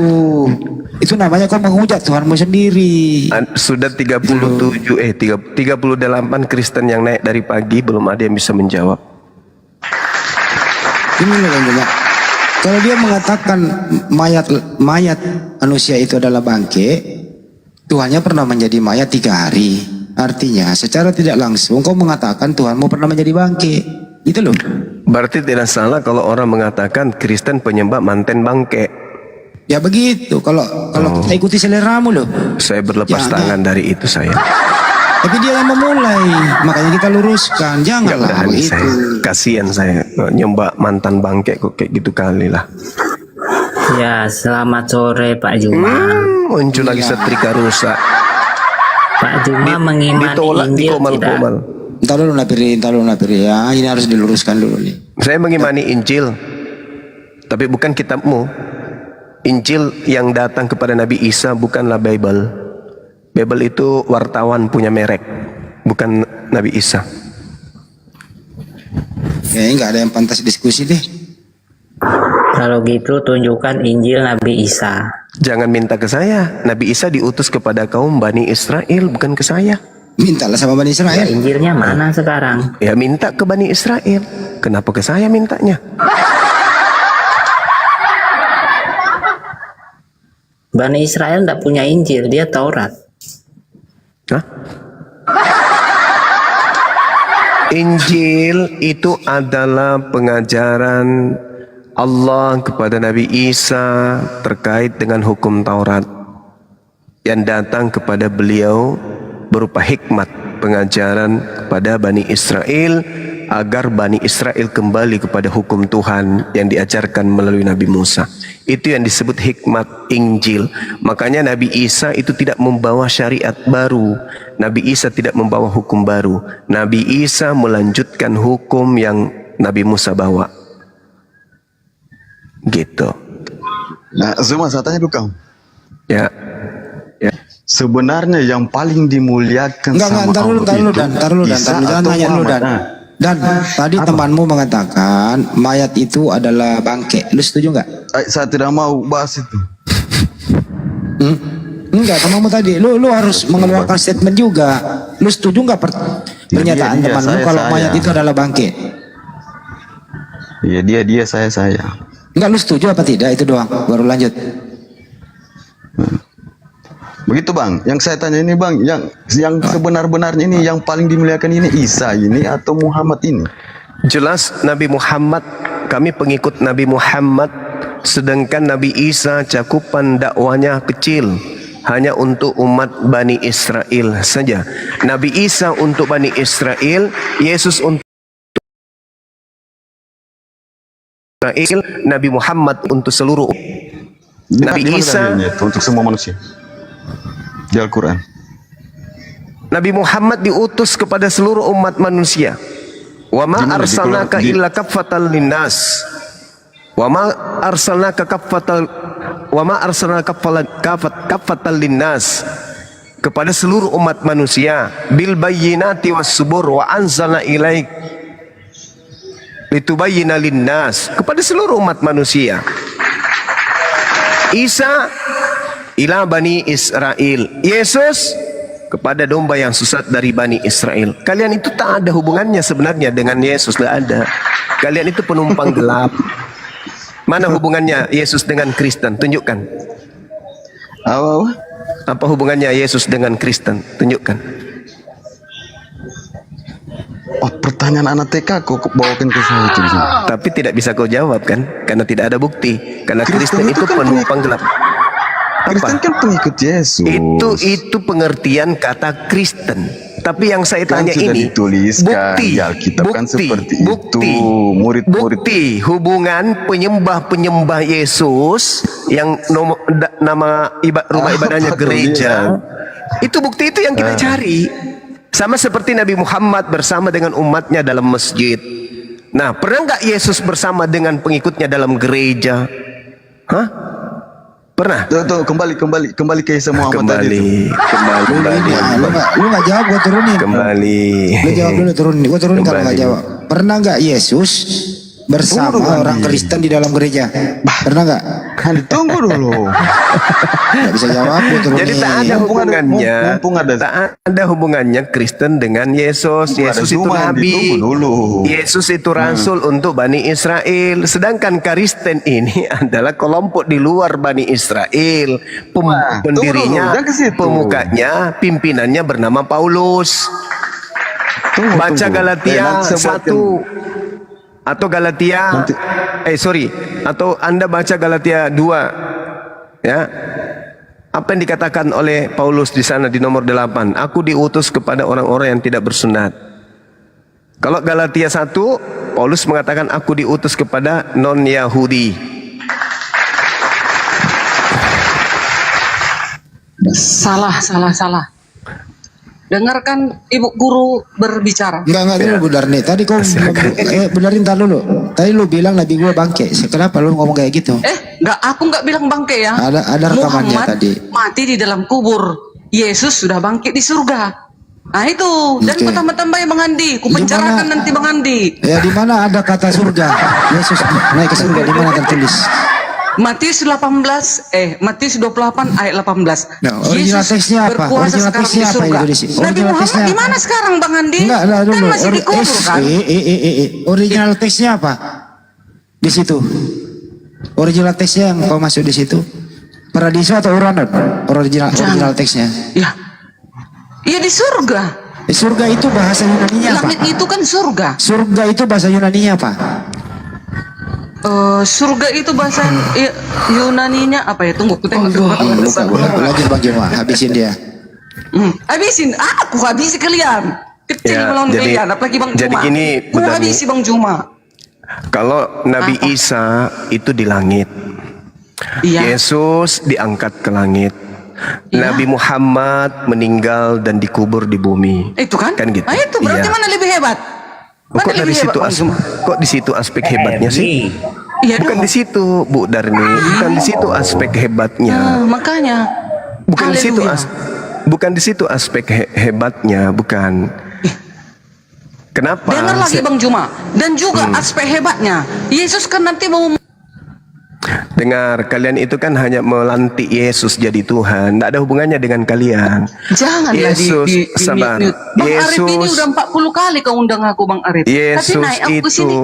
Yesus diangkat ke langit itu karena Yesus terancam ingin dibunuh, makanya dia diselamatkan oleh Tuhan. Itu karangan Bang Juma. Itu bukan karangan saya. Islam. Bukan karangan saya. Kalau begitu, karangan kalian. Jelas kalau begitu, di dalam Alkitab. Bu Darni sekarang sudah mulai ngotot juga, tidak mau berhenti bicara. Kalau begitu Anda katakan Bu Darni, tolong tunjukkan Enggak boleh gitu Bang Juma. Bang Juma apa. salah, kalian salah untuk mengartikan Alkitab kami kalian karang. Nah itu. Enggak nyambung. Ya, sudah Ibu lah yang bicara. Kalian yang enggak nyambung. Nah, Ibu ini tunjukkan ke saya. Tolong tunjukkan dosa apa yang Yesus lakukan sampai dia pantas untuk dihukum mati. Silakan.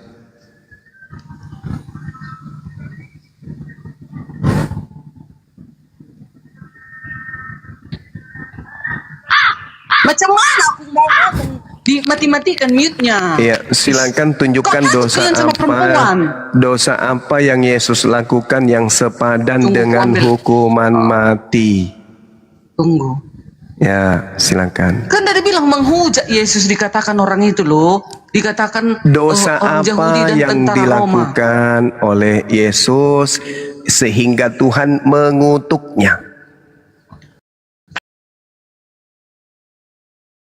Pada saat itu mengatakan anak Allah. Apa yang dilakukan oleh Yesus sehingga Elohim mengutuknya? Dia mengatakan anak Allah. Di mana dalilnya? Di mana dalilnya? Bukankah Tuhan sendiri yang mengakui bahwa Yesus itu adalah anakku? Kenapa pula dikutuk? Yesus inilah anakku yang kukasihi, kepadanya aku berkenan. Yohanes 3 nomor 16. Kenapa pula dikutuk gara-gara dia mengaku anak Allah? Sedangkan Allah sendiri, Tuhan sendiri menurut kitab Anda mengaku dia, inilah Yesus anakku. Itu si Theos sendiri yang mengaku. Theos yang mengakui Yesus sebagai anaknya. Kenapa pula dia dihukum oleh Theos karena dia mengaku anak? Gila. Ayo. Ini ayatnya. Ayatnya Matius 16 ayat 16 yang berbunyi, maka jawab Simon Petrus, engkau adalah Mesias, anak Allah yang hidup. Nah, makanya dia pada saat itu menghujat Allah karena dia mengatakan anak Allah. Anda baca Yohanes 3 nomor 16 itu perkataan siapa? Itu datanya. Semua itu dikumpulkan orang Coba Yohanes 3 nomor 16 yang berkata inilah anakku itu siapa?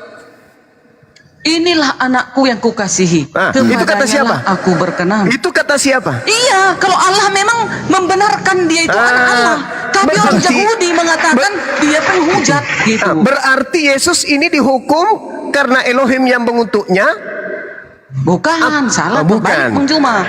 Yesus dihukum karena mengatakan kau dia di sini. anak Allah. Oke. Tidak. Kena kau di sini. Kecil ini karena di otakku Kena itu. kau di sini. Kena kau di sini. Enggak kena. Coba Anda baca Ulangan 21.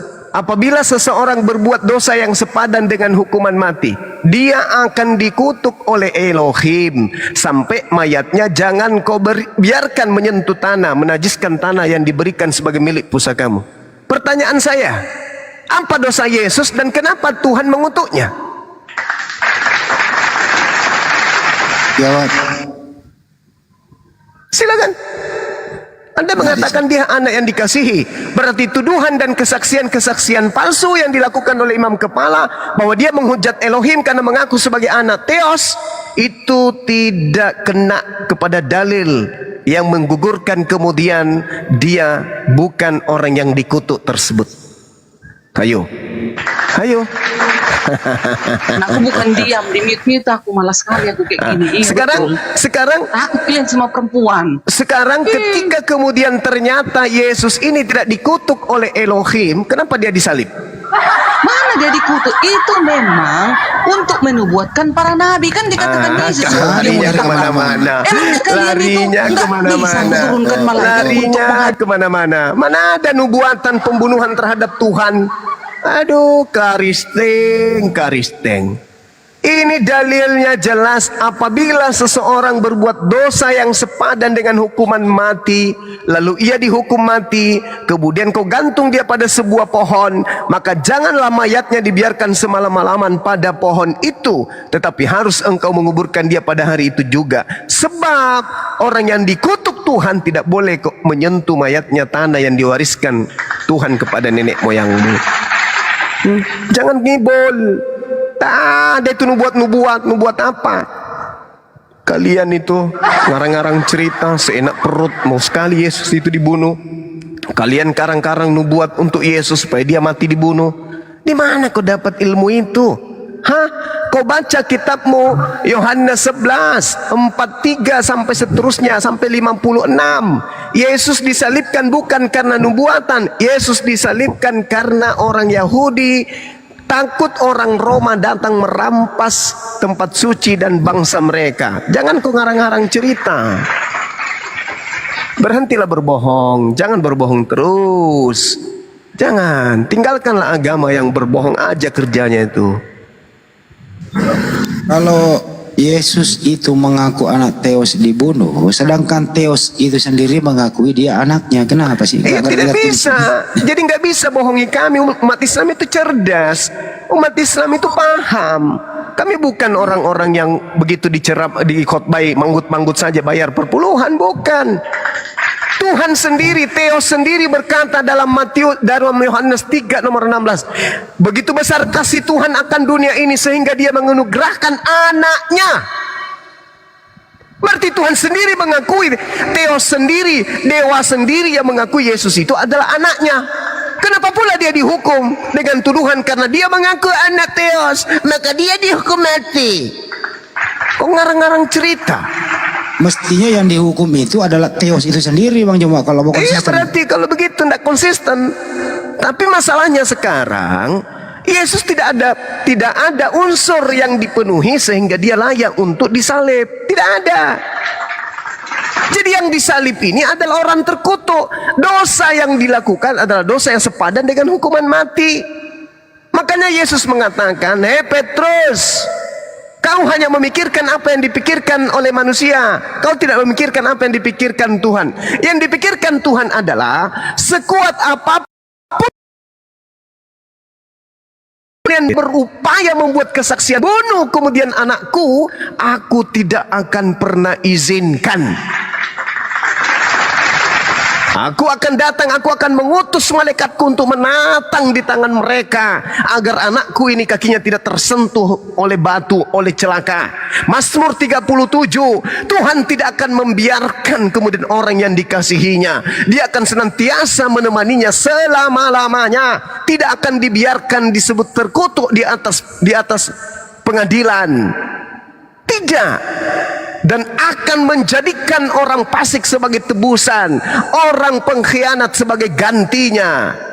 Ketika dia disidang kemudian tidak akan pernah dikatakan terkutuk, dengan panjang umur aku akan mengenyangkan dia. Belajarlah teman-teman, belajar. Jangan asal dogma saja. Jangan mentang-mentang kalian Kristen, kalian merasa kalian lebih paham Bible. Tidak. Tidak menjamin. Tidak menjamin.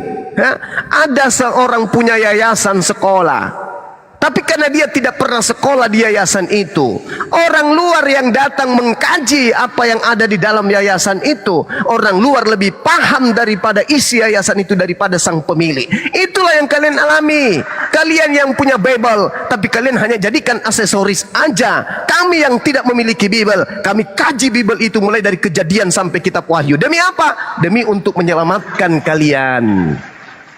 Jadi jangan sombong kepada kebenaran. Katakan benar yang benar, katakan salah yang salah. Ditanya apa sebabnya Yesus harus disalibkan? Dia manusia suci, dia tidak punya dosa, dia bukan pemakan suap, dia bukan pengkhianat, bukan orang kafir ingkar kepada Tuhannya. Tidak. Yesus adalah orang yang saleh, Yesus adalah orang yang taat, Yesus adalah orang yang patuh untuk menjalankan segala perintah Tuhannya. Kenapa pula dibunuh? Untuk bang, untuk apa? Untuk dosa-dosa kami bang. Dari mana kau dapat konsep itu, Cak Ayu? Dosa tanggung masing-masing. Semua. Selamat sore semuanya. Ya, sore. Terang, dosa apa yang diperbuat oleh Yesus sepadan kenapa dia dihukum mati? Silakan. Pertanyaan yang sangat baik, sangat bagus sekali pertanyaannya. Jadi dosa apa yang dilakukan Yesus sehingga ia mati di tiang salib? Dosanya tidak ada sama sekali. Tetapi mengapa? Ya, mengapa Yesus disalib? Karena umat Yahudi menolak dia sebagai Mesias atau anak Allah itu tadi. Ya, ketika umat Yahudi menolak dia sebagai Mesias, sudah dijawab tidak ada dosa. Udah tidak ada dosa Bang Joma. Ya. Jadi kalau seperti itu jawabannya ya. Ya, berarti jawabannya gampang sekali tuh. Berarti kalau Yesus tidak ada dosa, Tuhan mengatakan di dalam Keluaran 23, jangan kau membunuh orang yang tidak bersalah. Jangan kau membunuh orang yang benar. Sebab aku Tuhan tidak akan membenarkan orang yang bersalah. Itu perintah. Jangan kau membunuh orang yang tidak bersalah. Yesus tidak punya salah. Berarti pembunuhan terhadap Yesus pelanggaran firman Tuhan. Pelanggaran firman Tuhan menyebabkan masuk neraka, bukan masuk surga. Justru pernyataan ini harus dibalik. Ya, pernyataan ini harus terbalik. Ya, siapakah yang menyalibkan Yesus? Yaitu orang-orang yang menolak dia sebagai Mesias. Oke, ya, berarti dia penyaliban sebagai anak Allah, itulah yang menyalibkan dia. Gitu. Berarti penyaliban ini melahirkan dosa atau menebus dosa? Halo. Jadi penyaliban ini ya kita tarik dari kitab Yesaya. Jawab itu aja. Semua adalah mulai masuk ke dogma. Mulai masuk ke dogma pembodohan. Mulai masuk ke dogma pembodohan. Penyaliban itu dijawab aja. Penyaliban itu tapi supaya dijawab. Penyaliban mulai itu melahirkan dosa. Penyaliban itu melahirkan dosa atau menebus dosa? Jawab aja. Menebus dosa. Nah, itu.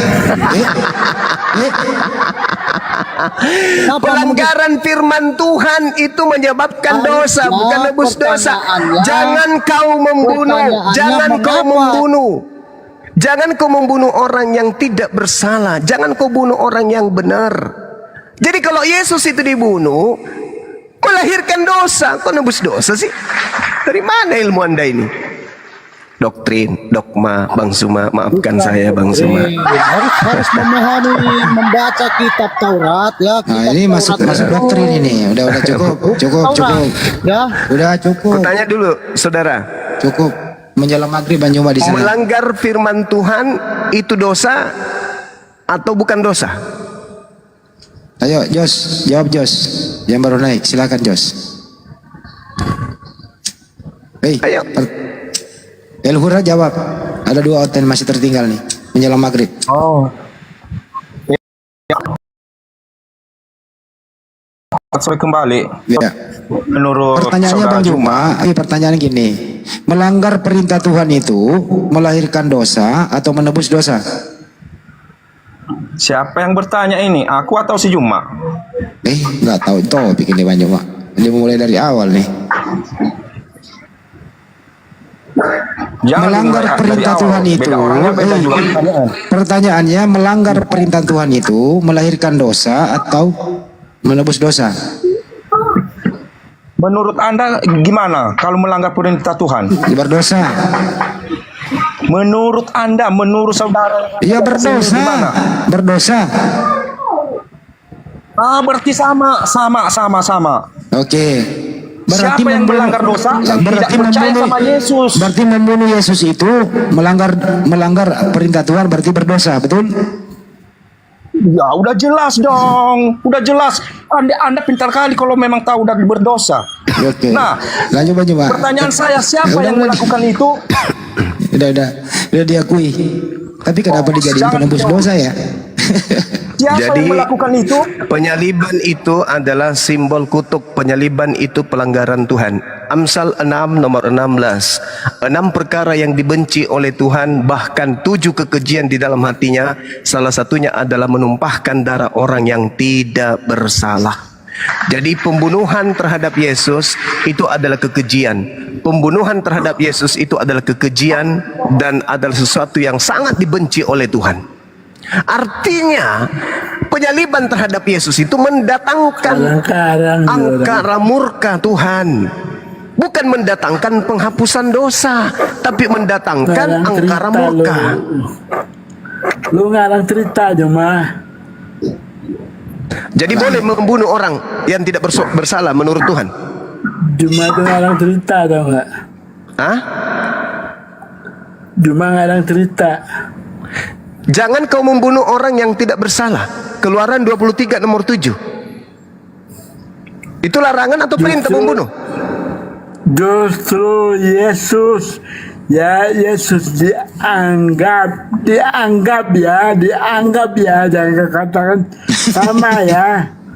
Ya, saya tanya, jangan kau membunuh orang yang tidak bersalah. Pertanyaan saya, itu perintah membunuh atau larangan membunuh? Leluhur jawab. Yang jawab atau saudara yang lain? Nggak bisa dia, bahasa Indonesia nggak lancar temanmu ini. Yang kau aja yang bisa dikit lah.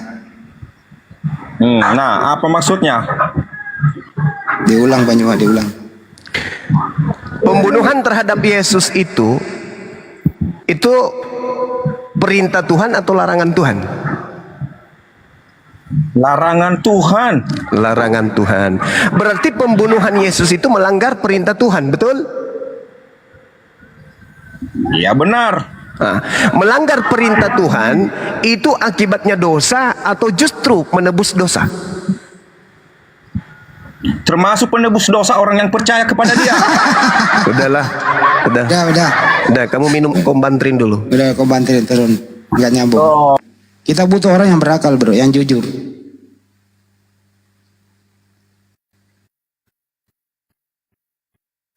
Kita butuh orang yang jujur. Masa udah tahu perintah Tuhan itu kalau dilanggar berdosa, bukan menebus dosa. Gimana sih? Ini sudah berisik dari tadi ini. Berisik lu tempat lu.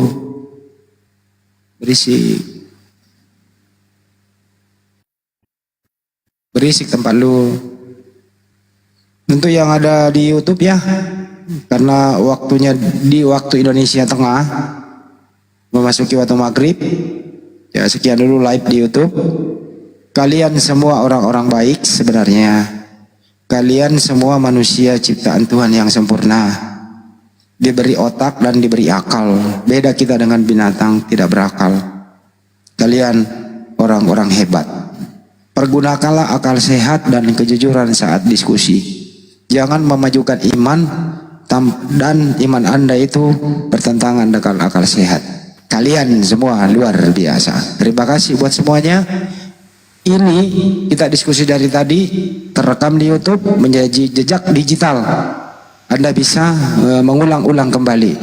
Ada di Jogil Mabas, ada di Handis Lebes, ada di Bible Berjalan. Terima kasih buat semuanya. Waktu Indonesia Tengah, selamat menunaikan ibadah sholat maghrib. Sampai jumpa. Assalamualaikum warahmatullahi wabarakatuh.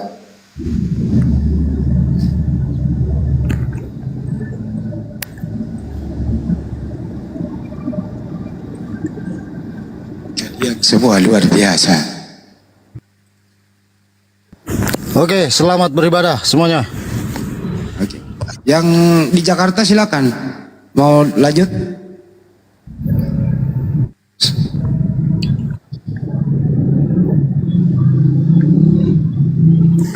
Topiknya apa lagi? Lanjut.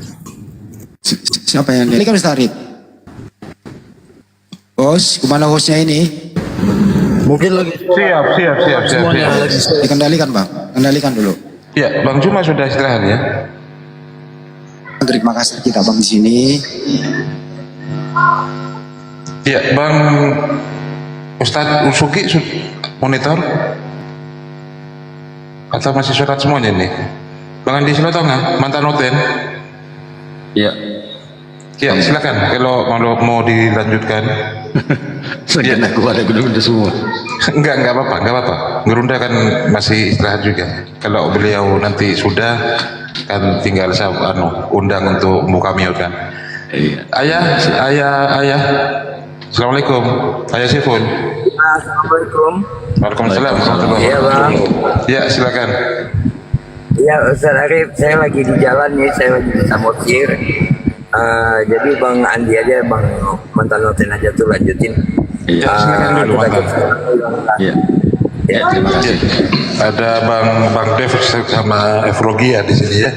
Silakan dilanjut dulu Bang. Izin Gerunda semua ya. Saya mengikuti jalur tadi ya, jalur cerita tadi tentang Yesus disalib atau tidak ya. Jadi saya membukanya ya di Matius 22 ayat 37. Jawab Yesus kepadanya, kasihilah Tuhan Allahmu dengan segenap hatimu dan dengan segenap jiwamu dan dengan segenap akal budimu. Jadi kita ini disuruh berakal ya. Bagaimana memilah ya sesuatu cerita ya. Bagaimana juga memilah suatu kitab. Apakah itu ceritanya benar? Apakah itu murni firman Tuhan? Dan apakah itu tidak dibelok-belokkan? Nah, kalau banyak saya pilih yang saya cermati ya tentang penyaliban Yesus. Apakah benar Yesus disalib atau tidak? Nah, saya juga selalu diskusi sama teman-teman Kristen. Saya selalu bertanya begini. Kalaulah Yesus disalib untuk dikatakan menyelamatkan dosa manusia kepada Tuhan, berarti kan maksudnya menebus dosa atau menyelamatkan manusia dari Tuhan. Nah, pertanyaan kan begini, kan Tuhan itu maha kuasa, berarti ngapain pula Tuhan yang harus disalib, harus menebus dosa? Tinggal dia bicara saja ya, misalnya dosamu telah kuampuni, seperti kata Yesus ya, dosamu telah diampuni ya, artinya dia bukan dia ngampuni. Karena sebenarnya ya manusia juga bisa mengampuni dosa sesuai dengan Yohanes 10 ayat berapa tuh ya. Bahkan juga di dalam doa Bapa kami ya yang pernah saya imani dulu, itu juga dikatakan situ bunyinya, seperti juga kami mengampuni orang yang berdosa bersalah pada kami. Nah, jadi seperti juga tadi diuraikan Gerunda Juma ya, memang betul ya, kalau di Keluaran 23 ayat 7 juga dikatakan, haruslah kau menjauhkan dirimu dari perkara dusta. Orang yang tidak bersalah dan orang yang benar tidak boleh kau bunuh, sebab aku tidak akan membenarkan orang yang bersalah. Nah itu, makanya di sidang Pilatus juga Pilatus cuci tangan 3 kali. Artinya dia tidak mau terbawa dengan arus kehendak oleh orang-orang Yahudi tersebut.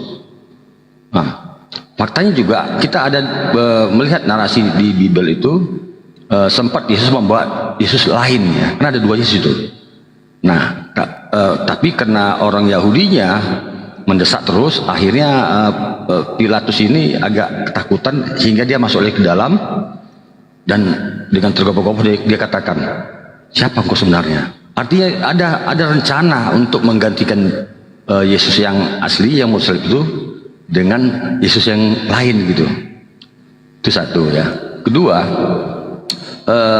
kalaulah tadi kita ikuti ya, jadi gagal logika ya kalau dikatakan Yesus itu Tuhan, tapi dia yang konyol. Menurut saya konyol nih kalau dia Tuhan, tapi dia nggak maha kuasa, karena harus disalib, harus mati. Di mana kuasanya? Selaku katanya Tuhan. Itu tadi konyol menurut saya ya. Tinggal kun fayakun kalau kita di Islam ya, kun fayakun. Jadi-jadilah, karena langit dan bumi jagat raya bisa diciptakan ya. Manusia diciptakan. Masa dia konyol gitu ya, mesti disalib untuk nebus dosa manusia. Konyol menurut saya. Itu satu poin yang logika falasi ya. Kedua, saya pernah juga bertanya kepada teman-teman Kristen ya, apakah penyaliban Yesus rencana atau rencana Tuhan? Mereka bilang iya. Ini konyol lagi menurut saya. Nah begitu. Faktanya kalau ini mereka katakan iya, berarti Tuhannya berkolaborasi dengan iblis. Ini kan kontradiksi menurut saya.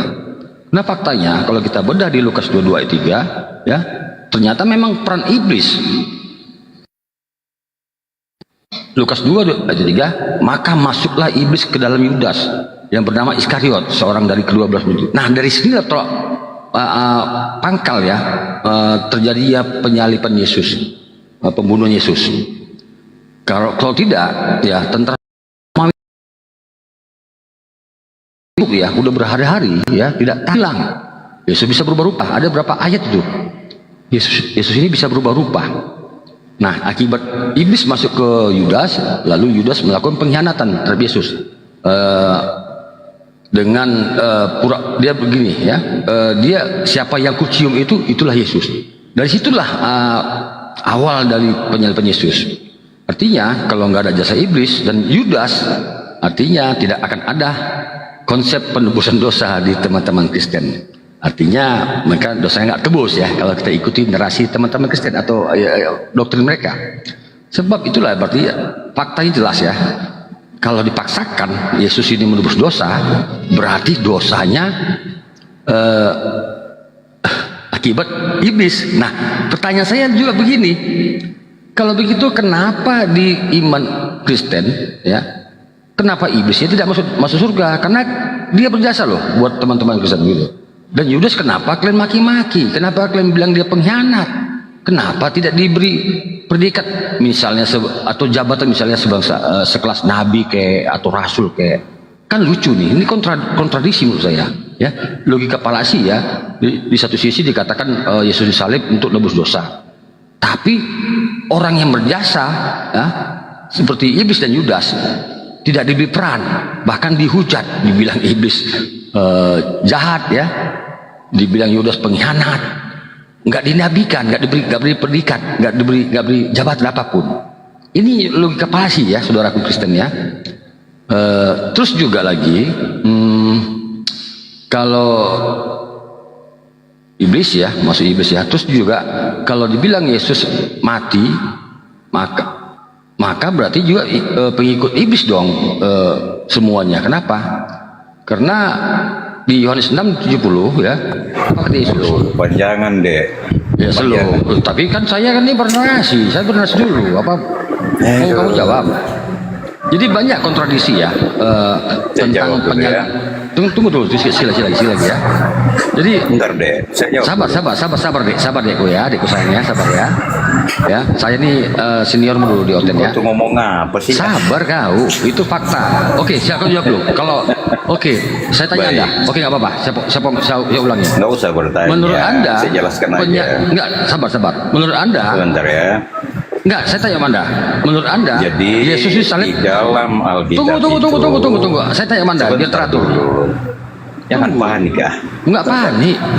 Apakah penyaliban Yesus rencana Tuhan? Jawab itu ya. Memang fakta. Enggak, jawab dulu. Apakah? Sebentar dulu ah. Kamu itu panjang banget narasi deh ah. Ya, silakan dulu. Sabar ya. Di dalam Alkitab memang Yesus itu disalib dan bangkit kembali. Itu sesuai dengan perkataan Yesus sendiri ya. Nah, di dalam iman namanya doketisme pada abad kedua, memang ada namanya dogma gnostik di situ mengatakan bahwa Yesus diserupakan. Ya, mengapa mereka mengatakan demikian? Karena menurut tokoh bernama Valentinus, Yesus itu tidak datang sebagai manusia, jadi hanya berupa roh. Jadi mereka berasumsi bahwa roh tidak mungkin bisa disalib. Akhirnya mereka berpendapat bahwa yang disalib itu adalah Simon dari Kirene yang membantu memikul salib Yesus ke Golgota. Nah, itulah yang mempengaruhi di dalam An-Nisa 157 gitu loh, dogma itu. Makanya di dalam ayat itu, ntar dulu sebentar ya. Di dalam ayat itu dikatakan bahwa mereka berselisih paham tentang siapa yang disalibkan. Nah, maksud ayat itu bahwa yang berselisih paham itu adalah orang-orang Kristen garis utama dan paham doketisme gitu loh. Jadi orang Kristen garis utama mengatakan Yesus disalib sesuai dengan data Alkitab. Sementara orang doketisme mengatakan Yesus diserupakan. Nah, itulah yang dimaksud di dalam Al-Quran bahwa mereka berselisih paham. Ini ada asumsi. Coba saya tanya pertanyaan saya tadi. Paham ya? Anda jawab.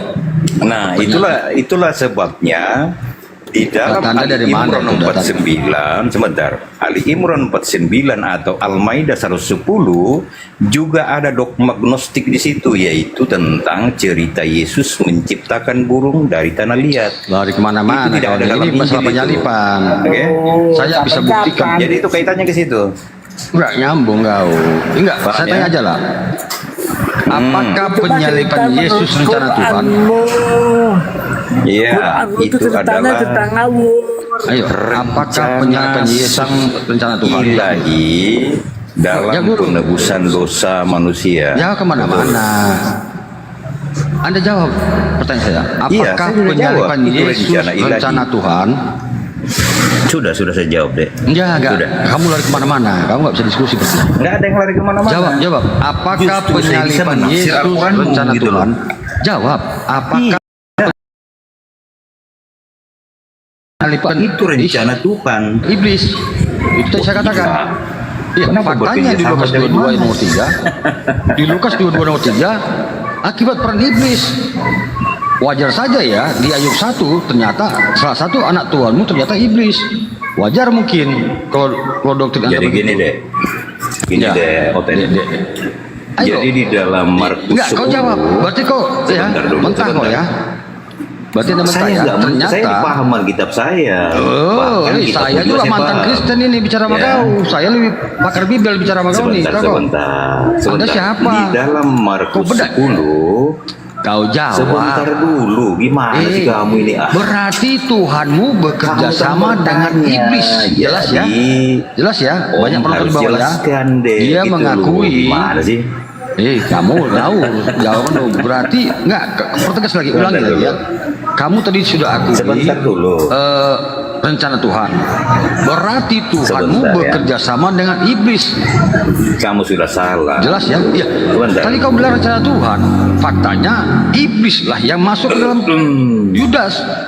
Lalu Yudas mencium Yesus ya, hingga akhirnya tentara Romawi mengenal Yesus yang mana orangnya. Jelas ya?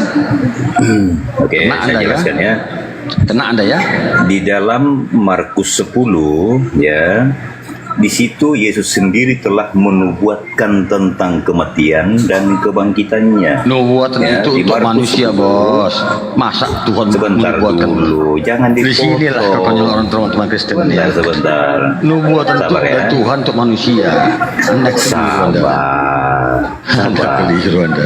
Kamu kan bertanya deh. Tuhan jawab tuh. Kalau dia punya nubuatan, berarti dia bukan Tuhan. Kamu jangan kayak Suma gitu loh. Enggak. Coba lah, gantian karena Anda kalau berdiskusi. Karena Anda melebar-lebar ngawur. Loh, jelas Anda ngawur. kamu kan yang bertanya deh. Loh, Ya saya iya, jawab lah. ternyata Tuhan Anda Gimana bekerja sih? sama dengan iblis. Wajar Nah, saya saja. jelaskan ya. Sabar. Wajar Sebentar. saja di Ayub 1 ternyata salah satu anak Tuhan adalah iblis. Sebentar dulu. Ya, Ini jelas ya? diskusi atau apa? Enggak. Ya saya bantah narasi Anda yang keliru. Saya bantah narasi Anda yang keliru. Saya pertegas Coba narasi kita Anda buka yang terbantahkan itu. di dalam Markus 10 Jadi ayat kawan-kawan ya. yang ke-32 Jadi dia diakui dengan ya. ayat 40. Ternyata memang rencana Tuhan, bahkan katanya sudah dinubuatkan. Ya wajar saja. Ternyata salah satu anak Tuhan mereka, anak Allah katanya, adalah Kamu itu mau dijawab, kok nggak mau gitu loh gimana Jawab sih? tadi udah mentah. Oke, kita masuk kedua ya. Makanya ya, saya bisa membuktikan ya, Yesus sendiri tidak rela disalib. Artinya narasi Anda tadi tertolak ya. Yesus sendiri tidak rela disalib ya. Saya bisa buktikan dalil-dalilnya. Contohnya begini ya. Sebentar dulu, kamu kok ngerocos terus gitu. Enggak, dalil Anda sudah terbantahkan ya. Si Yesus Lah, sendiri apanya aja sudah. terbantahkan? Saya belum menjelaskan apa-apa. Udah Anda jelasin tadi. Anda bilang rencana Tuhan. Satu, udah terbantah, Lah, udah iya, keliru. saya sudah menjelaskan kenapa ada dogma diserupakan di dalam An-Nisa 157.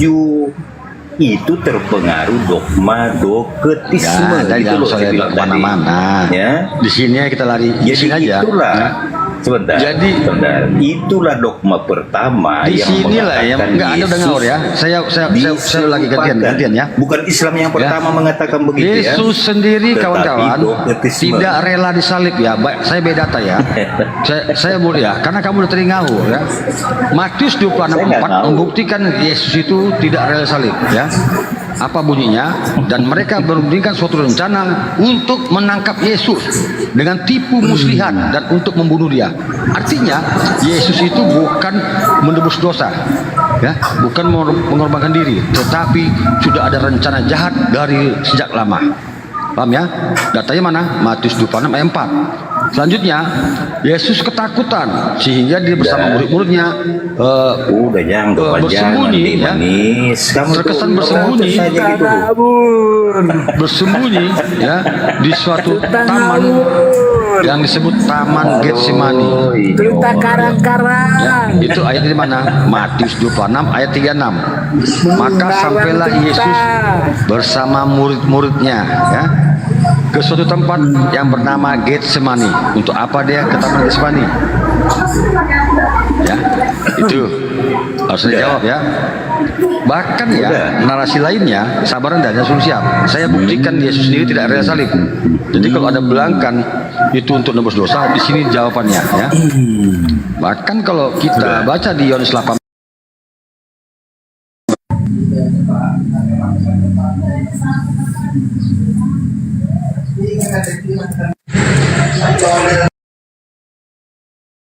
tempat semua orang Yahudi berkumpul. Aku tidak pernah berbicara sembunyi-sembunyi. Artinya dia mulai protes, ya. Bahkan kalau kita baca lagi di Matius 26:55, dia makin jelas protesnya. Apa katanya lagi? Pada saat itu Yesus berkata kepada orang banyak, sangkamu aku ini penyamun, maka kamu datang lengkap dengan pedang dan padahal tiap-tiap hari aku duduk mengajar di bait Allah dan kamu tidak menangkap aku. Jelas sekali ya, narasi-narasi dari ayat itu membuktikan Yesus sendiri tidak rela salib. Coba kita baca lagi di Yohanes 8:40 ya. Tapi yang kamu kerjakan ialah berusaha membunuh aku, kata Yesus. Bayangkanlah, dia sudah berkata berusaha membunuh aku. Ya, aku seorang yang mengatakan kebenaran kepadamu, yaitu kebenaran yang kudengar dari Allah. Pekerjaan demikian tidak dikejar oleh Abraham. Bayangkan ya, dia sendiri sudah tahu ya, berusaha membunuh dia dan sudah mulai kecewa. Kita lanjut lagi ya, kita bacakan Yohanes 18:22 ya. Pokoknya Islam takut. Dia juga ya, ketika Yesus mengatakan hal itu, seorang penjaga berdiri di situ, menampar dia mukanya sambil berkata, begitukah jawabmu kepada imam besar? Jawab Yesus kepadanya, jikalau kataku salah, bukan salah di mana, ya. Tapi jikalau kataku ini benar, mengapa engkau menampar aku? Ya. Bahkan lagi ya, kalau kita baca dia selanjutnya, Di Lukas 22, Yesus semakin ketakutan karena sudah makin intens ya tentara Romawi untuk menangkap dia. Ayat ini mana ya? Di Lukas 22 44. Yesus sangat ketakutan dan makin bersungguh-sungguh berdoa. Peluhnya menjadi seperti titik-titik darah yang bertetesan ke langit. Bayangkanlah, semakin ketakutan dia sehingga dia terus berdoa. Artinya takut dia. Selanjutnya, ya, Yesus memerintahkan murid-muridnya untuk mengumpulkan pundi-pundi dan menjual jubah. Apa sih? Ini data ya. Jadi konsep penebusan dosa Anda ternyata terbantahkan dengan data-data ini. Oke. Apa kata jawab mereka? Suatu pun tidak, katanya kepada mereka. Tetapi sekarang ini siapa yang mempunyai pundi-pundi, hendaklah ia membawanya. Demikian juga yang mempunyai bekal. Dan siapa yang tidak mempunyai, hendaklah ia menjual jubahnya dan membeli pedang. Bayangkan, mengumpulkan pundi-pundi, ya, disuruh menjual jubah untuk membeli pedang. Pedangnya untuk apa? Apa untuk memotong bawang? Mau motong pohon? Enggak toh. Ternyata pedang ini sudah sempat memotong ya, memutuskan kuping imam besar. Ya, itu faktanya ya. Terjadi perlawanan kawan-kawannya. Bahkan Yesus juga menyuruh muridnya berjaga-jaga kawan-kawannya. Jadi jelas ya, Yesus itu ketakutan dan menyuruh muridnya berjaga-jaga dari kedatangan tentara Romawi. Jadi ini sangat terbantahkan ya. Kalau Yesus itu ya dikatakan nebus dosa, tetapi ada banyak ayat di sini yang saya paparkan terkesan memang Yesus itu tidak rela salib. Bahkan juga ya muridnya ada yang ketiduran kawan-kawan. Dia takut sebenarnya dia loh. Enggak takut saya belum siap bernasi karena ini harus lengkap dijabarkan ya. Bahkan murid Yesus marah ya, ada murid yang ketiduran. Kita baca di Matius 40. Setelah itu Yesus kembali kepada murid-murid itu dan mendapat mereka segala itu. Dan Yesus berkata kepada Petrus, tidakkah kamu sanggup jaga satu jam saja dengan aku? Marah di Yesus. Nah, selanjutnya di narasi lainnya di Matius 26 ya, Yesus mengancam. Apa kata kepada tentara Romawi? Apakah kau sangka aku tidak dapat meminta kepada Bapakku supaya pada saat itu juga dia mengirimkan kepadaku para malaikatnya lebih dari 12 pasukan banyak. Bayangkanlah kalau dia rela salib ya, kalau dia untuk penebus dosa, ngapain dia ngomong gitu bro? Kan ini enggak logika saudaraku ya. Nah, terakhir ya Yesus ya semakin ketakutan, terus dia berdoa kepada Bapaknya. Apa katanya di Matius 26 ayat 9? Maka Yesus maju sedikit lalu sujud dan berdoa, katanya, ya Bapakku, jikalau sekiranya mungkin biarlah cawan ini lalu daripadaku, tetapi janganlah seperti yang ku kehendaki, melainkan seperti yang Engkau kehendaki. Ternyata sebagai anak yang soleh, doa Yesus dikabulkan ya. Kita boleh baca ya di Ibrani 5:7. Ternyata sebagai anak soleh, doa Yesus dikabulkan. Jadi di mana penebusan? Di mana Yesus mati salib? Kalaulah dikatakan inilah anak yang kukasihi, hanya kepadanya lah kuberkenan dan dengarkanlah dia, mana bukti anak dikasih kalau dia salib? Berarti Tuhan nggak sayang sama dia. Ayo silakan Anda jawab. Sudah. Ya silakan jawab. Baik. Buktikan. Tadi kamu membawa narasi bahwa mereka diperintahkan membawa pedang, ya kan? Kamu baca membeli pedang. Nah, tujuannya apa pedang itu?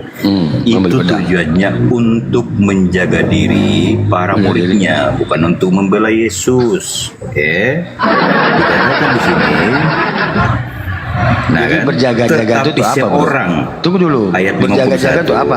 Sebentar dulu. Berjaga-jaga itu apa? Enggak jawab. Sebentar. Kami ini kok dia berjaga-jaga gitu membeli pedang menjual jubah itu apa?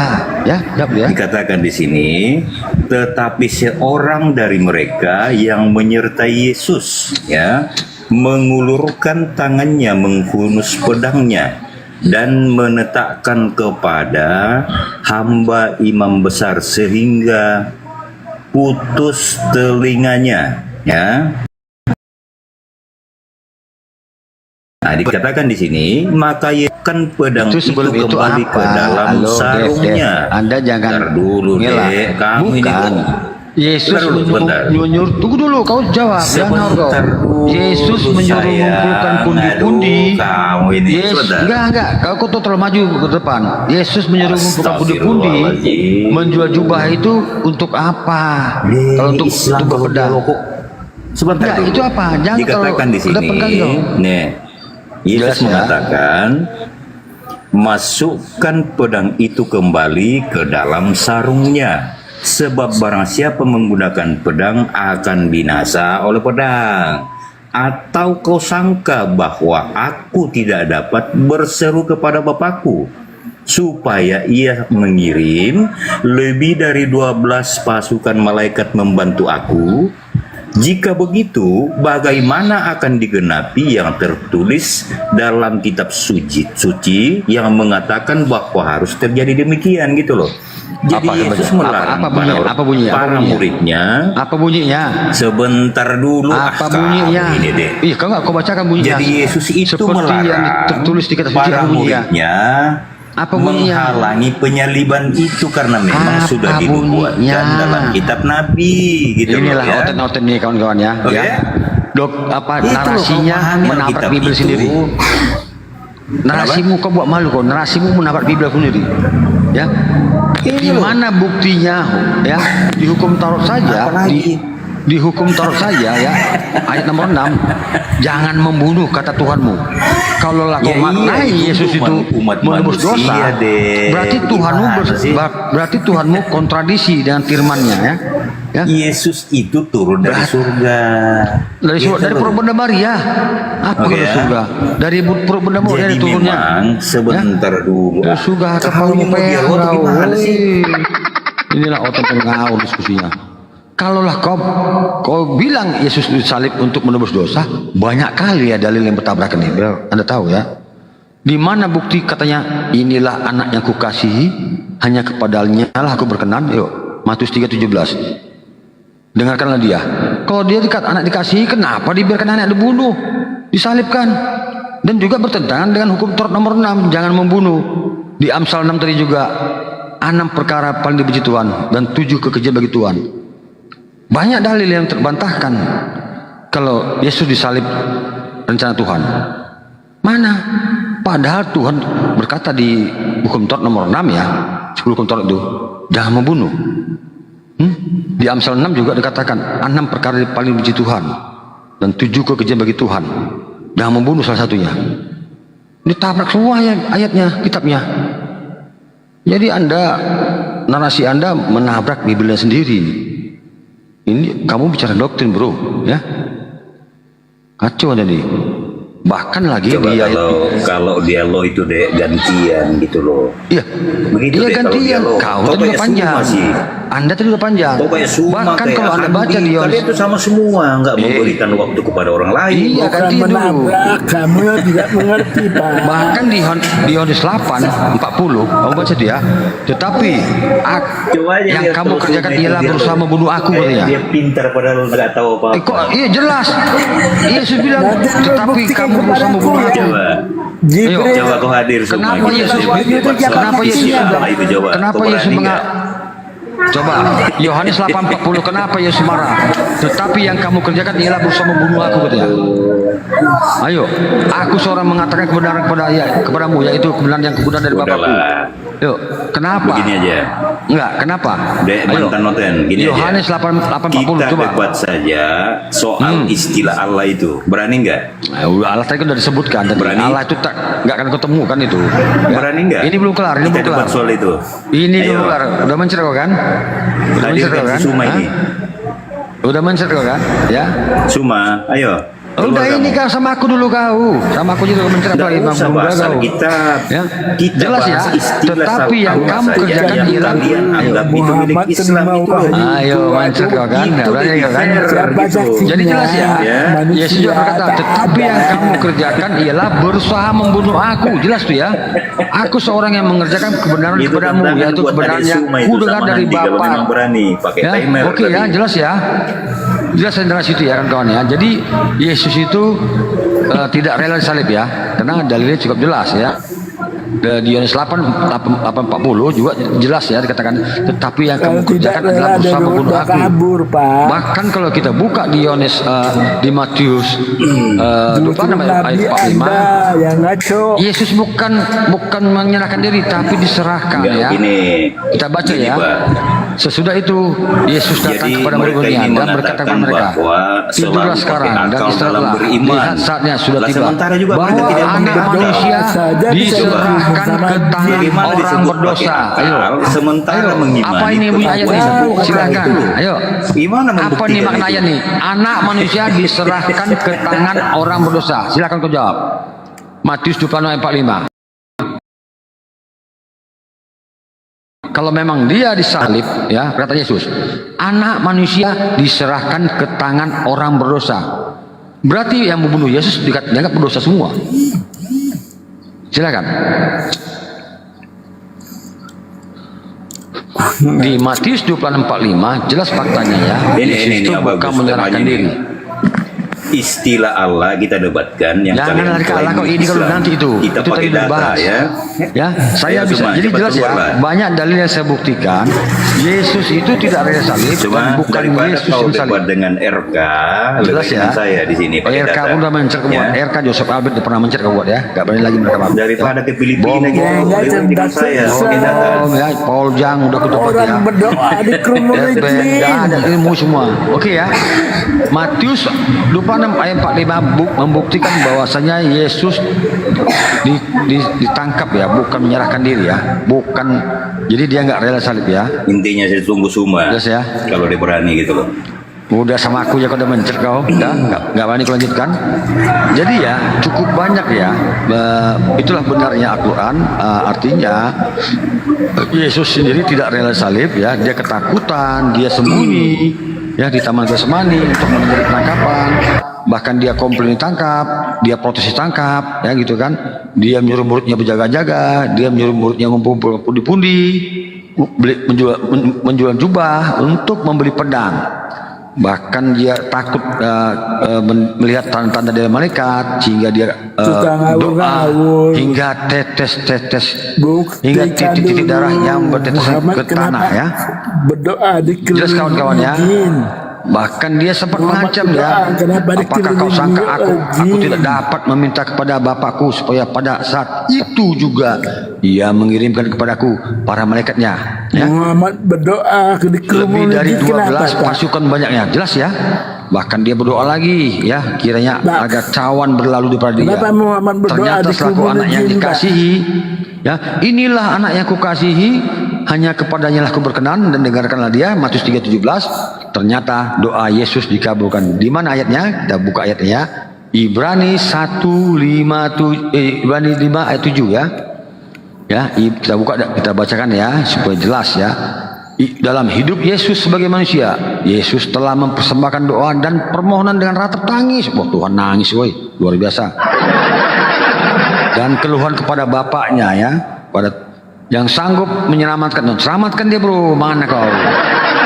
Yang menyelamatkan dia dari maut. Maut itu apa? Kematian. Berarti Yesus tidak mati karena yang sanggup menyelamatkan dia dari maut, dan karena kesolehannya doa Yesus didengarkan. Jadi sangat jelas kawan-kawan ya. Kalau kita baca Ibrani 5 nomor 7 ini, ternyata doa Yesus dikabulkan. Ya, wah, ya betul, karena katanya kata Bapaknya di Matius 3:17, inilah anak yang kukasihi, hanya kepadanya lah aku berkenan dan dengarkanlah dia. Dikabulkan. Baca Ibrani 5:7 ya. Teman-teman Kristen di bawah dengarkan ya, semoga banyak tercerahkan. Bahkan kalau kita baca lagi di Matius 7:5 ayat 5 ya. Matius 7:5 apa bunyinya? Dan tiba-tiba sedang ia berkata-kata, turunlah awan yang terang menaungi mereka, dan ini dia. Dari dalam awan itu terdengar suara yang berkata, inilah anaknya. Itu tadi ya. Jadi inilah anak yang kukasihi, itu ayatnya ada 2 kali Tuhan berkata ya, di Matius 3:17 juga di Matius 17 ayat 5. Bahkan juga Paulus sendiri mengaku ya bahwa Yesus juga mati ya. Kita bisa baca di Kisah Rasul 25. Mbak, ini sebenarnya diskusi sama orang apa sama kambing conge nih? Ngomongnya gitu loh. Iya nih, siapa nih? Orang dungu kayak gini.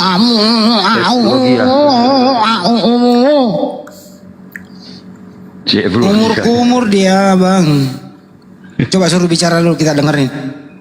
Eplog apa, coba kau ngomong dulu, kita mau dengerin suara lu. Kayak apa sih suara lu? Coba ngomong. Ya silakan bantah dulu ya. Ada kelilingnya jin. Dikerumuni jin ya Muhammad. Silakan bantah narasiku. Muhammad doa Soal lain dong. dikerumuni jin. Silakan bantah narasiku. Ya, aku tadi bernarasi Yesus tidak rela disalib. Ya, itulah buktinya dia itu ya. Kalau dia tidak rela, dia bisa kabur, Pak. Bisa kabur. Iya, buktinya dia bukan Tuhan karena dia bisa kabur. Ternyata dia tidak kabur kan? Iya, kenapa dia nggak kabur? Berarti dia bukan Tuhan. Masa Tuhan nggak bisa kabur? Karena dia saja nggak rela salib. Ayo, dia menyerahkan diri, Pak. Dia nggak rela salib, kenapa dia nggak kabur? Dia menyerahkan diri. Kepalamu peang ini, saya buktikan dia sudah berkali-kali bilang manusia akan diserahkan. Matius 26 ayat 45 dia tidak akan diserahkan. Ini ya, menyerahkan diri apa? Ya, Matius 26 45 ya. Sesudah itu Yesus datang kepada murid-muridnya dan berkata kepada mereka, tidurlah sekarang dan istirahatlah. Lihat saatnya sudah tiba bahwa anak manusia diserahkan ke tangan orang berdosa. Bukan menyerahkan diri, diserahkan, tokoh. Menyerahkan diri apa? Diserahkan, ya. Bukan menyerahkan diri, ngawur Anda melawan Bible ini ya. Kau ngarang-ngarang. Yuk, Matius 26 ayat 45 sampai 46. Ayo. Serahkan ke tangan orang berdosa. Di mana menyerahkan diri? Diserahkan. Memang dia menyerahkan diri kak. Faktanya dia ditangkap bro, digeret-geret. Memang dia menyerahkan diri. Dia itu ditangkap setelah dicium Yudas, langsung ditangkap di Romawi. Bagaimana pula kau belum menyerahkan diri buat malu oten ya kau nih? Di Matius 26:45. Di Matius 24:45 jelas dikatakannya anak manusia diserahkan ke tangan orang berdosa. Bertolak belakang dengan doktrin bukan? Jelas ya. Matius 24:45 ya, bukan menyerahkan diri tapi diserahkan ya, ditangkap, digeret-geret, dipikul salib ya, diludahi ya, sampai dicucuk lambungnya dan disalib. Menyerahkan diri apa kamu buat malu kamu? Jadi itu ya, jelas sekali ya kalau dikatakan inilah anak yang kukasihi, masa tuannya dibiarkan anak disalib, berarti nggak dikasih dong. Ternyata dikasih kan kawan ya. Kalau kita baca di Ibrani 5 nomor 7 ya, bahkan juga Paulus mengaku kok ya bahwasanya Yesus tidak mati ya. Kita baca di Kisah Rasul 25:19. Tetapi mereka hanya bersisi paham dengan dia tentang soal-soal agama mereka dan tentang seorang bernama Yesus yang sudah mati. Sedangkan Paulus katakan dengan pasti bahwa Yesus hidup dia bro. Ya? Akan juga kalau kita baca lagi di Lukas 24 ya, ini mempertegas ya bahwasanya Yesus hidup. Kenapa bunyi ayat begini?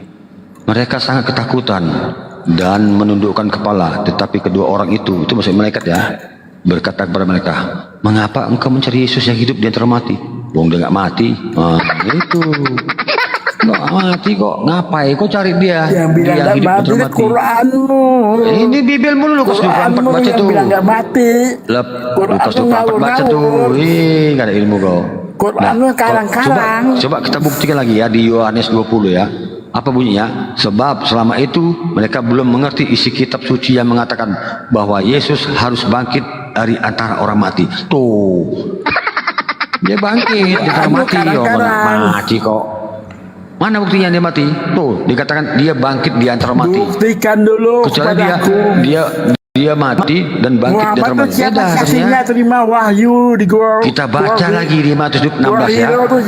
Matius 16:18 ini membuktikan lagi, mempertegas lagi Yesus tidak mati ya. Apa katanya? Dan aku pun berkata kepadamu, engkau adalah Petrus dan di atas batu karang ini aku akan mendirikan jemaatku dan alam maut tidak akan menguasainya. Bayangkan ya. Berarti kalau Yesus mati, alam maut menguasai dong.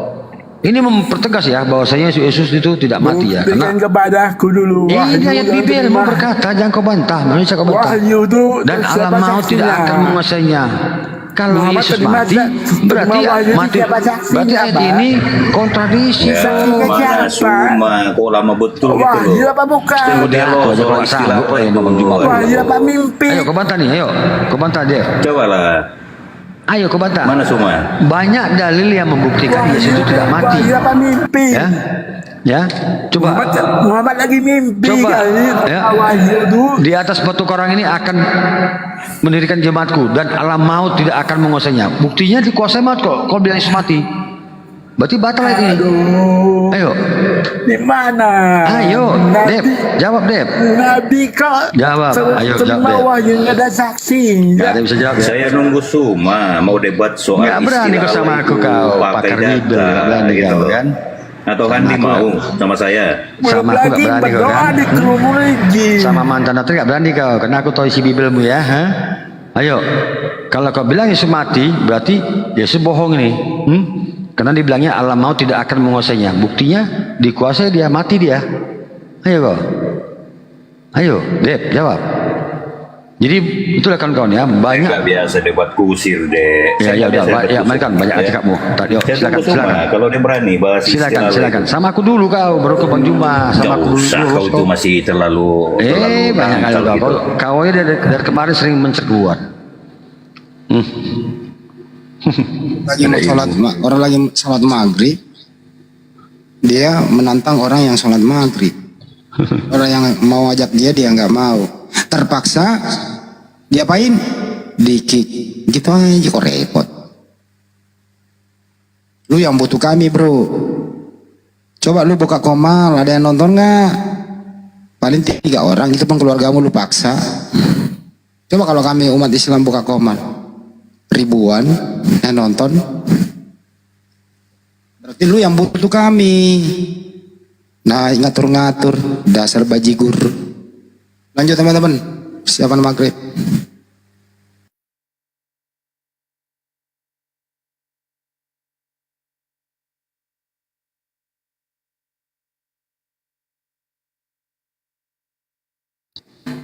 Mau melawan Bang Juma sama kita yang di bawah aja dia nggak sanggup. Oten. Mau pansus klaim sama Bang Juma ya. Sama kami sering mencer dia si Dep itu, banyak cakep itu. Coba kau bantah itu Dep, Oten ya. Matius 16:18 itu ya. Apa katanya? Kata Yesus, aku akan mendirikan jemaatku dan alam maut tidak akan menguasainya. Mana? Buktinya dia mati. Kalau kalian bilang dia mati, berarti dikuasai alam maut, dia mati dia. Oten, cakep aja kalian. Kalau kalian katakan dia mati, berarti alam maut menguasainya. Coba pikirkan lagi ya, Oten ya, teman-teman ya. Kalau kalian bilang ya sudah mati, ya, berarti mana? Itu Pak Ustaz. Apa itu Pak Ustaz? Ya silakan Pak. Iya, sebentar. Turn on noise reduction. Ya, sebentar dulu ya. Terima kasih atas teman-teman atas sampai hingga saat ini masih ada sekitar 900-an mata memandang ya. Biar kita tahu semua ketika Bang Zuma menantang debat CRK ya, baik melalui VT ya, Bang Zuma menjawab tantangan RK. Jangankan di Filipina ini ya, di rumah RK Bang Zuma tidak gentar ya. Jadi di rumah RK Bang Zuma tidak gentar. Ini tolong disaksikan, didengarkan ya kepada teman-teman semuanya. Sudah.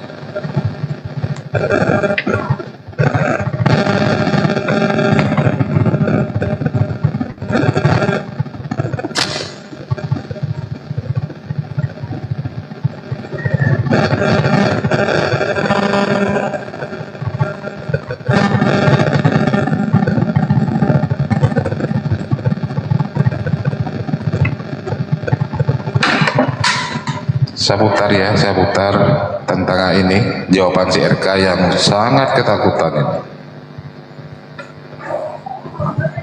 Jadi begini Bang, saya sebelum kepada arah seperti kata Allah, saya bisa insya Allah. Abang Kristen atau bukan? Saya Islam. Alhamdulillah. Selamat sore Bang RK ya. Selamat sore. Setiap saya bahas ke kata Allah, saya bisa insya Allah membahas. Namun saya tidak mau mendahului gurunda saya Bang Juma. Saya dalam hal ini naik ke sini mau bertanya, Bang Juma siap untuk debat dengan Anda. Kalau Anda keberatan di tempat manapun, Bang Juma siap datang ke rumah Bang RK. Gimana itu jawabannya Bang? Tapi dengan syarat tuh? Nggak ada, Bang Juma nggak ada syarat. Yang penting keamanannya dijamin. Yang penting keamanannya dijamin. Ya. Sudah saya jawab. Tantangannya itu di YouTube saya. Iya. Silakan cek YouTube saya. Jadi saya ingin kepastian, Bang RK berani nggak dengan Bang Juma? Oh berani dong. Ya. Gimana itu kira-kira? Ya siap. Di mana itu? Dan saya insya Allah dengan Bang Juma akan dikoordinasikan di mana itu, Bang RK. Kalau RK berani dong. Ya, Bang Juma ada syarat. Sebentar izin. Di Filipina berani nggak? Izin dulu. Sabar. Di Filipina berani nggak? Nggak usah di Filipina, di rumah Bang RK pun siap Bang Juma. Berani nggak? Kenapa harus jauh? Kenapa harus jauh? Di rumah Bang RK pun siap. Karena Indonesia ini, Bang. Kalau mereka tidak bisa menjamin, sebentar izin dulu. Sekali ewang dong. Ini komanya Bang RK ewang dong. Jadi kalau Bang RK di rumah Bang RK tidak berani untuk menjamin keamanannya atau akomodasinya, biar nanti kita akan acarakan itu. Kalau memang Bang RK berani nggak?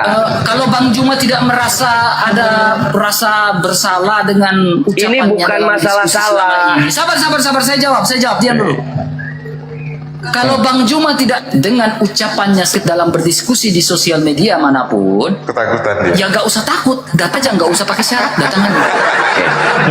Ini disaksikan ribuan orang, termasuk daripada yang seiman dari Bang RK dan seiman dari Bang Juma. Jadi tidak bisa kelanang-kelonong datang seperti itu. Ini kan harus dikoordinasikan dulu. Berani ya? Saya kalau berani di DM nomor WA. Ya sebentar. Izin dulu bicara, dengerin dulu. Saya akan DM nomor WA saya ke Bang RK. Yuk. Nggak usah Bang, karena saya nggak tunjukin nomor WA saya. Berarti Bang RK nggak serius dengan Bang Juma kalau begitu. Cuap doang. Kalau mau datang kita mampir. Berarti hanya cuap-cuap doang, menantang-nantang Bang Juma. Cuma cuap-cuap doang, berani nggak? Kalau berani, jangan banyak syarat. Begini, jangan banyak syarat yang sekiranya sulit dipenuhi. Itu si Juma pakai syarat. Nggak ada. Bukan saya yang pakai syarat. Juma yang mau itu pakai syarat. Tadi minta di Filipina. Si Juma itu tadi minta di Filipina. Nggak adanya aku yang pakai syarat. Ya, yang minta di Filipina siapa? Yang minta di Filipina siapa itu? Syarat bukan? Sekarang Anda tahu bahwa toleransinya tinggi. Dan intoleransi tinggi. Ketika Juma membuat 3 kali 24 jam, itu sama saja Juma tidak berani menerima tantangan saya. Karena 3 kali 24 jam itu, ya 3 kali 24 jam itu dia suruh saya urus izin dan lain-lain, ya izin 3 kali 24 jam kan katanya kan. Bang, kita ke stakeholder itu susah. Untuk urus izin itu susah, apalagi berbicara debat agama. Dan NTT termasuk toleransi tingkat tinggi. Mengurus izin untuk debat agama itu. Alasan. Oh hilang suaranya? Emang nggak tahu, emang sudah cukup. Ya, sebentar, masih ada lanjutannya ini. Oh iya. Ada TRK mengkick Bang Riki Ernawan ini. Oke, udah. Sudah. Datang aja kalau sudah. Giliran saya ngomong ya. Giliran saya ngomong. Boleh? Oke, oke. Syaratnya tadi di Filipina. Ini kan kalau diskusi dua arah dua orang ini harus sepakat dua-duanya. Kalau Bang Juma datang ke rumah Abang, minta disiapkan keamanannya, Abang sanggup nggak menyiapkan? Kalau tidak sanggup, maka kami akan koordinasi. Itu termasuk syarat nggak? Iya, syarat itu diajukan. Itu termasuk syarat. Sebentar dulu. Tadi Abang lagi ngomong, saya diem, Kalau Bang. dia tidak rasa ini, ya tinggal Bang, datang doang aja. iya. Abang udah lama diskusi tapi nggak bisa cara diskusi, gimana sih? Saya kan belum bicara. Abang tadi waktu bicara saya diem. Gimana? Ini kalau Bang Juma siap Sekarang mau diskusi nggak datang, kata Allah ini? saya tanyakan, Bang Juma kalau datang ke rumah Abang siap? Dengerin. Gak mau dengerin. Sudah cukup diturunkan. Jadi saya tanggapi ya. Ya tanggapi ya. Ini namanya laki-laki pengecut. Kenapa pengecut? Sepertinya dia punya duit, menantang ke Filipina. Yang biasanya yang menantang itu, yang mengundang, dia yang menyiapkan segalanya kan gitu. Ngapain jauh-jauh ke Filipina? Bang Juma dengan segala hormat meminta di rumahnya saja. Yang punya rumah tentunya kan menerima tamu dengan baik. Niatnya datang diskusi, bukan untuk aju jotos, kan gitu. Ya mestinya tuan rumah ya menyiapkan tempat yang baik. Nah kalau tuan rumahnya atau rumahnya reok atau rumahnya nggak memadai, kami dari API siap membantu menyiapkan tenda, menyiapkan kursi, menyiapkan surat izin kalau dia nggak sanggup. Artinya apa? Ini hanya bicara dalam hal paranoid, ketakutan, kira-kira begitu. Silakan Bang Juma. Ya baik, Masya Allah.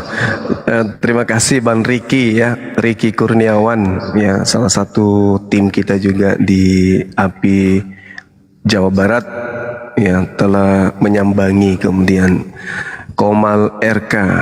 RK ini apa itu RK ya? Roh ketakutan. Nah itu cocok. Jadi roh ketakutan, ketakutan ke Bang Suma. Banyak alasan. Tadinya dia nantang saya ke Kupang, habis itu dia ke Makassar. Dia kan ya. Nah, lalu kemudian setelah itu nantang lagi di Filipina. Nah, saya jawab tantangannya, nggak usah ke Makassar sekali aja, biar aja saya yang ke tempatnya dia di Kupang, kan gitu, di NTT, kan gitu. Gampang. Nah, ternyata setelah saya kasih waktu 3 kali 24 jam, dia plesetin. Seakan-akan 3 kali 24 jam itu adalah izin-izinnya segala macamnya untuk ngurus semua sampai terjadinya dialog. Itu cuma akal-akalan dia. Maksud saya 3 kali 24 jam itu adalah jawaban dari dia untuk menyikapi kesanggupan saya menjawab tantangan beliau. Bukan segala sesuatunya disiapkan dalam 3 kali 24 jam. Silakan jawab dulu, iya, saya terima tantangannya. Saya siapkan, saya penuhi syaratnya. Ya biar bagaimanapun harus ada izin keramaian karena pasti rame. Harus ada jaminan keamanan karena itu pasti syarat dengan keributan. Nah, kalau misalnya itu sudah terpenuhi, ya, misalnya sebulan baru terpenuhi, ya sebulan baru saya ke sana. Saya cuma mau jawaban saya itu disikapi, diterima gitu loh. Dia minta, ayo kita diskusi tentang nama Allah di Kupang, di NTT. Saya jawab, ayo. Nah, setelah saya jawab ayo, saya bersedia datang. Apa jawabanmu sekarang? Sekalipun saya tidak minta bahwa harus jamin saya keselamatan, harus Anda siapkan itu karena saya tamu Anda, saya saudara Anda yang datang ke tempat Anda. Harus Anda siapkan meskipun saya minta. Jangan jadikan lagi alasan bahwa begini bla bla bla, dia begini, dia bikin syarat lu. Memang harus kayak begitu. Acara sunatan massal aja harus ada izin keramaian. Harus ada jaminan keamanan acara sampai selesai. Kok jadinya lawak-lawak? Seakan-akan saya minta syarat yang berat. Tidak, saya pakai tiket sendiri, saya nginap di tempat sendiri, saya bayar sendiri. Saya tidak seperti Anda. Anda minta 200 juta, saya enggak. Kalau perlu nanti sampai di sana, kalau saya lihat Anda ini ya taraf hidupnya di bawah, ya di bawah lah ya, atau menengah ke bawah, saya bisa bantu. Misalnya Anda butuh apa gitu, beli periuk, beli panci, beli peniti atau apa, saya akan bayar. Atau mau dipasangkan wifi di rumahnya, saya kasih. Tapi itu dong, jangan Anda berkoar-koar seakan-akan Anda itu paling hebat. Giliran dijawab tantangannya seperti kura-kura. Tadinya kepalanya keluar, begitu ada singa masuk kepalanya kembali. Memalukan, banyak cerita. Anda bikin PT nantang di TikTok, sekarang Anda bikin YouTube, jawabannya ada di YouTube. Apa itu maksudnya apa? Jadi ini sudah selesai ya.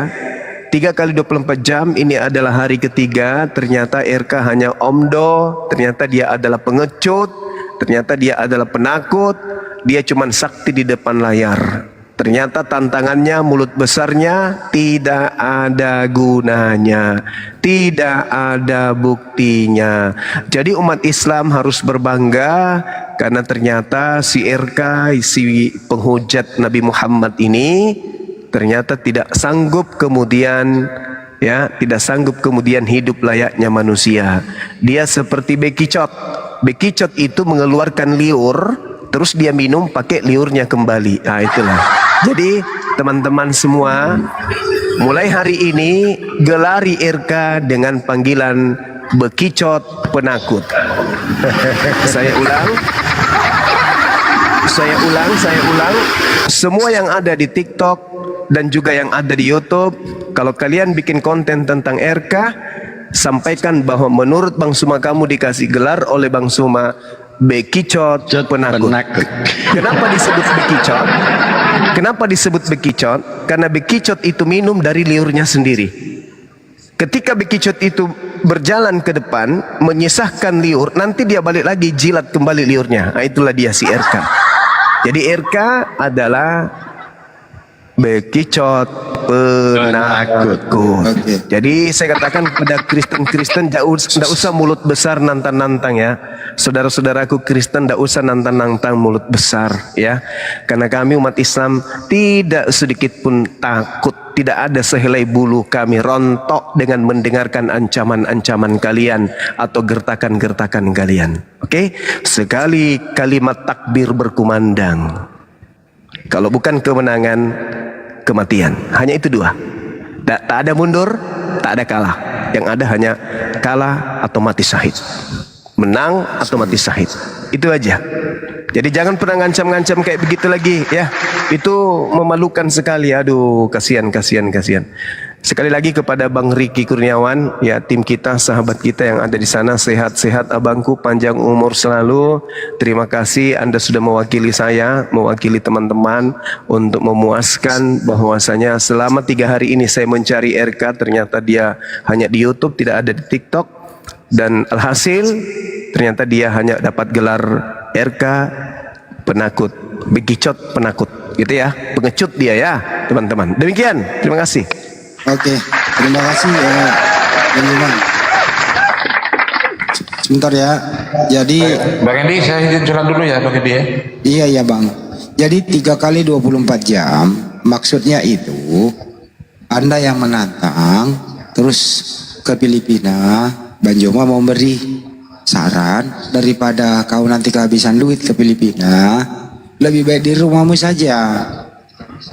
Bukan 3 kali 24 jam mempersiapkan segala sesuatunya. 3 kali 24 jam itu lu iakan. Setelah kau iakan, urus semuanya. Kalau kamu tidak mampu urus, kami bantu kok. Kami punya tim di Kupang.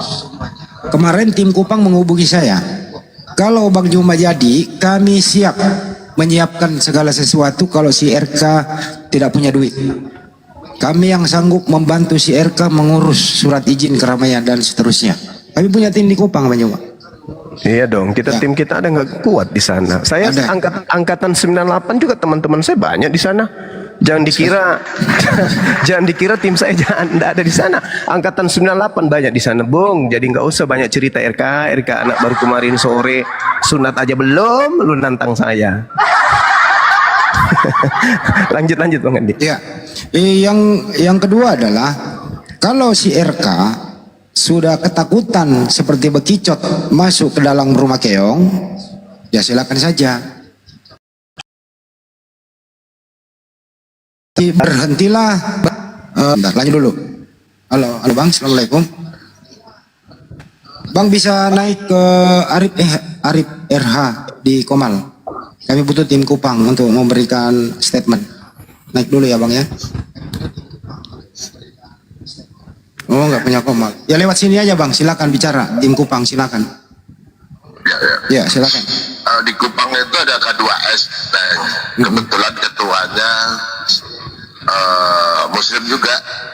Hampir semuanya Muslim, bahkan kegiatan K2S itu kebanyakan sosial sih. Ada yang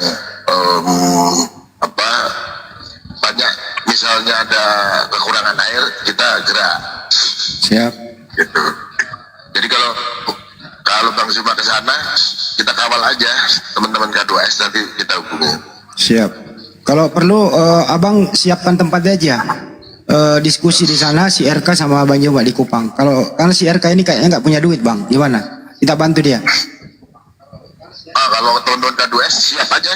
Baik. Tempat. Oke. Makasih Bang, nanti saya hubungi lagi ya Bang. Ya. RK rumahnya mana sih Kupangnya? Di rumah keong Bang, dia nggak mau ngasih tahu. Untuk sementara di rumah keong, bekicot. Dia kayaknya orang itu Bang, orang pulau itu. Oke, Abang cari tahu lah, cari tahu orangnya di mana, samperin dia baik-baik. Kalau misalnya di dapur nggak ada beras, santuni dia ya Bang ya, izin ya, santunin dia Bang, kasihan dia. Banyak. Nanti kita ada bansos dari Basnas itu ada 1.000 Bang.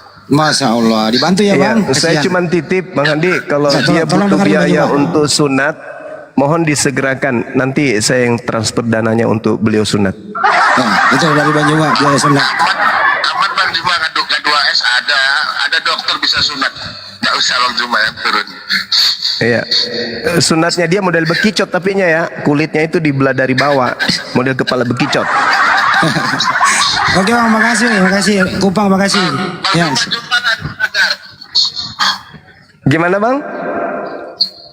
Nanti di Makassar awal bulan. Insya Allah Bang, insya Allah. Siap. Tanggal 9 Bang Juma, nanti kasih nomornya ya. Okay. Baik. Oke Bang, makasih Bang. Assalamualaikum. Waalaikumsalam. Tim Kupang siap Bang Juma. Angkatan saya juga ada siap di sana Bang Andi. Angkatan saya bilang apa? Waduh, kembali lagi kita zaman bahlak. Ya udah, bukan ke situ arahnya.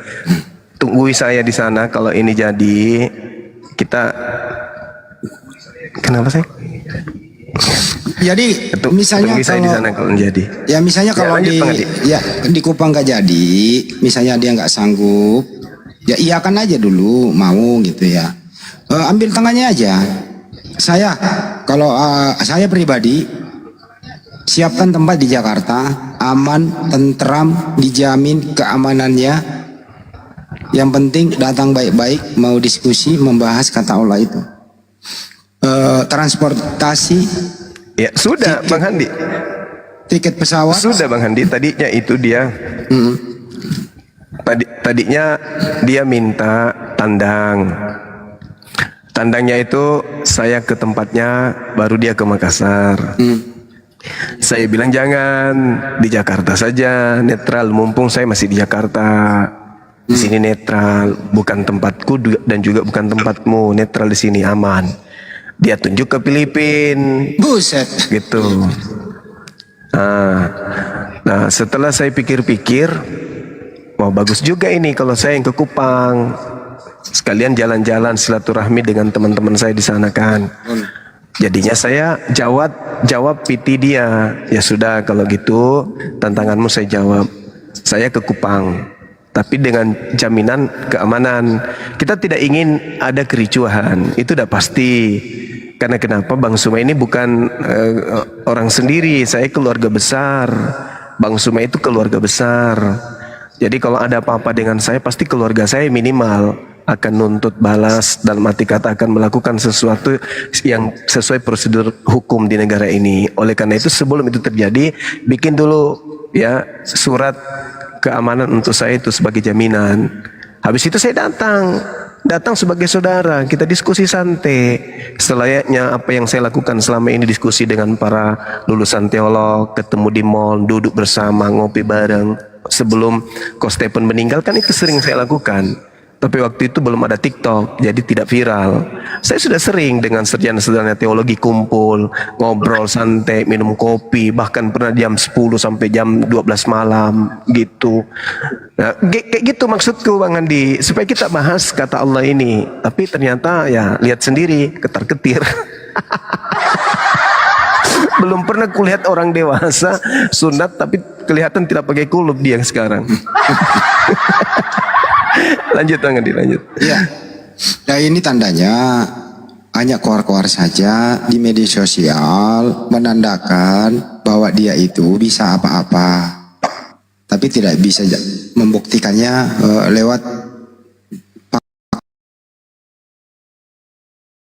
fakta begitu.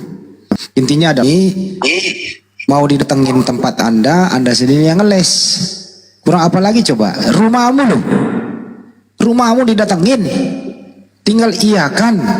Sekali lagi saya ulang ya, tantanganmu diterima, terus kemudian rumahmu didatengin, siapkan tempat, siapkan izinnya segalanya macam, supaya keamanannya terjamin. Diskusi yang benar-benar diskusi, bukan mau adu karate kan gitu.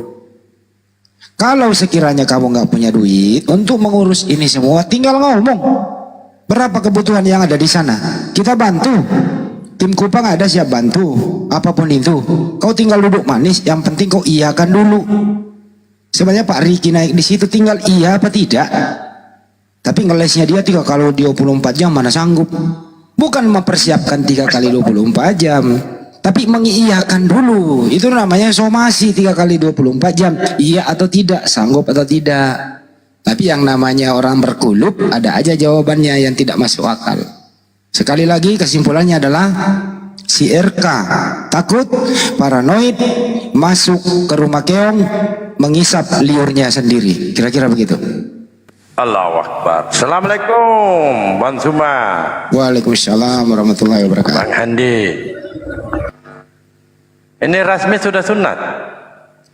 Perempuan itu boleh aku kasih saran dulu untuk kalian saudara-saudara muslimah dan muslimin, kalau mau debat sama RK ya, kami nggak butuh saran dari perempuan.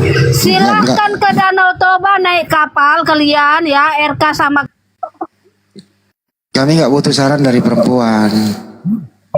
Karena saran Anda pasti berbau babi, karena Anda pemakan babi toh. Jadi kami nggak butuh saran yang berbau babi, Bu Rasmi. Mohon maaf. Tadi sudah tantangannya udah, apa maksudnya menerima tantangannya. Ternyata si RK ngeles saja, tim naik ke sana Pak Riki, dia tidak mau menjawab tuntas. Endingnya Pak Riki di kick, tidak ada keputusan. Artinya takut, paranoid. Itu aja kira-kira teman-teman. Sekali lagi si RK, hari ini kau adalah bekicot yang sedang meraung-raung di dalam rumah keong. Kira-kira gitu. Bekicot, apa itu bekicot? Bekicot yang menelan air liurnya sendiri, merasakan malu yang amat sangat. Kenapa? Kalau topik ini dibawa ke area publik, terus penontonnya banyak, Anda mempergunakan kata Allah sembahan umat Islam yang lu salah gunakan. Dari mana asal usulnya? Tinggal stakmat aja. Biblemu itu berbahasa Yunani, cari akar katanya, kelar di sana. Pasti jawabannya kan ya Kristen alat kan sudah pakai dulu. Kan gitu. Mutel dulu Kristen alat. Kan di sana Kristen ortodok pakai kata Allah. Siapa lu? Emang kamu siapa? Oke, teman-teman, terima kasih telah memutar videonya. Kesimpulannya adalah si RK sedang paranoid dan ketakutan, merasakan malu yang amat sangat. Terima kasih, kita tutup poin ini. Sampai jumpa. Assalamualaikum warahmatullahi wabarakatuh.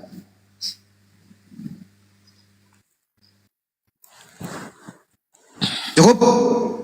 Cukup. Pasien selanjutnya, silakan. Ada nggak pasien selanjutnya? Ini tadi saya rekam nih, saya kumpulin satu video. Masih mau datang besok, kurang pakai yuk. Ampun Om.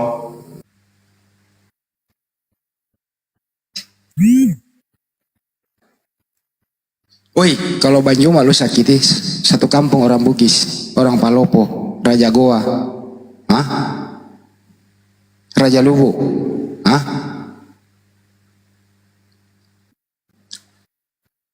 Raja Bone, masih mau kok?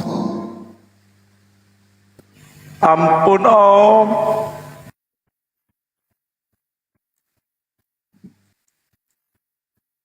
Maka anak orang Makassar, pentengi sirimu. Kata orang Bugis, sirimu itu ndik. Lebih baik nyawa ini melayang daripada siri dipermalukan. Apa sih itu? Begitu ya Bang Nalwo ya? Saya lupa bahasa Bugisnya. Siap itu. Ya udah lanjut. Hotelnya mana? Aku Ini beraktivitas dulu. Ini Bata Elit sebelahnya ya. Selamat sore Bata Elit. Bata Elit.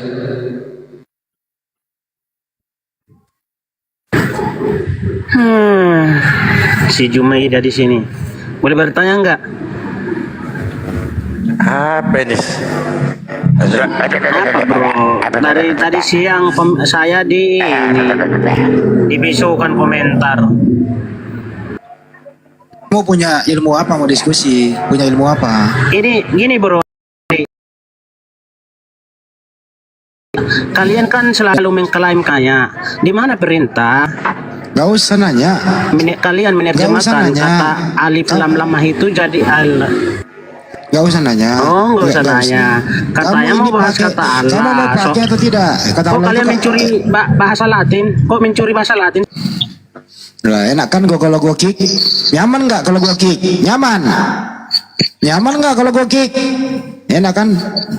Mencuri bahasa Latin. Apa lagi mencuri bahasa Latin? Ini bahasa Indonesia milik kita semua, Sumpah Pemuda. Berbahasa satu bahasa Indonesia. Nggak ada ilmu kau dasar. Mencuri bahasa Latin, apa bahasa Latin dicuri?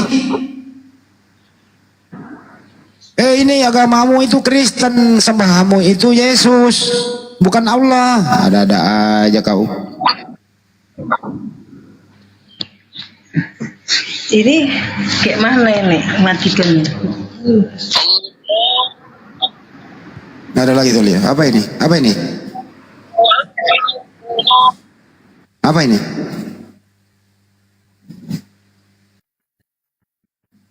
Kalau udah salah, akui salah. Maaf ya saudaraku muslim. Kami sebenarnya original teks kami itu bahasa Yunani, Theos. Sebaiknya memang kami mempergunakan kata Tuhan atau dewa. Kata Allah itu sembahannya umat Islam.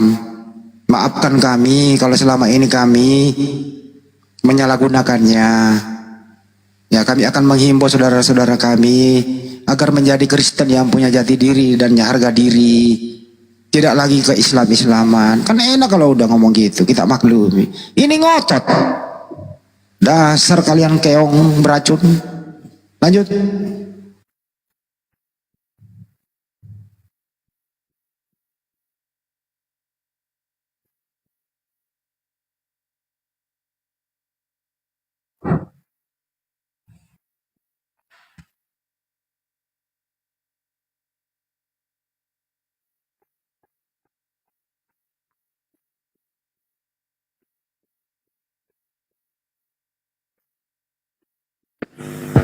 Batak.